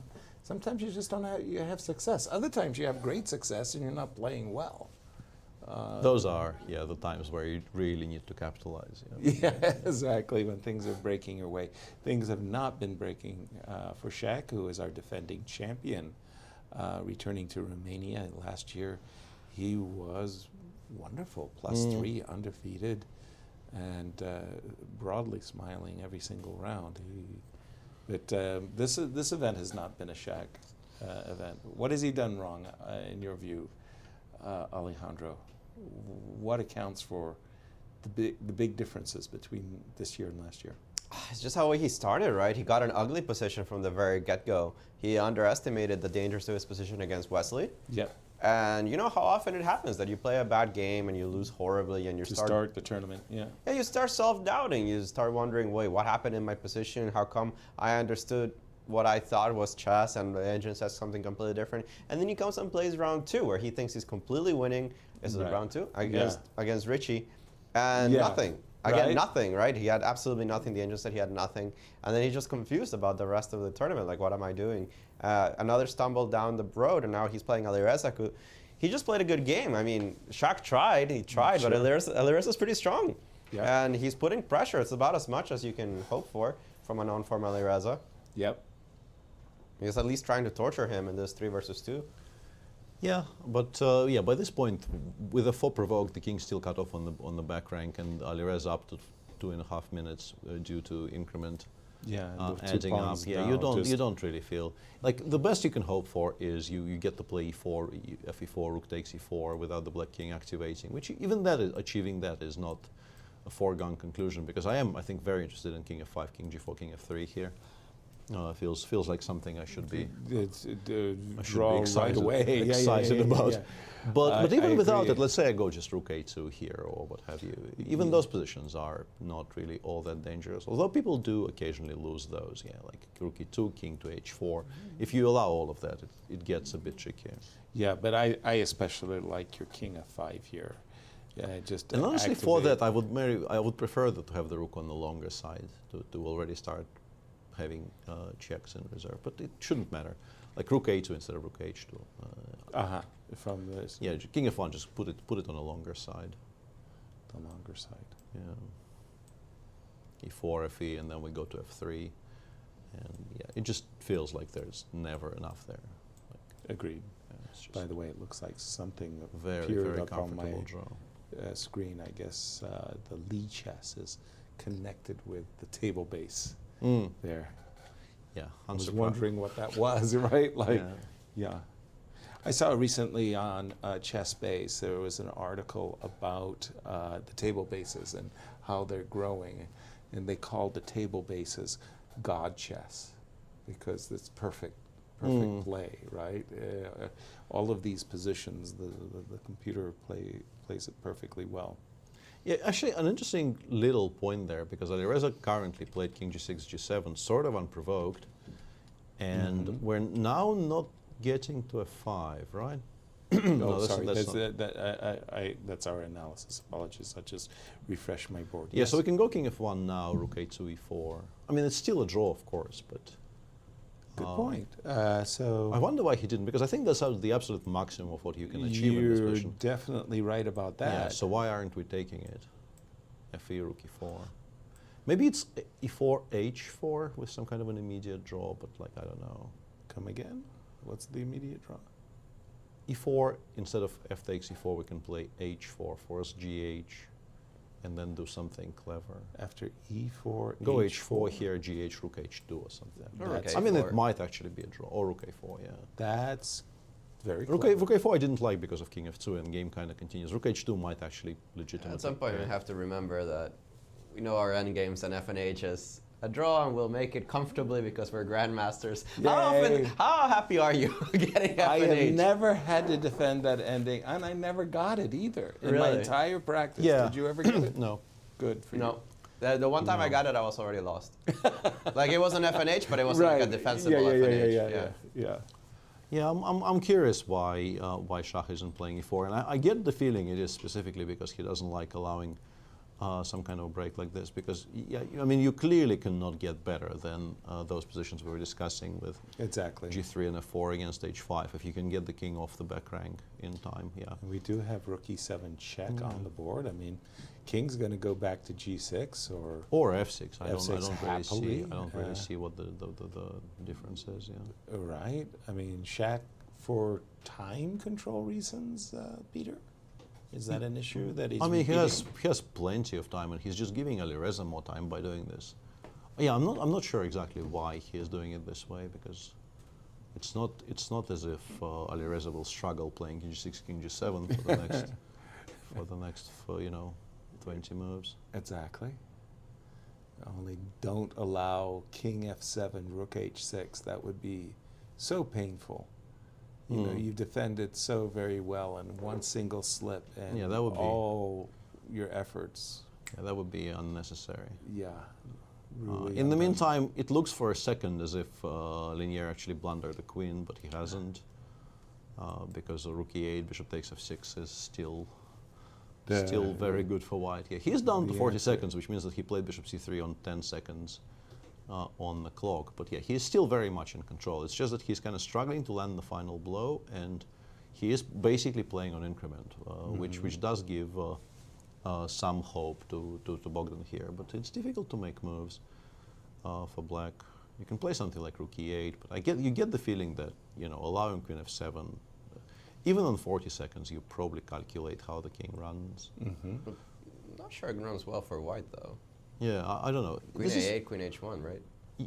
Yeah, I mean, I would be reluctant to play it, but...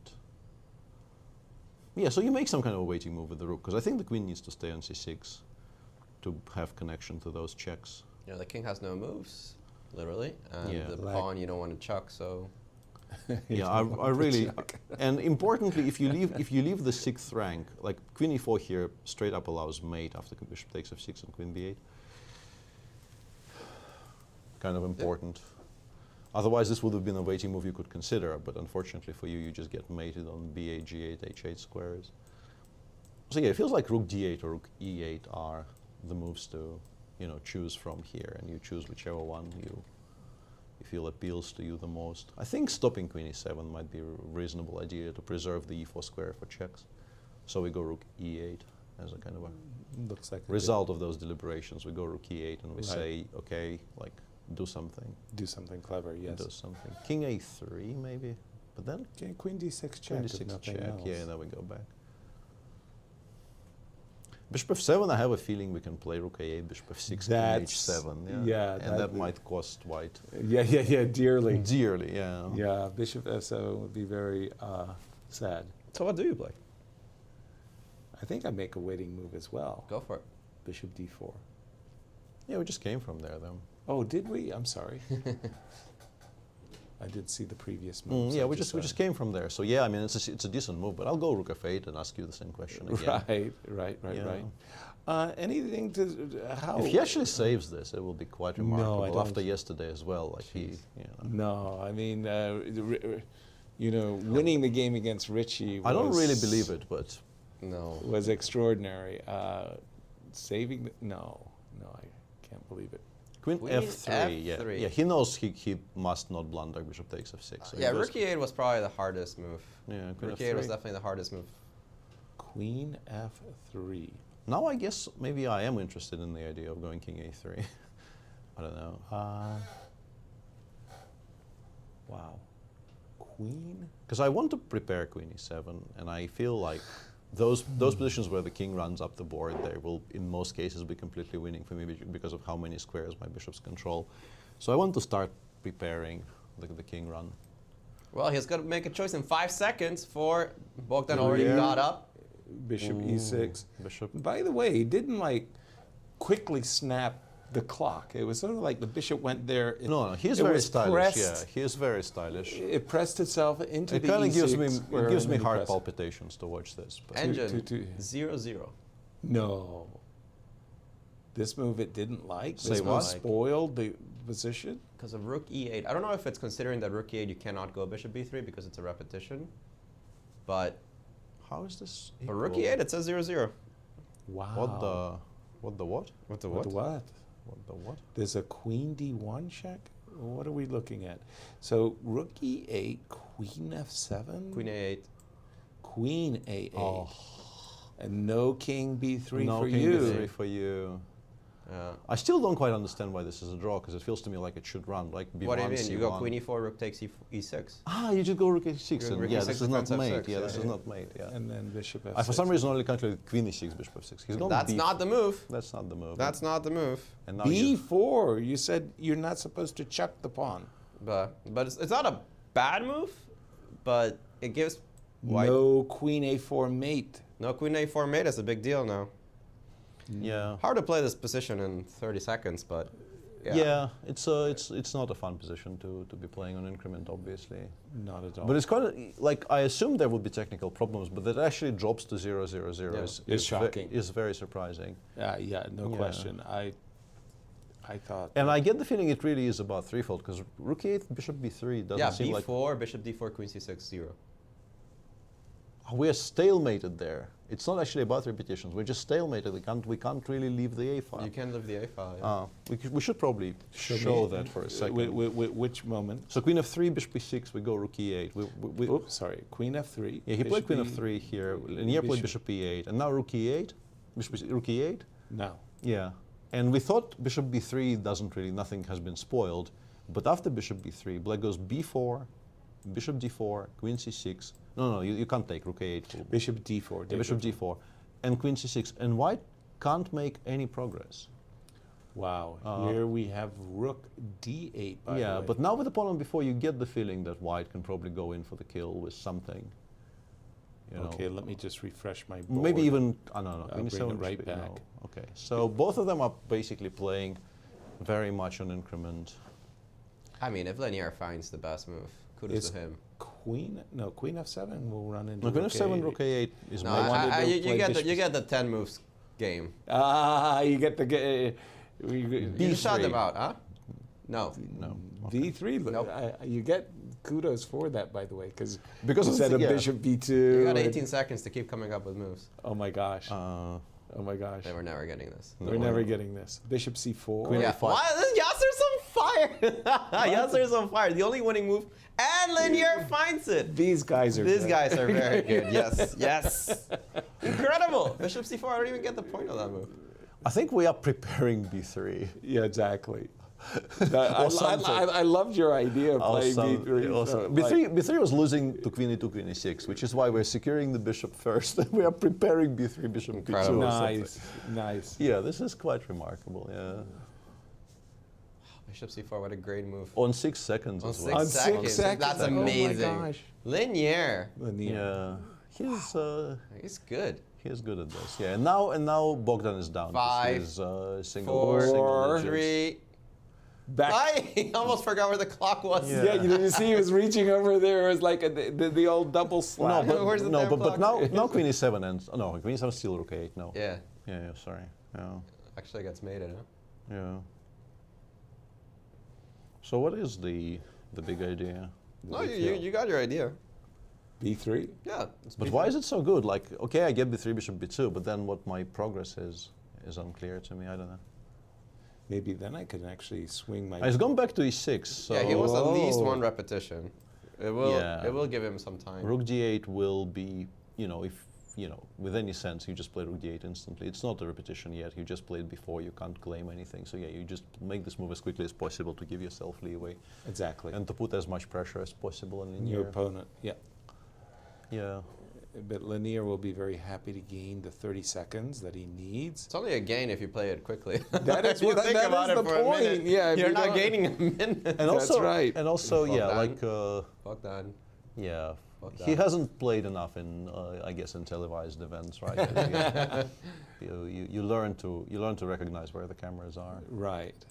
Bishop c4, yeah, rook f8 will be played very quickly, and then it's back on Linear to find the move. And the b3 move. It's really bizarre that Linear got himself into this spot, because the conversion seemed to have been going very, very swimmingly, and now we're back on.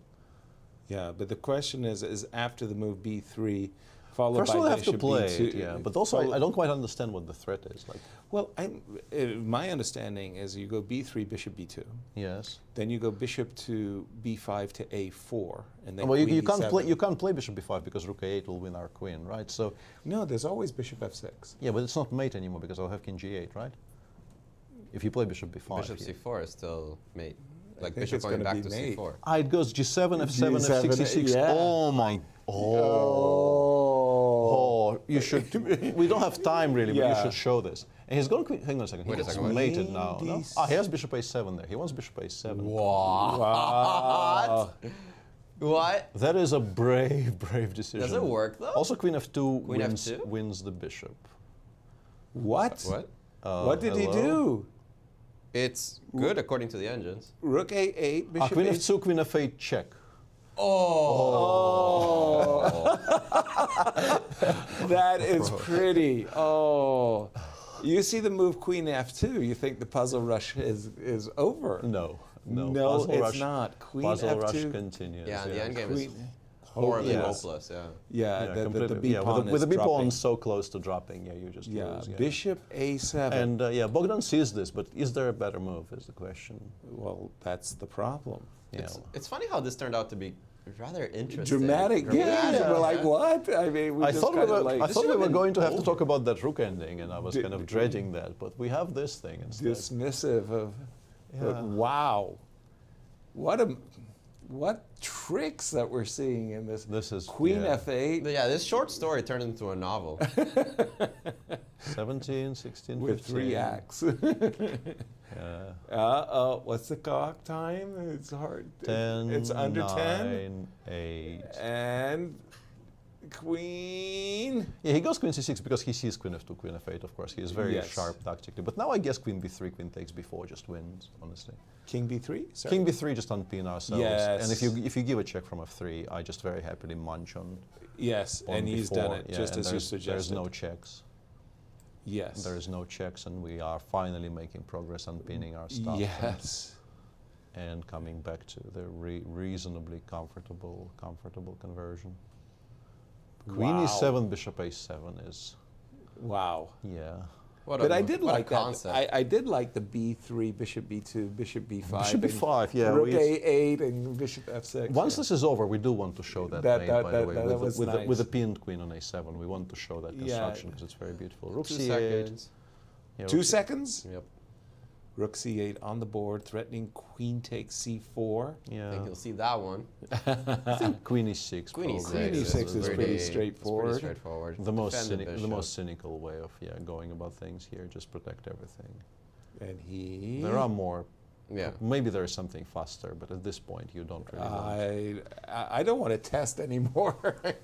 Yeah, and also they gain some time because he is in an incredibly luxurious position. He started with more than a minute apparently. Wow. Because he's been thinking for a bit, and there's still 42 seconds on the clock. Well, Bishop A7 and King B3, those were 2 moves that did come rather quickly. And you now just play Queen E6 here. Yeah, you wow. Just play E6 here. That's a And they boss reached move. move 60, as you can see by them switching to different score sheets. But no extra time for the 60th move. None whatsoever.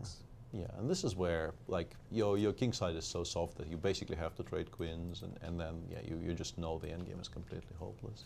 And Queen F3 check We just just take allows on- we King just take takes on B4. B4, yeah. No checks. The bishop on A7 Yeah. actually serves a very, very useful purpose. And with this trade of queens, the B pawn is toast. Serving a youthful purpose. The B pawn is really toast, and well, the 2 bishops on an open board. Yeah. Easily winning. I'm going to check in with the dreaded rook ending, and guess what? Shaq has somehow managed to achieve his ultimate. Yeah. I mean, it'll keep us here. It may still not be enough, but I'm amazed he's gotten the best he could by a long shot. In fact, Rook D8 in the game of. Yeah, we can take if we want. Rook D3, linear. Bishop B8 preserves the pawn on G3. You get the feeling that even if the pawn on G3 drops, we're still winning because the B pawn just runs so quickly. Fast. Yeah. But we also have absolutely no necessity of giving it up.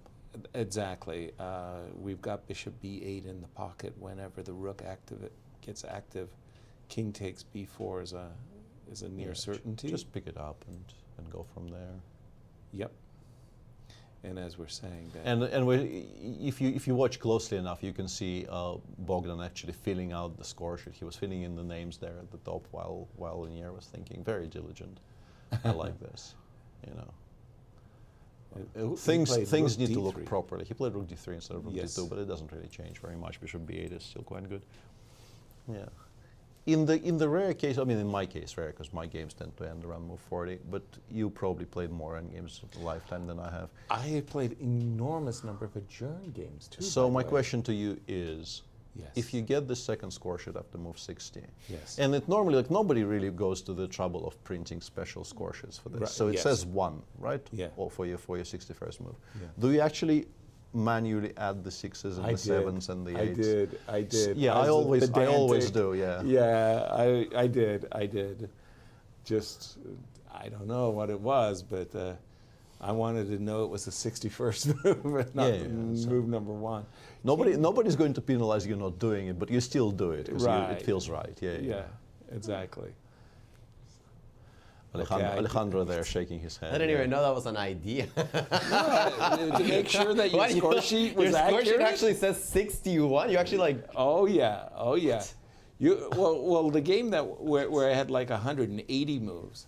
You should have seen my 4 score sheets. Yeah, I mean we've been there at some point with 3 or 4 score sheets, but numbering them. And numbered. Yes. Correct. Very good, Peter. I'm so happy that. Yeah, the old Foggies League is. Yeah, exactly. Strange people surrounding very much, and out Be in careful. force today. Good habits will rub off on you, and then.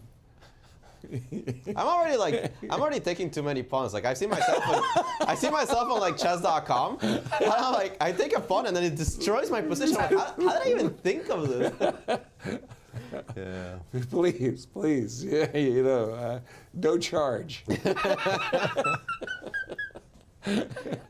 All right, this one's over. Actually, this one is totally really, over. We can definitely switch to the Firouzja game, which is because the pawn is just marching. Yeah, there's nothing to talk about. Yeah, here. this is basically a rook there on b2, a full rook. Yes. Yeah. All right, we'll turn over to our game between Shaq and well, this is the. Unfortunately, he's achieved the most he can, and it's a draw. And unfortunately for us, this is the 2 versus 1 where you don't give the draw because this is, once in a while. Losable, yeah. Losable. Let's say your opponent forgets that he has to have a rook on a1 when your king is on g2. Right, exactly. And you get to play king h3 and not be met by rook h1 check. So you get the king to h4. And at that point, it might be lost in some cases. So let's try to set that up. Okay, by the way, I think.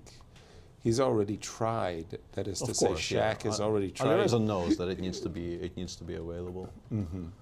But yeah, like somewhere here. Okay, so he's played rook e1. I don't know what that does, but. Well, I think his intention is to go rook to h1. It was on h1 earlier. He's tried that. Oh, yeah, he's tried. I think I've seen this on my screen.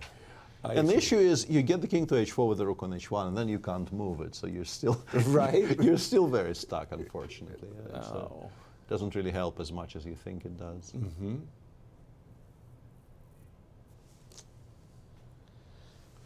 All right. Spike rook b2, no? I don't think it matters. No. As we see on our screen, where it basically table base is very much in effect on Lichess where we're watching. And Lanier, as expected, has won that game. What a crazy game this was, with chances for both sides. Loved the struggle. I really did, and I just got to salute Lanier. I mean, what a game! I mean, yeah. Wow. For he Daniel, kept it together for a very, very long time in very, very trying circumstances. He did. Once given a chance, he did not let it go. I mean, Moshin says he did for a bit, but he got himself into a tricky position on the 30 seconds there. Not hard to see why you start making mistakes there. Wow. Great fight. A great fight. And for Bogdan's fans, I mean, I'm serious. I think Daniel was playing at a 2,800 clip coming into today's round. And wow, he nearly, he had a 3-result game. Yeah, absolutely. Very, very, very exciting game, but yeah, ended up just breaking against him. Remind everybody, we've four games are under our belt. We have 2 wins, 2 draws, and 1 game remaining. Yeah. And this is the if this one, game. as expected, ends in a draw, we will be entering sort of uncharted waters. Because where we get 2 wins. Yeah, we've round. not had a 2-result day yet. Exactly. We won't know what to do with ourselves.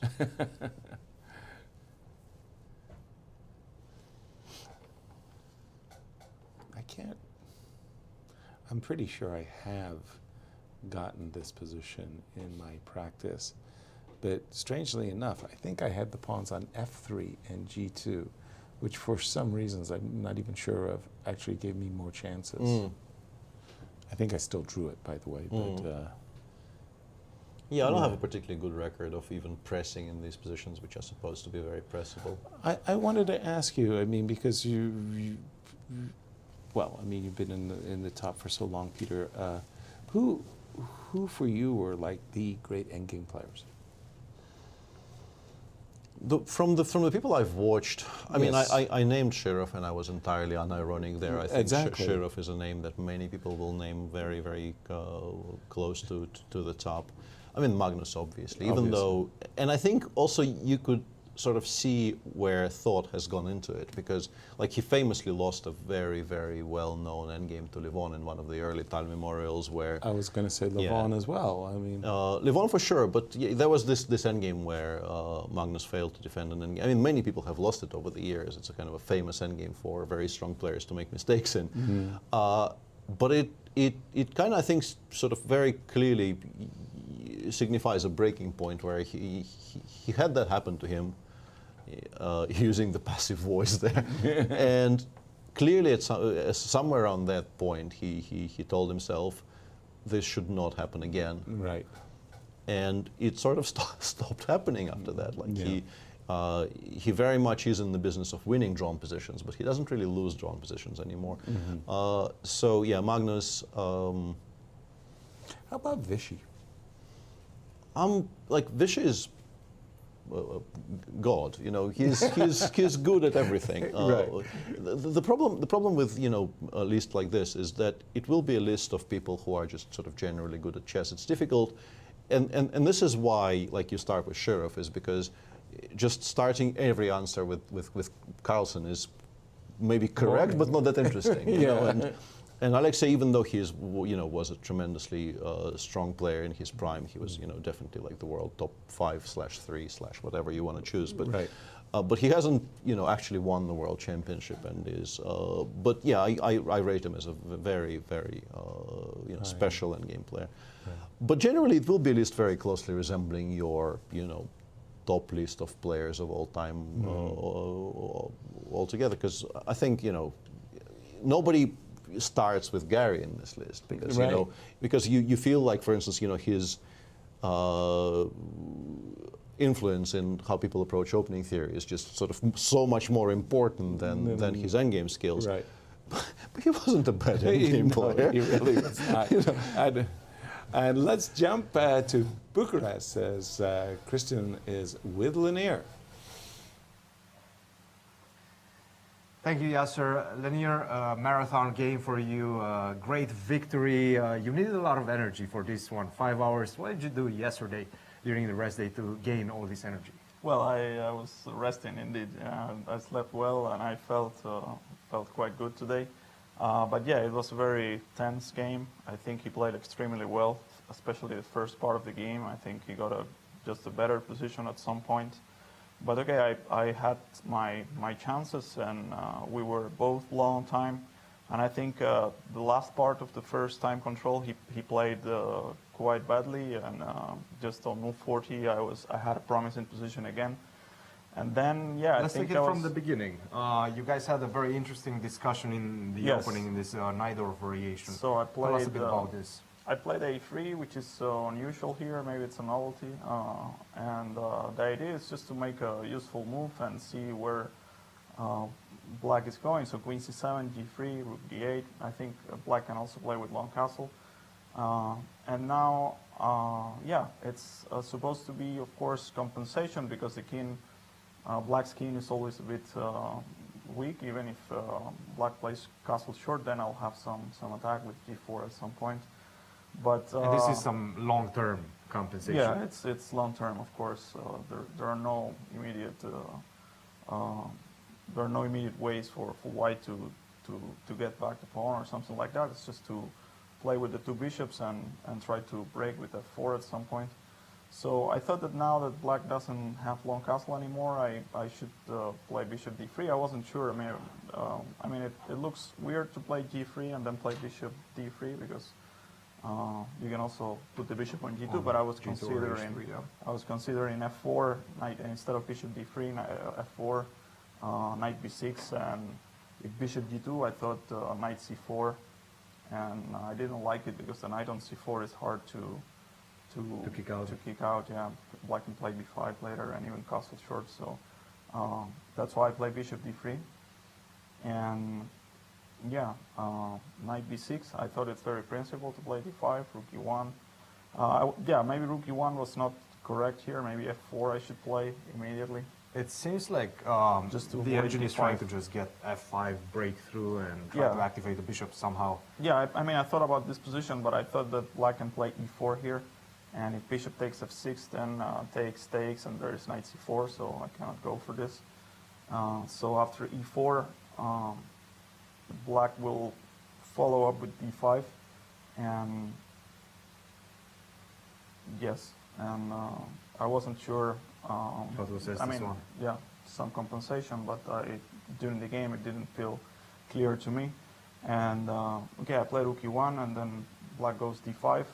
I was very happy with this queen e2 move because I thought that if knight bd7 c4, I overestimated this idea for white.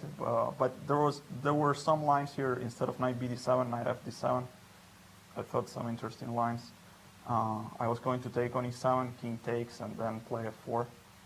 And if e4, I was thinking about bishop takes. Sacrifice. Yeah, this position takes, king f8, queen e7, and now king g7 loses, I think, to knight d4. Seems like king g8 is still king somehow g8. Well, yeah. equal. I was thinking that black cannot go for this, but maybe it's likely not equal, as we can see right now. Yeah, even f5 the or engine something. after f5 is So trying to understand. I thought that king g8 instead of king g7, but then anyway f5 and yeah. Lots of compensation. Yeah, or yeah, rook d6 was also possible. Yeah, and then and perhaps this is what he saw as well, and maybe got scared a bit. So, for a good reason. Yeah, I thought that knight bd7 allows c4, but after castle I couldn't find a promising way here to play. So I thought that, yeah, I'll play just try to keep the two bishops and keep the tension. Keep the tension, but yeah, basically at this point, black is obviously much better, and I was just hoping for maybe in time trouble I can just turn it around somehow. And as you guys got closer to the time control situation, the position changed. Some pawns got traded off. You managed to penetrate with a rook on c6. Were you feeling more comfortable at this point? Yeah, basically I felt that white is now just completely out of danger here because black's pieces are so passive now that there's no way. I mean, I was actually thinking that I'm much better, but maybe it's not the case. I thought it's very strange to play queen d7. I mean, this is the move that surprised everybody in the studio in St. Louis as well. Because, I mean, after queen f5, you're supposed to get rid of the queens and then at least hope for something. I mean, try to defend this endgame, which is maybe even not that difficult to defend objectively. But yeah, I was very surprised by queen d7. I was very happy to have the queens on. And I guess here the last few moves were probably not great. Did you spot this move, e4, this idea? Yeah, initially I thought that I can just take, but I missed that rook e5 wins the rook. So, and or you dropped I don't know. down I mean, I briefly thought about bishop f4 here, but I didn't want to allow this pawn. Yeah, e3, he takes f3. Takes on d6. And okay, f2, there's bishop e5, but yeah, queen d4. But instead of f2 takes, yeah, I imagine that something will happen with this pawn, even queen f5, and then takes, and the pawn, there's no way to stop it. So And you were very much right about that. And you found this super classy move. We really liked this bishop to e3 move.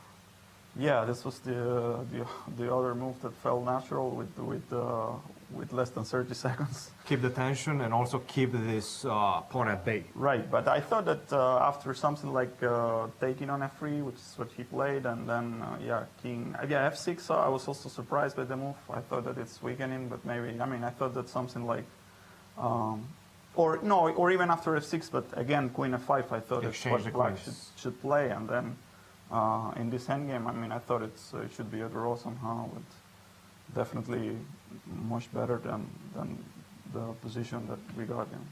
And just to interrupt you for a second, this one is indeed over, the game between Ali Reza and Mamedyarov, and it seemed that it finished in a draw.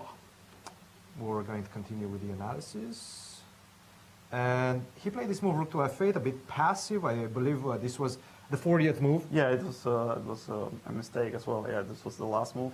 And now you got a chance to pile on the pressure. Queen to d5, queen to e7. Yeah. Now you found this great move, queen to e6.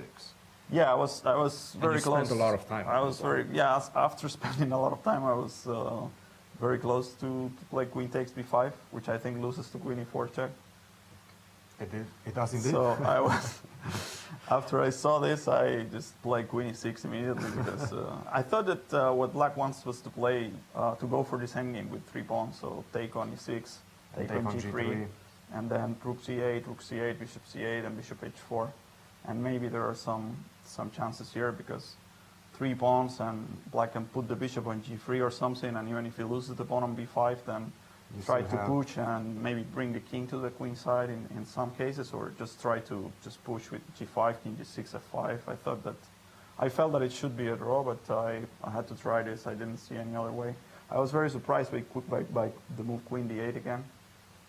And this was a big mistake. It did seem like it was a big mistake. Yeah, so I mean, he played it extremely fast, so I thought that yeah, maybe rook takes c8 doesn't work then, because if you play the move that fast, but then yeah.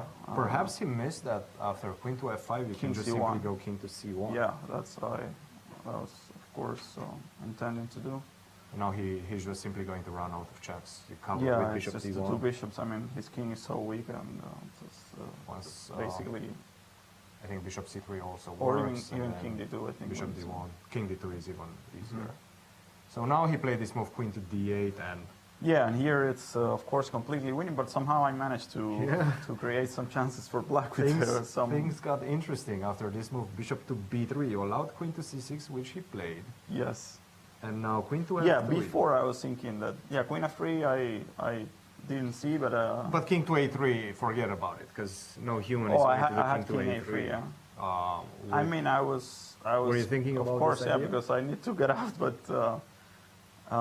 I was very surprised by queen f3. I was thinking that he would play b4 and bishop d4, rook d8, something like this. And here, there's queen e3. Yeah, this I didn't see. With the idea of a checkmate on h6. Oh, so maybe it's always winning, but I just made it more difficult. It is indeed always winning. winning. I was worried that at some point... at this point, it was actually equal. Oh. If he does start... So the idea is the same with before, the move that he played. But the pawn on b5 you don't is have the is bishop much c4 better. idea. Yes, so you just start with rook to e8, and it seems to me, well, it seems to the engine that this one is yeah. equal. No, I mean, I managed to put the pieces in just the right way for black to get counterplay. Still, with 30 seconds on the clock for both of the players, it's impossible to play a perfect game. Big victory for you. How do you assess your performance so far, Linear, and what's the plan for the last 3 rounds? Yeah, well, first of all, it's very nice to get back to 50%, to win a game. I think my play hasn't been that great, but also not bad. I think I played reasonable games. So yeah, for the last games, I'll try to just continue with the same strategy. Just try to play my best and try to get to exploit the chances that I might get. Linear, congratulations once again, and we'll see you in the next few rounds. Thank you. Back to you guys. You, Christian, as we go to our standings with round 6 in the history books, Peter. And these are the completed standings with now a very nice separation of players at the top. There are 2 people on +2, Wesley and Levon, who won this very quick game, short game against MVL. And then a bunch of people on 50%, 2 players on -1, Ali Reza and Richard Rapport are 2 candidates still on -1, and Shach still on -2, bringing up the rear. And just looking ahead, look at the road ahead for our leaders, Peter. Wesley's got white against Bogdan Deac tomorrow, black against Alireza Firouzja, and white against Linier. Having the 2 whites is quite handy. The other way around. Sorry? The other way around. It's has actually, black. sorry, okay. Still, it's nice to kick somebody when they're down. In this case, Bogdan coming after a loss. Sure. And for Levon, for Levon we have white against Fabi and white against Shah in the last round, and breaking up those two white games, black against Jan Nepomniachtchi in round 8. Murder's row for sure. Well, everything is. Everybody, in this tournament, true that. I just before we get set up to leave, I wanted to show that one variation in the linear game. If we could bring it up, because it's extremely beautiful. It's very study-like. How did we get it? Let me handle this for a sec. So if we play b3 somewhere, probably here is good, instead of queen e7. So the point here would be, I don't know exactly how to set this up, but let's say we make 2 waiting moves here, right? And we go back to f3. Yes. And we thought the plan was to actually get the bishop over to a4, and then there's no counterplay. So we play bishop b5. And I pointed out to Yasser that this is a blunder, because now we can play rook a8, allowing bishop takes f6, but the king, quote-unquote, runs away. But it does not actually run away. The queen on a7 is doomed, but it can still support some checks on the 7th by the laws of chess. King takes g7 is not a legal move, despite this queen being very, very pinned. So you go king e8, bishop f7 once again, bishop f6 here, going through the square, which is seemingly attacked by the queen, but we will then pick up the rook on a8. And if you go king c8, which is a bit of a mistake, you allow bishop e6 mate. And this is a very unusual kind of a ladder construction, which you don't see very often with the queen pinned. With the queen pinned in a absolute pin as well. So it's like you're losing your queen, but the bishops deliver mate. Very unusual, very beautiful. And again, we were treated to some really great chess, Alejandro. And let's take a look at our predictions. See how we're doing after today's round. A certain VAR is the one that actually asked to have the predictions I put it myself. But yeah, I was certainly not asking. Fabi is not the player who won the American Cup. He's getting the slightly worse positions with white. I mean, there's a lot of sad faces and VAR. Exactly. I see Anastasiya's really, really upset with her choice. I mean, this has been a rough running, guys. We don't look good. We don't look good here. Let's jump to Bucharest for final thoughts. Cristian, Anastasiya. What a day, guys. What a day. 2 decisive results. I have to say that game between MVL and Aronian just strikes me as odd. MVL with the white pieces losing in that fashion. Well, that's just simply a gift to Levon, and it's great to see finally Lanier getting his first victory with the white pieces. I have to say he took the necessary risks in this one, and he got handsomely repaid for that. Anastasiya, how about yourself? Yes, I agree, Cristian, with you that fortune actually favors the brave, right? So he took some risks, but he finally won the game, which was so important for the standings. Now he joins Wesley So on the first place, and I think it's a really great feeling for Levon right now. And of course, this is the game I picked up, by the way, at the very beginning of the round, and I was hoping it's going to be some action, and it was. And of course, the second game, which Lanier won, was also very interesting. There were many ups and downs, and in the end, finally, Lanier scored his first victory in this tournament. And actually, I'm very glad that the most experienced players managed to win today. So, which shows, that experience still sometimes wins against not experienced players. Absolutely. Not so much. Yeah. Absolutely, and we do have, 2 big players fighting it off for the championship going into the final stretch of the event. The last 3 rounds is going to be a fun, exciting, sharp ending to this tournament. And we're coming back tomorrow with round 7. Guys, back to you in St. Louis. Thank you both. It is amazing that 2/3 of the tournament is going to. We still have a lot of chess to go. There's still 3 rounds, plenty. Everything up for grabs, but your final thoughts, Alejandro. I think Cristian said it pretty well. It was a fighting round. Pretty surprised about the Levon game, but I'm happy to see some pressure build up on Wesley. I'm tired of him going +2 and then cruising towards the finish line. I want to see somebody push him. I want to see somebody get to +3 to win this event the way that Shak did it last year. This +2 stuff, it's not enough. I want to see more fights. We have 3 more rounds. I want to see more wins there at the top. well said. Can't add anything to Wish that. list announced. Yes, exactly. Peter, it was a good round. I enjoyed it very Despite you know, technically the decisive game percentage probably not being the highest ever in history, we really don't have very many quiet games. We have just about one per round. I think that where you can say that not much was happening. And yeah, I've been really enjoying the tournament so far. I think it's been a very, very interesting tournament to watch and talk about. And yeah, it looks like a little bit of a two-horse race at the moment, but you know, things could change. It's clearly heating up. People of 50% could easily take a stab. Join us tomorrow for round 7, same time, same channel. Good night, everyone.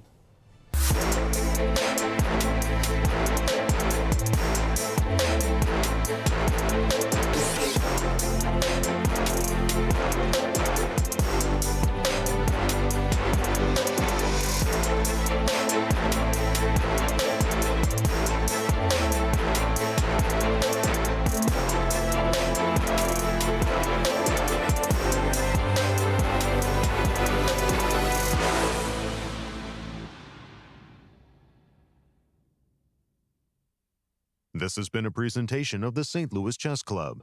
Any reproduction or distribution of this content without the express written consent of the St. Louis Chess Club is prohibited.